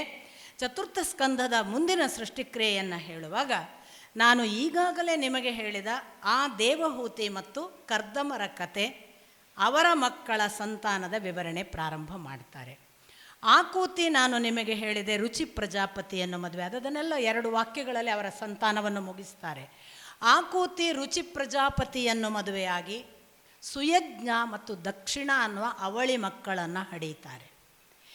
ಈ ಸುಯಜ್ಞ ಯಜ್ಞ ಪುರುಷ ಒಂದು ಅವತಾರ. ನೀವು ಗಮನದಲ್ಲಿಡಬೇಕು, 24 ಅವತಾರಗಳಲ್ಲಿ ಆಕೂತಿಯ ಮಗ ಒಂದು ಅವತಾರ. ಈ ಯಜ್ಞ ಪುರುಷ ಏನು ಮಾಡಿದ ಅಂತ ನಮಗೆ ಇಲ್ಲಿ ಏನು ಉಲ್ಲೇಖ ಬರುವುದಿಲ್ಲ. ಸಣ್ಣಕ್ಕೆ ಒಂದು ಸೂಚನೆ ಸಿಗ್ತದೆ. ಅದನ್ನು ಇಟ್ಕೊಂಡು ನಮ್ಮ ಅಪ್ಪ ಹೇಳ್ತಾರೆ, ಸ್ವಯಂಭುವ ಮನು ಮುಂದೊಮ್ಮೆ ಭೂಮಿ ಇನ್ನೊಮ್ಮೆ ಕಕ್ಷೆ ಕಳಚುವಾಗ ಕೂತ್ಕೊಂಡು ಸುಯಜ್ಞನನ್ನು ಪ್ರಾರ್ಥಿಸಿದನಂತೆ. ಸುಯಜ್ಞನನ್ನು ತನ್ನ ದೌಹಿತ್ರನನ್ನಾಗಿ ಸಾಕಿರ್ತಾನೆ ಸ್ವಯಂಭುವ ಮನು. ಮಗನನ್ನು ನನಗೆ ಕೊಡು ಅಂತ. ಮುಂದೆ ದಕ್ಷಿಣ ಅವಳನ್ನ ಜೊತೆಗೆ ಹುಟ್ಟಿದ ಅವಳಿ ಮಗಳು, ಅವಳು ಲಕ್ಷ್ಮಿಯ ಅಂಶ ಸಂಭೂತಳು. ಸುಯಜ್ಞ ಭಗವಂತನ ಅವತಾರ. ಆದ್ದರಿಂದ ಅವರಿಬ್ಬರಿಗೇ ಮದುವೆ ಆಗತ್ತೆ. ಹಾಗೆ ಹುಟ್ಟಿದ ಮಕ್ಕಳು ಅದೆಲ್ಲ ಇದೆ. ಈ ಮುಖ್ಯ ಸುಯಜ್ಞನಿಗೆ ಈ ಸ್ವಯಂಭುವ ಮನು ಭೂಮಿ ಕಳಚಿದಾಗ ಪ್ರಾರ್ಥಿಸಿಕೊಂಡನಂತೆ ನಿರಂತರವಾಗಿ. ಆ ಪ್ರಾರ್ಥನೆಗೆ ಭಗವಂತ ಸುಯಜ್ಞನ ರೂಪದಲ್ಲಿ ಸಂಪೂರ್ಣ ಪರಿಹಾರವನ್ನು ಕೊಟ್ಟ. ಹಾಗೆ ಕೊಟ್ಟ ಮಂತ್ರಗಳೇ ಯಾಜ್ಞೀಯ ಮಂತ್ರೋಪನಿಷತ್ತು, ಸುಯಜ್ಞನಿಂದ ಉಂಟಾದದ್ದು. ಅದನ್ನೇ ನಾವು ಈಶಾವಾಸ್ಯ ಉಪನಿಷತ್ತು ಅನ್ನುವ ಭಾಷೆಯಲ್ಲಿ ಕರೆಯುವುದು ಅಂತ ನಮ್ಮ ಅಪ್ಪನ ವಿವರಣೆ. ಹಾಗಾಗಿ ಯಜ್ಞ ಪುರುಷನಾದ ಅವತಾರ ಕೊಟ್ಟದ್ದು ಏನು ಅಂದರೆ ಸ್ವಯಂಭುವ ಮನುವಿಗೆ ಭೂಮಿ ಮುಳುಗುವಾಗ ಈ ಜಗತ್ತು ಹೇಗಿದೆ, ಈ ಜಗತ್ತಿನಲ್ಲಿ ನಾನು ಹೇಗಿದ್ದೇನೆ, ಜಗತ್ತಿನ ಒಳಗೆ ನಾನು ಹೇಗೆ ಆವಾಸನಾಗಿದ್ದೇನೆ ಮತ್ತು ಎಲ್ಲವೂ ನನ್ನ ಒಳಗೆ ಹೇಗೆ ಇದೆ, ಇದನ್ನು ಹೇಳಿದ ಮಂತ್ರಗಳಿವೆಯಲ್ಲ, ಅದೇ 18 ಮಂತ್ರಗಳೇ ಈಶಾವಾಸ್ಯ ಉಪನಿಷತ್ತಿನ ಮಂತ್ರಗಳೇ ಯಜ್ಞಪುರುಷನ ಮಂತ್ರಗಳು ಅನ್ನುವುದು ಅಪ್ಪ ಕೊಡುವ ವಿವರಣೆ. ಅದಕ್ಕೆ ಅಪ್ಪ ಹೇಳ್ತಾರೆ ಅದನ್ನು ಈಶಾವಾಸ್ಯ ಉಪನಿಷತ್ತು ಅಂತ ಕರಿಬಾರ್ದು, ಅದು ಯಾಜ್ಞೀಯ ಮಂತ್ರೋಪನಿಷತ್, ಯಜ್ಞ ಪುರುಷನಿಂದ ಆದದ್ದು ಅಂತ. ಇದು ಒಂದು ಅವರ ಸಂತಾನದಲ್ಲಿ ಆಕೂತಿಯ ಸಂತಾನ. ಇನ್ನು ದೇವಹೂತಿಗೆ ಅವಳು ಅಲ್ಲಿ ಸ್ವಯಂಭುವ ಮನುವಿನ ಮಗಳಾಗಿ ಹುಟ್ಟುವಾಗ ಇತ್ತ ಬ್ರಹ್ಮನ ಮಗ ನೆರಳಿಗೆ ಹುಟ್ಟಿದವ ಅಂತ ಹೇಳ್ತಾರೆ. ಇಷ್ಟೇ ಸಿಂಪಲ್ ತಿಳ್ಕೊಬೇಕು. ಅವನು ಕಾರಣವಾಗದೆ ಎಲ್ಲಿ ಯಾವುದು ಸೃಷ್ಟಿಯಾಗುವುದಿಲ್ಲ ಅಂತ. ನೆರಳಿಗೆ ಮಗುವ, ನೆರಳಿಗೆ ಮಗು ಅಂದರೆ ಅವನಲ್ಲದೆ ಇದು ಹುಟ್ಟಿಲ್ಲ ಅಂತ ಇಷ್ಟು ಅರ್ಥ. ಅವನ ನೆರಳೇ ಸಂಕಲ್ಪ ಮಾಡಿದರೆ ಮಗುವೂ ಆಗಬಹುದು ಅನ್ನುವ ಸೂಚನೆ. ಹಾಗೆ ಹುಟ್ಟಿದ ಕರ್ದಮ ತಪಸ್ಸಿಗೆ ಕುಳಿತನಂತೆ. ಎಷ್ಟು 10,000 ವರ್ಷಗಳ ಕಾಲ ಭಗವಂತನನ್ನು ಸೇರುವ ಕಾಣುವ ಒಂದು ಉದ್ದೇಶದಿಂದ. ಅಂಥ ತಪಸ್ಸಿನ ಪರಾಕಾಷ್ಠೆಯಲ್ಲಿ ಭಗವಂತ ಕಾಣಿಸಿಕೊಂಡ. ಈ ಕರ್ದಮ ಭಗವಂತ ಕಾಣಿಸಿಕೊಂಡಾಗ ಏನನ್ನು ಕೇಳಿದ? ಒಂದು ನಿಶ್ಚಲವಾದ ಪ್ರಾಮಾಣಿಕತೆ ನೋಡಿ. ಅವ ಕೇಳಿಕೊಂಡನಂತೆ, ನಾನು ಇಷ್ಟು ನಿನ್ನ ದಾರಿಯನ್ನು ನಡೆಯುವ ಪ್ರಯತ್ನ ಮಾಡ್ತೇನೆ, ಕಾಮ ದಾಟಲಿಕ್ಕೆ ಆಗುತ್ತಿಲ್ಲ. ನಾನು ಕಾಮವನ್ನು ದಾಟಿ ಅದರ ನಂತರದ ಒಂದು ಪರಿಶುದ್ಧ ಅವಸ್ಥೆಯಲ್ಲಿ ನಿನ್ನ ಬಳಿಗೆ ಬರಬೇಕು. ನನಗೆ ಕಾಮವನ್ನು ದಾಟುವುದಕ್ಕೆ ನನಗೆ ಅನುಕೂಲ ಮಾಡಿಕೊಡು ಅಂತ. ಎಷ್ಟು ಜನ ಇದ್ದಾರೆ ನಮಗೆ ಪ್ರಚಲಿತರಾದವರೆಲ್ಲ ನಿಮಗೆ ಗೊತ್ತು. ಒಂದು ಕಾಮದ ಭಯಕ್ಕೆ ದೇವರನ್ನು ಬಿಟ್ಟು ಹೋಗುವುದು, ಪೀಠವನ್ನು ಬಿಟ್ಟು ಹೋಗುವುದು. ಎಷ್ಟೋ ಜನ ಸ್ವಾಮಿಗಳೆಲ್ಲ ನಿಮಗೆ ನೆನಪಾಗಬಹುದು. ಪ್ರಾಮಾಣಿಕತೆಯಿಂದ ಕರ್ದಮ ಕೇಳಿದ್ದು, ದೇವರು ಬಂದು ನಿಂತಾಗ ನನಗೆ ಕಾಮಾಪೇಕ್ಷೆ ಇದೆ, ನನ್ನನ್ನು ದಾಟಿಸುತ್ತ ಕೇಳಿದನಲ್ಲ ಒಬ್ಬ ತಪಸ್ವಿ. ಒಂದು ನಿಶ್ಚಲವಾದ ಪ್ರಾಮಾಣಿಕತೆ. ಆಗ ಭಗವಂತ ಹೇಳಿದನಂತೆ, ನಿನಗೆ ಇದಕ್ಕೆ ಅನುಕೂಲವಾಗಿ ನಿನ್ನ ಕಾಮವನ್ನು ನೀನು ದಾಟುವುದಕ್ಕೆ ಮುಂದೆ ಒಂದು ದಿನ ಶತರೂಪ ಸ್ವಯಂಭುವ ಮನುವಿಗೆ ಹುಟ್ಟಿದ ಮಗಳು ಬರ್ತಾಳೆ. ನೀನು ಅವಳನ್ನು ಮದುವೆಯಾಗು. ಮದುವೆಯಾದ ಬಳಿಕ ನಿನಗೆ ಅವಳಿಂದ 9 ಹೆಣ್ಣು ಮಕ್ಕಳು ಹುಟ್ಟುತ್ತಾರೆ. ಆ 9 ಹೆಣ್ಣು ಮಕ್ಕಳು ಹುಟ್ಟಿದ ನಂತರ ನೀನು ಬಹುತೇಕ ಬದುಕಿನ ವೈರಾಗ್ಯಕ್ಕೆ ಬಂದರೂ ಕೂಡ ಇನ್ನೂ ಒಂದು ನನ್ನ ಅಂಶವಾಗಿ ನಾನೇ ಬರುವ ಒಂದು ಅವತಾರ ಇದೆ. ಗಂಡು ಮಗನಾಗಿ ನಾನು ಅಲ್ಲಿ ಮತ್ತೆ ಬರ್ತೇನೆ. ಅದಷ್ಟು ಆದ ಮೇಲೆ ನಿನಗೆ ನಿನ್ನ ನಿವೃತ್ತ ಮಾರ್ಗವನ್ನು ನೀನು ಆರಂಭಿಸ್ತೀಯ. ಅಲ್ಲಿಯವರೆಗೆ ನಿವೃತ್ತಿ ಮಾರ್ಗಕ್ಕೆ ಹೋಗಬೇಡ. ಆ ಕಾರಣಕ್ಕಾಗಿ ಬಿಂದು ಸರೋವರದ ಹತ್ರ ತಪಸ್ಸಿಗೆ ಮಾಡಿ ಕೂತ್ಕೋ, ನೀನು ಕಾಯು ಅಂದದ್ದಕ್ಕಾಗಿ ಕರ್ದಮ ಆ ಸ್ವಯಂಭುವ ಮನುವಿನ ಮಗಳನ್ನು ಕಾಯ್ತಾ ಕೂತ್ಕೊಳ್ತಾನೆ. ಇತ್ತ ಭಗವಂತ ಅವನಿಗೆ ಹೇಳಿದ ಮಾತು. ಅತ್ತ ಸ್ವಯಂಭುವ ಮನುವಿಗೆ ಮತ್ತು ಶತರೂಪಾರ ಮಗಳು ದೇವಹೂತಿಗೆ ಒಂದು ದಿನ ನಾರದರು ಹೀಗೆ ಬಂದವರು ಕರ್ದಮರ ತಪಸ್ಸನ್ನೆಲ್ಲ ಹೇಳ್ತಾರೆ. ಅವಳು ಮನಸ್ಸಿಟ್ಟು ಬಿಡ್ತಾಳೆ ದೇವಹೂತಿ, ನಾನು ಕರ್ದಮರನ್ನೇ ಮದುವೆ ಆಗಬೇಕು ಅಂತ. ಹೀಗಾಗಿ ಆ ನಾರದರ ಆ ವಿವರಣೆಯ ಪರಿಣಾಮ, ಇತ್ತ ಕರ್ದಮನಿಗಿದ್ದ ಭಗವಂತನ ಆದೇಶ, ಎರಡನ್ನೂ ಹೊಂದಾಣಿಸುವ ಹಾಗೆ ಸ್ವಯಂಭುವ ಮನು ಮತ್ತು ಶತರೂಪರು ಅಲ್ಲಿಗೆ ಬರ್ತಾರೆ. ದೇವಹೂತಿಯನ್ನು ಕರ್ಕೊಂಡು ಬಂದು ಕರ್ದಮರು ಬಂದವರ ಆದರಾತಿಥ್ಯ ಮಾಡಿ, ಇವನು ರಾಜ ಬೇರೆ, ಕರ್ದಮರನ್ನು ಅವರು ಮಾತನಾಡಿಸ್ತಾ ಕೂತ್ಕೊಂಡಾಗ ವಿಷಯವನ್ನು ಸ್ವಯಂಭುವ ಮನು ವ್ಯಕ್ತಪಡಿಸ್ತಾನೆ. ನನ್ನ ಮಗಳನ್ನು ನಿನಗೆ ಮದುವೆ ಮಾಡಿಸಿಕೊಡುವುದಕ್ಕೆ ಬಂದಿದ್ದೇನೆ. ಕರ್ದಮರು ಹೇಳ್ತಾರೆ, ನಾನು ನಿವೃತ್ತಿ ಮಾರ್ಗಕ್ಕೆ ಹೋಗುವವನು, ನಾನು ಸಂಸಾರದಲ್ಲಿ ಕಾಯಂ ಉಳಿಯುವವನಲ್ಲ, ನನಗೆ ಕೆಲವು ನಿಬಂಧನೆಗಳಿವೆ, ಇಷ್ಟಾದ ಮೇಲೆ ನಾನು ಹೋಗ್ತೇನೆ ಅನ್ನುವುದು. ಅದಕ್ಕನುಗುಣವಾಗಿ ಅವಳು ಒಪ್ಪುತ್ತಾಳಾದರೆ ನಾನು ಮದುವೆ ಆಗ್ತೇನೆ. ಆಗ ಸ್ವಯಂಭುವ ಮನು ಹೇಳ್ತಾನೆ, ಹೌದು, ಅವಳಿಗಿದೆಲ್ಲ ಗೊತ್ತು, ಅವಳು ಈಗಾಗಲೇ ನಾರದರಿಂದ ಎಲ್ಲ ಕೇಳಿ ತಿಳಿದಿದ್ದಾಳೆ, ಅವಳಿಗೆ ಅದರ ಬಗ್ಗೆ ಭಿನ್ನಾಭಿಪ್ರಾಯ ಇಲ್ಲ, ಅವಳು ಒಪ್ಪಿದ್ದಾಳೆ ಅಂತಲೇ ನಾವು ಬಂದದ್ದು. ಹೀಗೆ ಅವರ ಮದುವೆ ಆಗ್ತದೆ. ತುಂಬ ಚೆನ್ನಾದ ವಿವರಣೆಗಳೆಲ್ಲ ಇವೆ, ದಯವಿಟ್ಟು ಓದಿ. ಯಾಕೆಂದರೆ ಅವಳು ರಾಜ ಮನೆತನದಿಂದ ಬಂದ ಹೆಣ್ಣು ಮಗಳು, ಅವಳೊಂದು ಆಶ್ರಮವಾಸಿ ಆಗಬೇಕು. ತಪಸ್ವಿಯ ಹೆಂಡತಿ ಆಗುವಾಗ ಗುರುಪತ್ನಿಯೋ ಋಷಿಪತ್ನಿಯೋ ಆದಾಗ ಎಂಥ ಒಂದು ವಿರಾಗದ ಬದುಕು ನಡೆಸಬೇಕು, ಅದೆಲ್ಲ ವಿವರಣೆಗಳಿವೆ. ಅವಳು ಎಷ್ಟು ಕಟ್ಟುನಿಟ್ಟಿನಿಂದ ಎಲ್ಲವನ್ನೂ ತ್ಯಾಗ ಮಾಡಿ ಯಾವ ಪರಿ ಒಬ್ಬ ಋಷಿಪತ್ನಿಯಾಗಿ ಬದುಕಿದಳು ಅನ್ನುವ ಸುಂದರವಾದ ವಿವರಣೆಗಳನ್ನು ಕೊಡ್ತಾರೆ. ಕರ್ದಮರಿಗೆ ಪೂರ್ತಿ ಮನಸ್ಸಿಗೆ ಸಂತೃಪ್ತಳಾಗುವ ಹಾಗೆ ಅವಳು ಒಬ್ಬ ನಿಷ್ಠಾವಂತ ಭಕ್ತಳ ಹಾಗೆ ಅವರ ಜೊತೆಗೆ ಬದುಕ್ತಾಳೆ ಎಷ್ಟೋ ವರ್ಷಗಳ ಕಾಲ. ಒಂದು ಸಂದರ್ಭ ಬರ್ತದೆ, ಸಂತಾನ ಅಪೇಕ್ಷೆಯನ್ನು ವ್ಯಕ್ತಪಡಿಸುವ ಹೊತ್ತು. ಆಗ ಸಂತಾನ ಅಪೇಕ್ಷೆ ವ್ಯಕ್ತಪಡಿಸಿದಾಗ ಅವಳೊಂದು ಮಾತು ಹೇಳ್ತಾಳೆ, ಸಂತಾನ ಬೇಕು ನಿಜ, ಆ ಸಂತಾನಕ್ಕೆ ಯೋಗ್ಯವಾದ ಜಾಗವೂ ಬೇಕಲ್ಲ ಅಂತ. ಯಾಕೆಂದರೆ ಅವಳಿರುವ ಈಗಿನ ಈ ಋಷಿ ಆಶ್ರಮ ಮತ್ತು ಇದರ ಈ ಒಂದು ವ್ರತ, ಇದರ ಪಾವಿತ್ರ್ಯ, ಇದರ ಜೊತೆಗೆ ಅದು ಇರುವ ಕಠೋರ ಸ್ಥಿತಿ ಅವಳು ಅನುಭವಿಸಿದ್ದಾಳೆ. ಅದಕ್ಕನುಗುಣವಾಗಿ ಪುಷ್ಪಕ ವಿಮಾನದ ಉಲ್ಲೇಖ ಬರುತ್ತೆ. ಕಪಿಲನ ಕಾಲಕ್ಕೆ ಪುಷ್ಪಕ ವಿಮಾನದ ಉಲ್ಲೇಖ ಬರುತ್ತೆ, ಅಥವಾ ಕರ್ದಮನ ಕಾಲಕ್ಕೆ. ಆ ಸಂದರ್ಭದಲ್ಲಿ ಕರ್ದಮರಿಗೂ ಅನ್ನಿಸ್ತಂತೆ ಎಷ್ಟು ಕಷ್ಟಪಟ್ಟಿದ್ದಾಳೆ, ಇವಳನ್ನು ರಾಜವೈಭವದಲ್ಲಿ ಒಂದು ಇಡೀ ಲೋಕ ಪರ್ಯಟನೆ ಮಾಡಿಸ್ಬೇಕು ಅಂತ. ಎಂಥ ಸುಂದರವಾದ ವಿಮಾನ, ಅದರಲ್ಲಿ ಯಾವ ವೈಭವ, ಇವಳಿಗೆ ಯಾವ ರಾಣಿಯ ಎಲ್ಲ ಸೌಕರ್ಯಗಳು, ಅಂಥ ಸೌಲಭ್ಯಗಳ ಜೊತೆಗೆ ಅವರು ಲೋಕ ಪರ್ಯಟನೆ ಮಾಡಿದ್ದು ನಾವು ಈಗ ಯಾವುದನ್ನು ಹನಿಮೂನ್ ಹೇಳ್ತೇವಲ್ಲ, ಒಂದು ಥರ ಉಂಟು ನೋಡಿ. ತುಂಬ ಸುಂದರವಾದ ವಿವರಣೆ. ಅಂದರೆ ಆ ಪರಿ ಅವಳನ್ನು ಖುಷಿಪಡಿಸಿ ಆ ಬಳಿಕ ಸಂತಾನ ಒಟ್ಟಿಗೆ 9 ಹೆಣ್ಣು ಮಕ್ಕಳನ್ನು ಹಡೆದಳು ಅಂತ ಉಲ್ಲೇಖ. ಹಾಗಾಗಿ ಒಂದೇ ಸಾರಿಗೆ 9 ಹೆಣ್ಣು ಮಕ್ಕಳನ್ನು ಅವಳು ಹಡೆಯುತ್ತಾಳೆ. ಒಂದು ಹಂತಕ್ಕೆ ಅವಳು ಮಕ್ಕಳನ್ನು ಹಡೆದ ನಂತರ ಕರ್ದಮರು ಎಚ್ಚರಿಸ್ತಾರೆ, ಸಮಯ ಬಂದಿದೆ, ನಾನು ಹೊರಡಬೇಕು, ನನ್ನ ಕರ್ತವ್ಯ ಮುಗಿದಿದೆ ಅಂತ. ಆಗ ಅವಳು ಹೇಳ್ತಾಳೆ, ನೀವು ಈಗ ಹೆಣ್ಣು ಮಕ್ಕಳನ್ನು ಈ ಕಾಡಿನಲ್ಲಿ ನನ್ನ ಜೊತೆಗೆ ಬಿಟ್ಟು ಹೋಗಿ ನನ್ನ ಕರ್ತವ್ಯ ಮುಗಿದಿದೆ ಅಂದರೆ ಹೇಗೆ? ಈ ಮಕ್ಕಳನ್ನು ನಾನು ಮದುವೆ ಮಾಡಿಸಿ ಕೊಡಬೇಕು, ಮತ್ತು ನನಗೊಬ್ಬ ರಕ್ಷಣೆಗೆ ಯಾರೂ ಬೇಡವಾ ಈ ಕಾಡಿನಲ್ಲಿ ಅಂತ.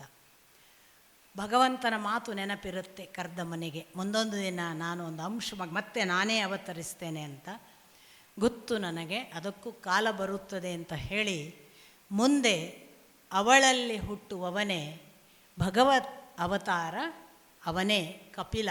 ಇದು ಮತ್ತೆ ಅವತಾರ. ನೆನ್ಪಿಟ್ಕೊಳ್ಳಿ, ಭಾರಿ ವಿಶೇಷ ಸೂಚನೆಗಳೆಲ್ಲ ಇವೆ ಈ ಇಡೀ ಪರಂಪರೆಯ ವಿವರಣೆಯಲ್ಲಿ. ಸ್ವಯಂಭುವ ಮನುವಿನ ಹೆಣ್ಣು ಮಕ್ಕಳಲ್ಲೇ ಎಲ್ಲ ಭಗವಂತನ ಅವತಾರ. ಆಕೂತಿಯಲ್ಲಿ ಯಜ್ಞ ಪುರುಷ, ದೇವಹೂತಿಯಲ್ಲಿ ಕಪಿಲ, ಮುಂದೆ ಪ್ರಸೂತಿಯ ಮಗಳಿಂದಲೇ, ಮೂರ್ತಿ ಅನ್ನುವ ಮಗಳಿಂದಲೇ ಹುಟ್ಟುವುದು ನರನಾರಾಯಣರು, ಗಂಡಸರ ಮಕ್ಕಳಲ್ಲಿ ಅಲ್ಲ. ಉತ್ಥಾನಪಾದನೆಗೆ ಹುಟ್ಟುವ ಮಗ ಧ್ರುವ ಭಾಗವತೋತ್ತಮನಾಗ್ತಾನೆ, ಭಕ್ತನಾಗ್ತಾನೆ. ದೇವಸೃಷ್ಟಿ, ದೇವರು ಹುಟ್ಟುವುದು ಎಲ್ಲ ಹೆಣ್ಣು ಮಕ್ಕಳಲ್ಲಿ. ಒಂದು ಒಳ್ಳೆಯ ಸೂಚನೆ ಇದೆ, ಯಯಾತಿಗೆ ಮೋಕ್ಷವಾಗುವುದು ಮಾಧವಿಯ ಮೂಲಕ. ಯಯಾತಿ ಸ್ವರ್ಗಚ್ಯುತನಾಗಿ ಕೆಳಗೆ ಬಿದ್ದಾಗ ಸಾಕಿ ಮತ್ತೆ ಅವನಿಗೆ ರಕ್ಷಣೆ ಕೊಡುವ 4 ಜನ ಹುಡುಗರೂ ಹುಟ್ಟಿದ್ದು ಗಾಲವ ಕರ್ಕೊಂಡು ಹೋದ ಬೇರೆ ಬೇರೆ 4 ರಾಜರಿಂದ ಹುಟ್ಟಿದ ಮಾಧವಿಯ ಮಕ್ಕಳು. ತುಂಬ ಸೂಚನೆಗಳಿವೆ. ಈ ಹಿನ್ನೆಲೆಯಲ್ಲೆಲ್ಲ ಸ್ವಲ್ಪ ನಾವು ಯೋಚಿಸಬೇಕು. ನಮ್ಮ ಭಾರತೀಯ ಪರಂಪರೆ ಹೆಣ್ಣಿಗೆ ಮೋಸ ಮಾಡಿದೆ, ಅನ್ಯಾಯ ಮಾಡಿದೆ ಇಲ್ಲ. ನೋಡಿ ಇನ್ನೂ ತುಂಬ ಸುಂದರವಾದ ಕಥೆಯ ವಿವರಣೆಗಳಿಗೆ ಬಂದರೆ, ದೇವಹೂತಿಯ ಮಕ್ಕಳೇ, ಹೆಣ್ಣು ಮಕ್ಕಳೇ ಇಡೀ ಮುಂದಿನ ಭಾರತೀಯ ಪರಂಪರೆ ಹೇಳುವ ಮನುಷ್ಯ ವಂಶದ ವಿವರಣೆಯ ಮುಂದುವರಿಸುವವರು. ಹಾಗಾಗಿ ಅವರ 9 ಹೆಣ್ಣು ಮಕ್ಕಳಲ್ಲಿ ಕಲಾ ಅನ್ನುವ ಮಗಳನ್ನೇ ಮರೀಚಿಗೆ ಕೊಟ್ಟದ್ದು. ನಾನಾಗಲೇ ಹೇಳಿದೆ, ಕಲಾಳಿಂದ ಕಶ್ಯಪ ಅಂತ. ಆ ಮರೀಚಿ ಮತ್ತು ಕಲಾರಿಗೆ ಹುಟ್ಟಿದವರೇ ಕಶ್ಯಪರು. ಕಶ್ಯಪರಲ್ಲದೆ ಪೂರ್ಣಿಮಾ ಅಂತ ಇನ್ನೊಬ್ಬ ಮಗಳು. ಆ ಪೂರ್ಣಿಮಾಳಿಗೆ 3 ಜನ, ವಿರಜ, ವಿರಗ ಅಂತ 1-2, ಮತ್ತು ದೇವಕುಲ್ಯ ಅಂತ 3ನೆಯ ಒಬ್ಬ ಹೆಣ್ಣು ಮಗಳು. ಆ ದೇವಕುಲ್ಯಾಳೆ ಮುಂದಿನ ಅವಳ ಜನ್ಮಾಂತರದಲ್ಲಿ ಗಂಗೆ ಅಂತ ಒಂದು ಉಲ್ಲೇಖ. ಹಾಗಾಗಿ ಯಾರು ಎಲ್ಲೆಲ್ಲಿ ಹೇಗೆ ಹುಟ್ಟು ಅಂತ. ಇನ್ನು ನಾವು ಪದೇ ಪದೇ ಹೇಳುವ ಅತ್ರಿ ಋಷಿಗಳು 2ನೆಯವರು. ಅವರಿಗೆ ಇವಳ ಮಗಳು ಅನಸೂಯಳನ್ನು ಮದುವೆ ಮಾಡಿಸಿಕೊಡಲಾಗ್ತದೆ. ಅತ್ರಿ ಅನಸೂಯರಿಗೆ ಹುಟ್ಟಿದವರೇ ನಾವು ಈಗ ಬಹಳ ಭಕ್ತಿಯಿಂದ ಪೂಜಿಸುವ ದತ್ತಾತ್ರೇಯ, ದುರ್ವಾಸ ಮುನಿಗಳು ಮತ್ತು ಚಂದ್ರ. ಯಾಕೆ 3 ಮಕ್ಕಳು ಹುಟ್ಟಿದ್ರು ಅಂತ ಒಂದು ವಿವರಣೆ ಕೊಡ್ತಾರೆ. ದತ್ತಾತ್ರೇಯ ಮತ್ತು ಅವತಾರ ನೆನಪಿಟ್ಟುಕೊಳ್ಳಿ. ದತ್ತಾತ್ರೇಯ ಭಗವದ್ ಅವತಾರ, ಇಲ್ಲಿ ವಿವರಣೆ ಇಲ್ಲ. ಮಾರ್ಕಂಡೇಯ ಪುರಾಣದಲ್ಲಿ ಇಡೀ ಮಾರ್ಕಂಡೇಯ ಪುರಾಣ ದತ್ತಾತ್ರೇಯ ಅವತಾರವನ್ನೇ ವಿಶದವಾಗಿ ಹೇಳುತ್ತೆ. ಇಲ್ಲಿ ಯಾವ ಅಂಥ ವಿವರಣೆಗಳನ್ನು ಕೊಡಲ್ಲ. ಇಲ್ಲಿ ಒಂದು ವಿವರಣೆ ಏನು ಅಂದರೆ, ಯಾಕೆ ಇವರಿಗೆ 3 ಮಕ್ಕಳು ಹುಟ್ಟಿದ್ರು ಅಂತ ಈ ಪ್ರಶ್ನೆಯನ್ನು ಸಾಕ್ಷಾತ್ ಅತ್ರಿಯೇ ಕೇಳ್ತಾರೆ. ನಾನು ಒಬ್ಬ ಜಗದೀಶ್ವರನನ್ನು ನಿರಂತರವಾಗಿ ಮಕ್ಕಳು ಬೇಕು, ಮಗು ಬೇಕು ಅಂತ ಸಂತಾನ ಅಪೇಕ್ಷೆಯಿಂದ ಪ್ರಾರ್ಥಿಸಿದ್ದೆ. ನನಗೆ 1 ಮಗುವಿನ ಬದಲು 3 ಮಗು ಯಾಕೆ ಕೊಟ್ಟೆ ಅಂತ. ಆಗೊಂದು ವಿವರಣೆ ಕೊಡ್ತಾನೆ ಭಗವಂತ. ನೀನು ಜಗದೀಶ್ವರನನ್ನು, ಸರ್ವ ಜಗತ್ಪಾಲಕನನ್ನು ಪ್ರಾರ್ಥಿಸಿದ್ದೀಯಾ. ಜಗತ್ಪಾಲಕ ಜಗದೀಶ್ವರ ಅಂದರೆ ನಾವು 3 ಸೇರಿಯೇ ಇರುವುದು. 3 ತತ್ವಗಳು ಸೇರಿಯೇ ಜಗದೀಶ್ವರ. ಆ 3 ತತ್ವಗಳು ಯಾವುದು ಅಂದರೆ ಬ್ರಹ್ಮ ವಿಷ್ಣು ಮಹೇಶ್ವರ ಅಂತ ಯಾವುದನ್ನು ಹೇಳ್ತೇವಲ್ಲ, ಬ್ರಹ್ಮ ವಿಷ್ಣು ಶಿವ ಅಂತ ಅವರು ಮೂವರು. ಒಬ್ಬ ಭಗವಂತನನ್ನು ಪ್ರಾರ್ಥಿಸುವಾಗ ಸರ್ವ ಜಗದೀಶ್ವರ ಭಾವದಿಂದ ನೀನು ಪ್ರಾರ್ಥಿಸಿದರೆ ಮೂವರೂ ಕರುಣಿಸಬೇಕಾಗ್ತದೆ. ಹಾಗಾಗಿ ವಿಷ್ಣುವಿನ ಪ್ರಸಾದವಾಗಿ ದತ್ತಾತ್ರೇಯ ಮತ್ತು ಶಿವನ ಪ್ರಸಾದವಾಗಿ ದುರ್ವಾಸ, ಬ್ರಹ್ಮನ ಪ್ರಸಾದವಾಗಿ ಚಂದ್ರನನ್ನು ಕೊಟ್ಟಿದ್ದೇನೆ ಅಂತ ಭಗವಂತನ ಉಲ್ಲೇಖ. ಇನ್ನೂ ಜಗಳಾಡ್ತೇವಲ್ಲ ಸ್ವಾಮಿ, ಶಿವ ದೊಡ್ಡವ, ವಿಷ್ಣು ದೊಡ್ಡವ, ವಿಷ್ಣುವೇ ಶ್ರೇಷ್ಠ, ಶಿವನಲ್ಲ. ಇಷ್ಟು ಸ್ಪಷ್ಟ ಭಗವಂತ ಅಲ್ಲಿ ಬಂದು ಹೇಳಿದ್ದಾನೆ. ನೀವು ಭಗವಂತನನ್ನು ಸ್ತುತಿಸುವುದು ಅಂದರೆ ಮೂವರನ್ನು ಸ್ತುತಿಸಿದ ಹಾಗೆ. ಇದು ಮೂವರಿಗೂ ಸಲ್ಲುತ್ತೆ.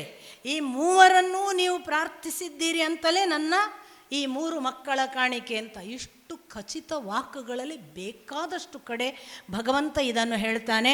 ನೀವು ಭಗವಂತನನ್ನು ಸರ್ವ ಜಗದೀಶ್ವರ ಅಂತ ಪೂಜಿಸಿದರೆ ಅದು ಮೂವರಿಗೂ ಸಲ್ಲುತ್ತದೆ. ಒಬ್ಬ ಇನ್ನೊಬ್ಬ ಅಂತ ಇದು ಮುಂದೆ ದಕ್ಷ ಯಜ್ಞದಲ್ಲೂ ಈ ಮಾತು ಭಗವಂತ ಸ್ಪಷ್ಟಪಡಿಸ್ತಾನೆ. ದುರದೃಷ್ಟವಶಾತ್ ಆ ಕಾಲ, ಯಾವ ಕಾಲದಿಂದ ಇನ್ನೂ ಕೂಡ ನಮಗೆ ಈ ಭೇದವೇ ಹೋಗಲಿಲ್ಲ. ನಮಗೆ ದುರದೃಷ್ಟವಶಾತ್ ಅಂತ ಯಾಕೆ ಹೇಳೋದು ಅಂದರೆ, ಇಷ್ಟೆಲ್ಲ ಭಗವಂತನೇ ಹೇಳಿದ್ಮೇಲೂ ಕೂಡ ಬೇರೆ ಬೇರೆ ನೋಡೋದ್ರಲ್ಲೇ ಸಮಾಧಾನ. ಅವರು ನಮ್ಮ ಹಾಗಲ್ಲ, ನಾವು ಅವರ ಹಾಗಲ್ಲ, ನಮಗೆ ಖುಷಿ. ನಾನೂ ಅವನೇ ಅವನೂ ಅವನೇ ಅಂತ ತಿಳಿದ್ರೆ ಭೇದ ಇಲ್ಲ. ಆದರೆ ನಮಗೆ ಖುಷಿಯನ್ನು ಅವನು ಬೇರೆ ಅಂತ ಹೇಳೋದ್ರಲ್ಲೇ ನಮ್ಮ ಆನಂದ. ಅವನು ನನ್ನ ಹಾಗೆ ಭಗವತ್ ತತ್ವ ನನ್ನ ಒಳಗೆ ಹೇಗಿದೆಯೋ ಹಾಗೆ ಅವನ ಒಳಗಿದೆ ಅಂತ ಹೇಳಿದರೆ ಈಕ್ವಲ್ ಆಯ್ತಲ್ಲ. ಈಕ್ವಲ್ ಆಗಬಾರ್ದು. ನಮಗೆ ಈಕ್ವಾಲಿಟಿಯ ಸಿದ್ಧಾಂತಗಳಾಗಬೇಕು. ಈಕ್ವಾಲಿಟಿಗಾಗಿ ಮಾರ್ಕ್ಸಿಸಮನ್ನು ನಾವು ಪ್ರಪಗಾಂಡ ಮಾಡಬೇಕು, ಈಕ್ವಾಲಿಟಿಯನ್ನು ಬದುಕಬಾರ್ದು. ಇದು ನಮ್ಮ ದುರಂತ. ಇದನ್ನು ಭಗವಂತ ಅತ್ರಿಯ ಮೂಲಕ, ಅತ್ರಿ ಅನಸೂಯರ ಮೂಲಕ ತೋರಿಸ್ತಾನೆ. ಅಂಗಿರಸರು ಮೂರನೇ ಋಷಿಗಳು. ಅವರಿಗೆ ಶ್ರದ್ಧಾ ಅನ್ನೋ ಮಗಳನ್ನು ಮದುವೆ ಮಾಡಿಸಿಕೊಡ್ತಾರೆ. ಸಿನಿವಾಲಿ, ಕುಹು, ರಾಕ, ಅನುಮತಿ ಈ 4 ಹೆಣ್ಣು ಮಕ್ಕಳು ಅವರಿಗೆ. ಉತಥ್ಯ ಮತ್ತು ಬೃಹಸ್ಪತಿ ಅಂತ 2 ಗಂಡು ಮಕ್ಕಳು. ಇದು ನಮಗೆ ಮುಂದೆ ಬೃಹಸ್ಪತಿಗಳೇ ಇಂದ್ರರಿಗೆ ಗುರುಗಳು, ನಿಮಗೆ ಗೊತ್ತು, ದೇವತೆಗಳ ಗುರುಗಳು. ಉತಥ್ಯರಿಗೂ ಬೇರೆ ಬೇರೆ ಜವಾಬ್ದಾರಿಯ ಘಟನೆಗಳು ಬರ್ತವೆ. ಅದರಿಂದ ನಾನು ಅದನ್ನು ಉಲ್ಲೇಖ ಮಾಡ್ತೇನೆ. ಈ ಅಂಗಿರಸರ ನಂತರ ಪುಲಸ್ತ್ಯ ಅನ್ನುವ ಋಷಿಗಳು ತುಂಬ ನಮಗೆ ಬಹಳ ಪರಿಚಿತರವರು. ಹೇಗೆ ಅಂತ ನಿಮಗೆ ಗೊತ್ತಾಗುತ್ತೆ. ಪುಲಸ್ತ್ಯರಿಗೆ ಹವಿರ್ಭೂ ಅನ್ನುವ ಮಗಳನ್ನು ಮದುವೆ ಮಾಡಿಸಿಕೊಡ್ತಾರೆ. ಆ ಪುಲಸ್ತ್ಯರಿಗೆ ಹುಟ್ಟಿದವರೇ ಅಗಸ್ತ್ಯರು ಮತ್ತು ವಿಶ್ರವಸ್. ಈ ವಿಶ್ರವಸ್ಸು ಇಡಾವಿಡ ಅನ್ನುವ ಹೆಂಡತಿಯಿಂದ ಪಡೆದ ಮಗನೇ ಕುಬೇರ. ಕೇಶಿನಿಯ ಮುಖಾಂತರ ಹಡೆದ ಮಕ್ಕಳೇ ರಾವಣ, ಕುಂಭಕರ್ಣ, ವಿಭೀಷಣ ಮೊದಲಾದವರು. ಹಾಗಾಗಿ ಅಲ್ಲಿ ನಮಗೆ ನೆನಪಿಡಬೇಕಾದದ್ದು ಪುಲಸ್ತ್ಯ ವಂಶ ಅಗಸ್ತ್ಯನ ಕಾರಣಕ್ಕೂ. ಯಾಕಂದರೆ ಇಡೀ ಭಾರತದ ಋಷಿ ಪರಂಪರೆಯ ಇತಿಹಾಸದಲ್ಲಿ ಒಬ್ಬನೇ ವ್ಯಕ್ತಿ ದಕ್ಷಿಣಕ್ಕೆ ಬಂದವರು ಅಗಸ್ತ್ಯರು. ಉದ್ಧಾರ ಮಾಡಲಿಕ್ಕೆ, ನಮ್ಮ ದುರಹಂಕಾರಕ್ಕೆ ತಲೆ ತಗ್ಗಿಸಲಿಕ್ಕೆ ಕಾರಣರಾದವರು ಅಗಸ್ತ್ಯರು. ನಾವು ನಮ್ಮ ವಿಂಧ್ಯಾಚಲ ಸೂರ್ಯ ನನ್ನ ಸುತ್ತ ಯಾಕೆ ಸುತ್ತಲ್ಲ ಅಂತ ಏರ್ಲಿಕ್ಕೆ ಹೊರಟಾಗ, ಅದಕ್ಕೆ ದಕ್ಷಿಣ ಭಾರತದವರಿಗೆ ಅಹಂಕಾರ ಹೆಚ್ಚು ಅಂತ ಬಂದದ್ದು ಆ ಕಾರಣಕ್ಕೆ ಇರಬೇಕು. ಅವೇನು ಬರೇ ಅಲ್ಲಿ ಸುತ್ತುದು ಮೇರು ಪರ್ವತವನ್ನು, ನಮ್ಮನ್ನು ಸುತ್ತಬೇಕು ಅಂತ ಸೂರ್ಯನನ್ನು ಕೇಳಿದಾಗ ಸೂರ್ಯ ಹೇಳ್ತಾನೆ, ನನಗೆ ಏನೂ ಗೊತ್ತಿಲ್ಲಪ್ಪ, ನಾನು ಭಗವದ್ ಅಧೀನ, ಅವನು ನಿಯಮ ಮಾಡಿದ್ದಾನೆ, ಅವನ ನಿಯಮದ ಸೂತ್ರಕ್ಕನುಗುಣವಾಗಿ ಸುತ್ತುತ್ತೇನೆ, ಅವನು ಹೇಳದೆ ನನಗೇನು ಮಾಡೋಕ್ಕೆ ಬರಲ್ಲ ಅಂತ ಭಗವಂತ ಸೂರ್ಯ ಹೇಳ್ತಾನೆ. ವಿಂಧ್ಯಾಚಲಕ್ಕೆ ಸಿಟ್ಟು ಬರುತ್ತೆ. ಅದು ನಾನು ಮೇರು ಪರ್ವತವನ್ನು ಮೀರಿ ಬೆಳೀತೇನೆ ಅಂತ ಬೆಳೆದಾಗ ಅತ್ತ ಬ್ರಹ್ಮಾದಿಗಳು ಚಿಂತೆ ಮಾಡಿ ದೇವತೆಗಳೆಲ್ಲ ಕೇಳಲಾಗಿ ಬ್ರಹ್ಮಾದಿಗಳು ಹೇಳೋದು ಅಗಸ್ತ್ಯರನ್ನು ಪ್ರಾರ್ಥಿಸಿಂತ. ಹಾಗೆ ಅಗಸ್ತ್ಯರು ವಿಂಧ್ಯಾಚಲದ ಬುಡಕ್ಕೆ ಬಂದು ನಿಂತು, ನನಗೆ ಆಚೆ ಕಡೆ ಹೋಗ್ಬೇಕು ಕಣಯ್ಯ, ಇಷ್ಟು ಎತ್ತರ ಆದರೆ ನಾನು ಹೆಂಗೆ ಏರೋದು ಅಂತ ಕೇಳ್ತಾರೆ. ಓಹೋ, ನೀವು ಏರಬೇಕಾ? ಹೌದು, ದಯವಿಟ್ಟು ನನಗೊಂಚೂರು ನೀನು ತಲೆ ಬಾಗಿಸಿ ಕೊಟ್ಟರೆ ನಾನು ಆಚೆ ಕಡೆ ಹೋಗ್ತೇನೆ ಅಂತ. ಆಚೆ ಕಡೆ ಹೋಗ್ತೇನೆ ಅಂದ ಇವ ತಲೆ ಬಾಗಿಸಿದ. ಅಗಸ್ತ್ಯರು ಹೇಳಿದರು, ನಾನು ಬರೋವರೆಗೆ ತಲೆ ಎತ್ತಬಾರ್ದು, ಪುನಃ ವಾಪಸ್ ಹೋಗಬೇಕು ನನಗೆ ಅಂತ. ಅವರು ಬರಲೇ ಇಲ್ಲ ಈಚೆಗೆ. ವಿಂಧ್ಯಾಚಲ ಹಾಗೇ ಇತ್ತು. ದಕ್ಷಿಣ ಭಾರತದವರ ಅಹಂಕಾರದ ತಲೆ ಮೆಟ್ಟಿದ ಉತ್ತರದಿಂದ ಬಂದ ಏಕಮಾತ್ರ ದಕ್ಷಿಣಕ್ಕೆ ಪ್ರಯಾಣ ಮಾಡಿದ ಮಹಾಋಷಿ ಅಗಸ್ತ್ಯರು. ಇದು ವಿಶೇಷ. ಅದರಿಂದ ಪುಲಸ್ತ್ಯರ ಆ ಕಾರಣಕ್ಕೆ, ಅಗಸ್ತ್ಯರ ಕಾರಣಕ್ಕೂ ಪುಲಸ್ತ್ಯರು ನಮಗೆ ಹತ್ತಿರದವರು. ಇನ್ನೊಂದು ನಮಗೆಲ್ಲರಿಗೂ ಪ್ರಚಲಿತವಾಗಿ ಗೊತ್ತಿರುವ ರಾಮನ ಅವತಾರದ ರಾವಣ ಕುಂಭಕರ್ಣರ ಕಾರಣ ಕೂಡ ಅವರದೇ ಸಂತಾನ ವಿಶ್ರವಸ್, ಆ ವಿಶ್ರವಸ್ಸನ ಮಕ್ಕಳು ಅನ್ನುವುದು. ಪುಲಹ ಅಂತ ಇನ್ನೊಬ್ಬ, ಅವನಿಗೆ ಗತಿ ಅನ್ನುವ ಹೆಣ್ಣು ಮಗಳನ್ನು ಮದುವೆ ಮಾಡಿಸಿಕೊಡಲಾಗ್ತದೆ. ಅವರಿಗೆ 3 ಜನ ಮಕ್ಕಳಿದ್ದಾರೆ. ಅವರು ಅಷ್ಟು ಅಂದರೆ ಕರ್ಮನಿಷ್ಠ, ಸಹಿಷ್ಣು ಹೀಗೆ ಹೆಸರುಗಳು ಅವರು ಅಷ್ಟು ನಮಗೆ ಮುಂದೆ ಯಾವುದೇ ಘಟನೆಗಳಲ್ಲಿ ಬರುವುದಿಲ್ಲ. ಅದಲ್ಲದೆ ಕ್ರತುವಿಗೆ ಕ್ರಿಯಾ ಅನ್ನುವ ಹೆಣ್ಣು ಮಗಳನ್ನು ಮದುವೆ ಮಾಡಿಸಿಕೊಡಲಾಗ್ತದೆ. ಅವರಿಗೆ 60,000 ಜನ ವಾಲಕಿಲ್ಯ ಋಷಿಗಳು ಅವರ ಮಕ್ಕಳು. ಈ ವಾಲಕಿಲ್ಯರೇ ಸೂರ್ಯ ತನ್ನ ರಥದಲ್ಲಿ ಕುಳಿತು ಉದಯ ಆಗುವ ಹೊತ್ತಿಗೆ ನಿರಂತರವಾಗಿ ಸ್ತುತಿ ಮಾಡುವವರು ಅಂತ ಉಲ್ಲೇಖ ಬರುತ್ತೆ ಈ ವಾಲಕಿಲ್ಯ ಋಷಿಗಳ ಬಗ್ಗೆ. ಇವರಲ್ಲದೆ ಭೃಗು, ನಾವೆಲ್ಲ ಭಾರ್ಗವ ವಂಶ ಬಾರಿಯಲ್ಲ ನಮಗೆ ಹತ್ರ, ಇದು ಭೃಗುವಿನ ವಂಶ ಇಲ್ಲಿ ಹೇಳುವಂಥದ್ದು. ಈ ಭೃಗು ಮತ್ತೆ ಭೃಗುವನ್ನು ಖ್ಯಾತಿ ಅನ್ನುವ ಹೆಣ್ಣು ಮಗಳಿಗೆ ಮದುವೆ ಮಾಡಿಸಿಕೊಡಲಾಗ್ತದೆ. ಭೃಗುವಿಗೆ ಖ್ಯಾತಿಯಿಂದ ಹುಟ್ಟಿದ ಮಕ್ಕಳೇ ಧಾತ ಮತ್ತು ವಿಧಾತ. ಅವರಿಗೆ ಅಯತಿ ಮತ್ತು ನಿಯತಿ ಅನ್ನುವ ಹೆಣ್ಣು ಮಕ್ಕಳಿಗೆ ಮದುವೆ ಮಾಡಿಸಲಾಗಿ ಹುಟ್ಟಿದ ಮಕ್ಕಳು ಮೃಕಂಡ ಮತ್ತು ಪ್ರಾಣ. ಈ ಮೃಕಂಡನ ಮಗನೇ ಮಾರ್ಕಂಡೇಯ. ಅವರು ನಮ್ಮ ಮುಂದಿನ ಘಟನೆಗಳಲ್ಲಿ ಬೇಕಾಗ್ತಾರೆ, ಆದ್ದರಿಂದ ನಾನು ಉಲ್ಲೇಖ ಮಾಡ್ತೇನೆ. ಮಾರ್ಕಂಡೇಯ ಮತ್ತು ಪ್ರಾಣ. ಈ ಪ್ರಾಣನ ಮಗನೇ ವೇದಶಿರ ಅನ್ನುವ ಇನ್ನೊಬ್ಬ ಋಷಿ. ಇಷ್ಟು ಮಕ್ಕಳಲ್ಲದೆ ಭೃಗುವಿಗೆ ಇನ್ನೊಬ್ಬ ಮಗ ಕವಿ ಅಂತ. ಕವಿಯ ಮಗನೇ ಶುಕ್ರಾಚಾರ್ಯರು. ಅವರೇ ದೈತ್ಯರ ಗುರು. ಹೇಗೆ ದೇವತೆಗಳಿಗೆ ಬೃಹಸ್ಪತಿಗಳು ಗುರುವೋ ಹಾಗೆ ದೈತ್ಯರಿಗೆ ಗುರುಗಳು ಶುಕ್ರಾಚಾರ್ಯರು. ಅವರು ಭೃಗುವಂಶೀಯರೇ, ಅದಕ್ಕೆ ಅವರನ್ನು ಭಾರ್ಗವ ಅಂತ ಕರೆಯುವ ಸಂದರ್ಭಗಳೆಲ್ಲ ಬರ್ತವೆ. ಇದಲ್ಲದೆ ಇನ್ನೊಬ್ಬ ಋಷಿ ಅಥರ್ವ ಅನ್ನುವವ, ಅವನಿಗೆ ಚಿತ್ತಿ ಅನ್ನುವ ಹೆಣ್ಣುಮಗಳು. ಆ ಚಿತ್ತಿಯಿಂದ ಹುಟ್ಟಿದ ಮಗನೇ ದಧೀಚಿ. ನಮಗೆ ಮುಂದೆ ಅವರು ವೃತ್ರಾಸುರನ ವಧೆಯಲ್ಲಿ ಬರ್ತಾರೆ, ತನ್ನ ಮೂಳೆಯನ್ನು ಕೊಟ್ಟು ಅವರು ಇಂದ್ರನ ವಜ್ರಾಯುಧವಾದದ್ದು. ಹಾಗೆ ದಧೀಚಿಗಳು. ಇವರಲ್ಲದೆ ನಿಮಗೆ ಗೊತ್ತು, ದಕ್ಷ ಒಬ್ಬ ಇದ್ದಾನೆ. ದಕ್ಷ ಒಬ್ಬ ಪ್ರಜಾಪತಿ. ಆ ದಕ್ಷನಿಗೇನೆ ಅವರ ಕೊನೆಯ ಮಗಳು ಯಾರು? ಇವರಲ್ಲ, ದೇವಹೂತಿಯ ಹೆಣ್ಣು ಮಕ್ಕಳಲ್ಲ. ಆಕೂತಿ ದೇವಹೂತಿ 2 ಮಕ್ಕಳಲ್ಲದೆ ಇನ್ನೊಬ್ಬಳಿದ್ಲಲ್ಲ ಪ್ರಸೂತಿ. ಆ ಪ್ರಸೂತಿಯನ್ನು ದಕ್ಷನಿಗೆ ಮದುವೆ ಮಾಡಿಕೊಡಲಾಯಿತು. ಆ ದಕ್ಷನಿಗೆ ಹುಟ್ಟಿದ ಮಕ್ಕಳಲ್ಲಿ 13 ಹೆಣ್ಣು ಮಕ್ಕಳನ್ನು ಧರ್ಮ ಅನ್ನುವ ದೇವತೆಗೆ ಮದುವೆ ಮಾಡಿಸಿ ಕೊಡಲಾಗ್ತದೆ. ಆ ಧರ್ಮನ 13 ಹೆಣ್ಣು ಮಕ್ಕಳಲ್ಲಿ ಮೂರ್ತಿ ಅನ್ನುವ ಹೆಣ್ಣು ಮಗಳಿಗೆ ಹುಟ್ಟುವವರೇ ನರನಾರಾಯಣರು. ಧರ್ಮನಿಗೆ ಮೂರ್ತಿಯಿಂದ ಹುಟ್ಟುವ ಹೆಣ್ಣು ಮಗಳೇ ನರನಾರಾಯಣರು. ಅದಲ್ಲದೆ ಇನ್ನೂ 3 ಜನ ಹೆಣ್ಣು ಮಕ್ಕಳಿದ್ದರು ಅವರಿಗೆ.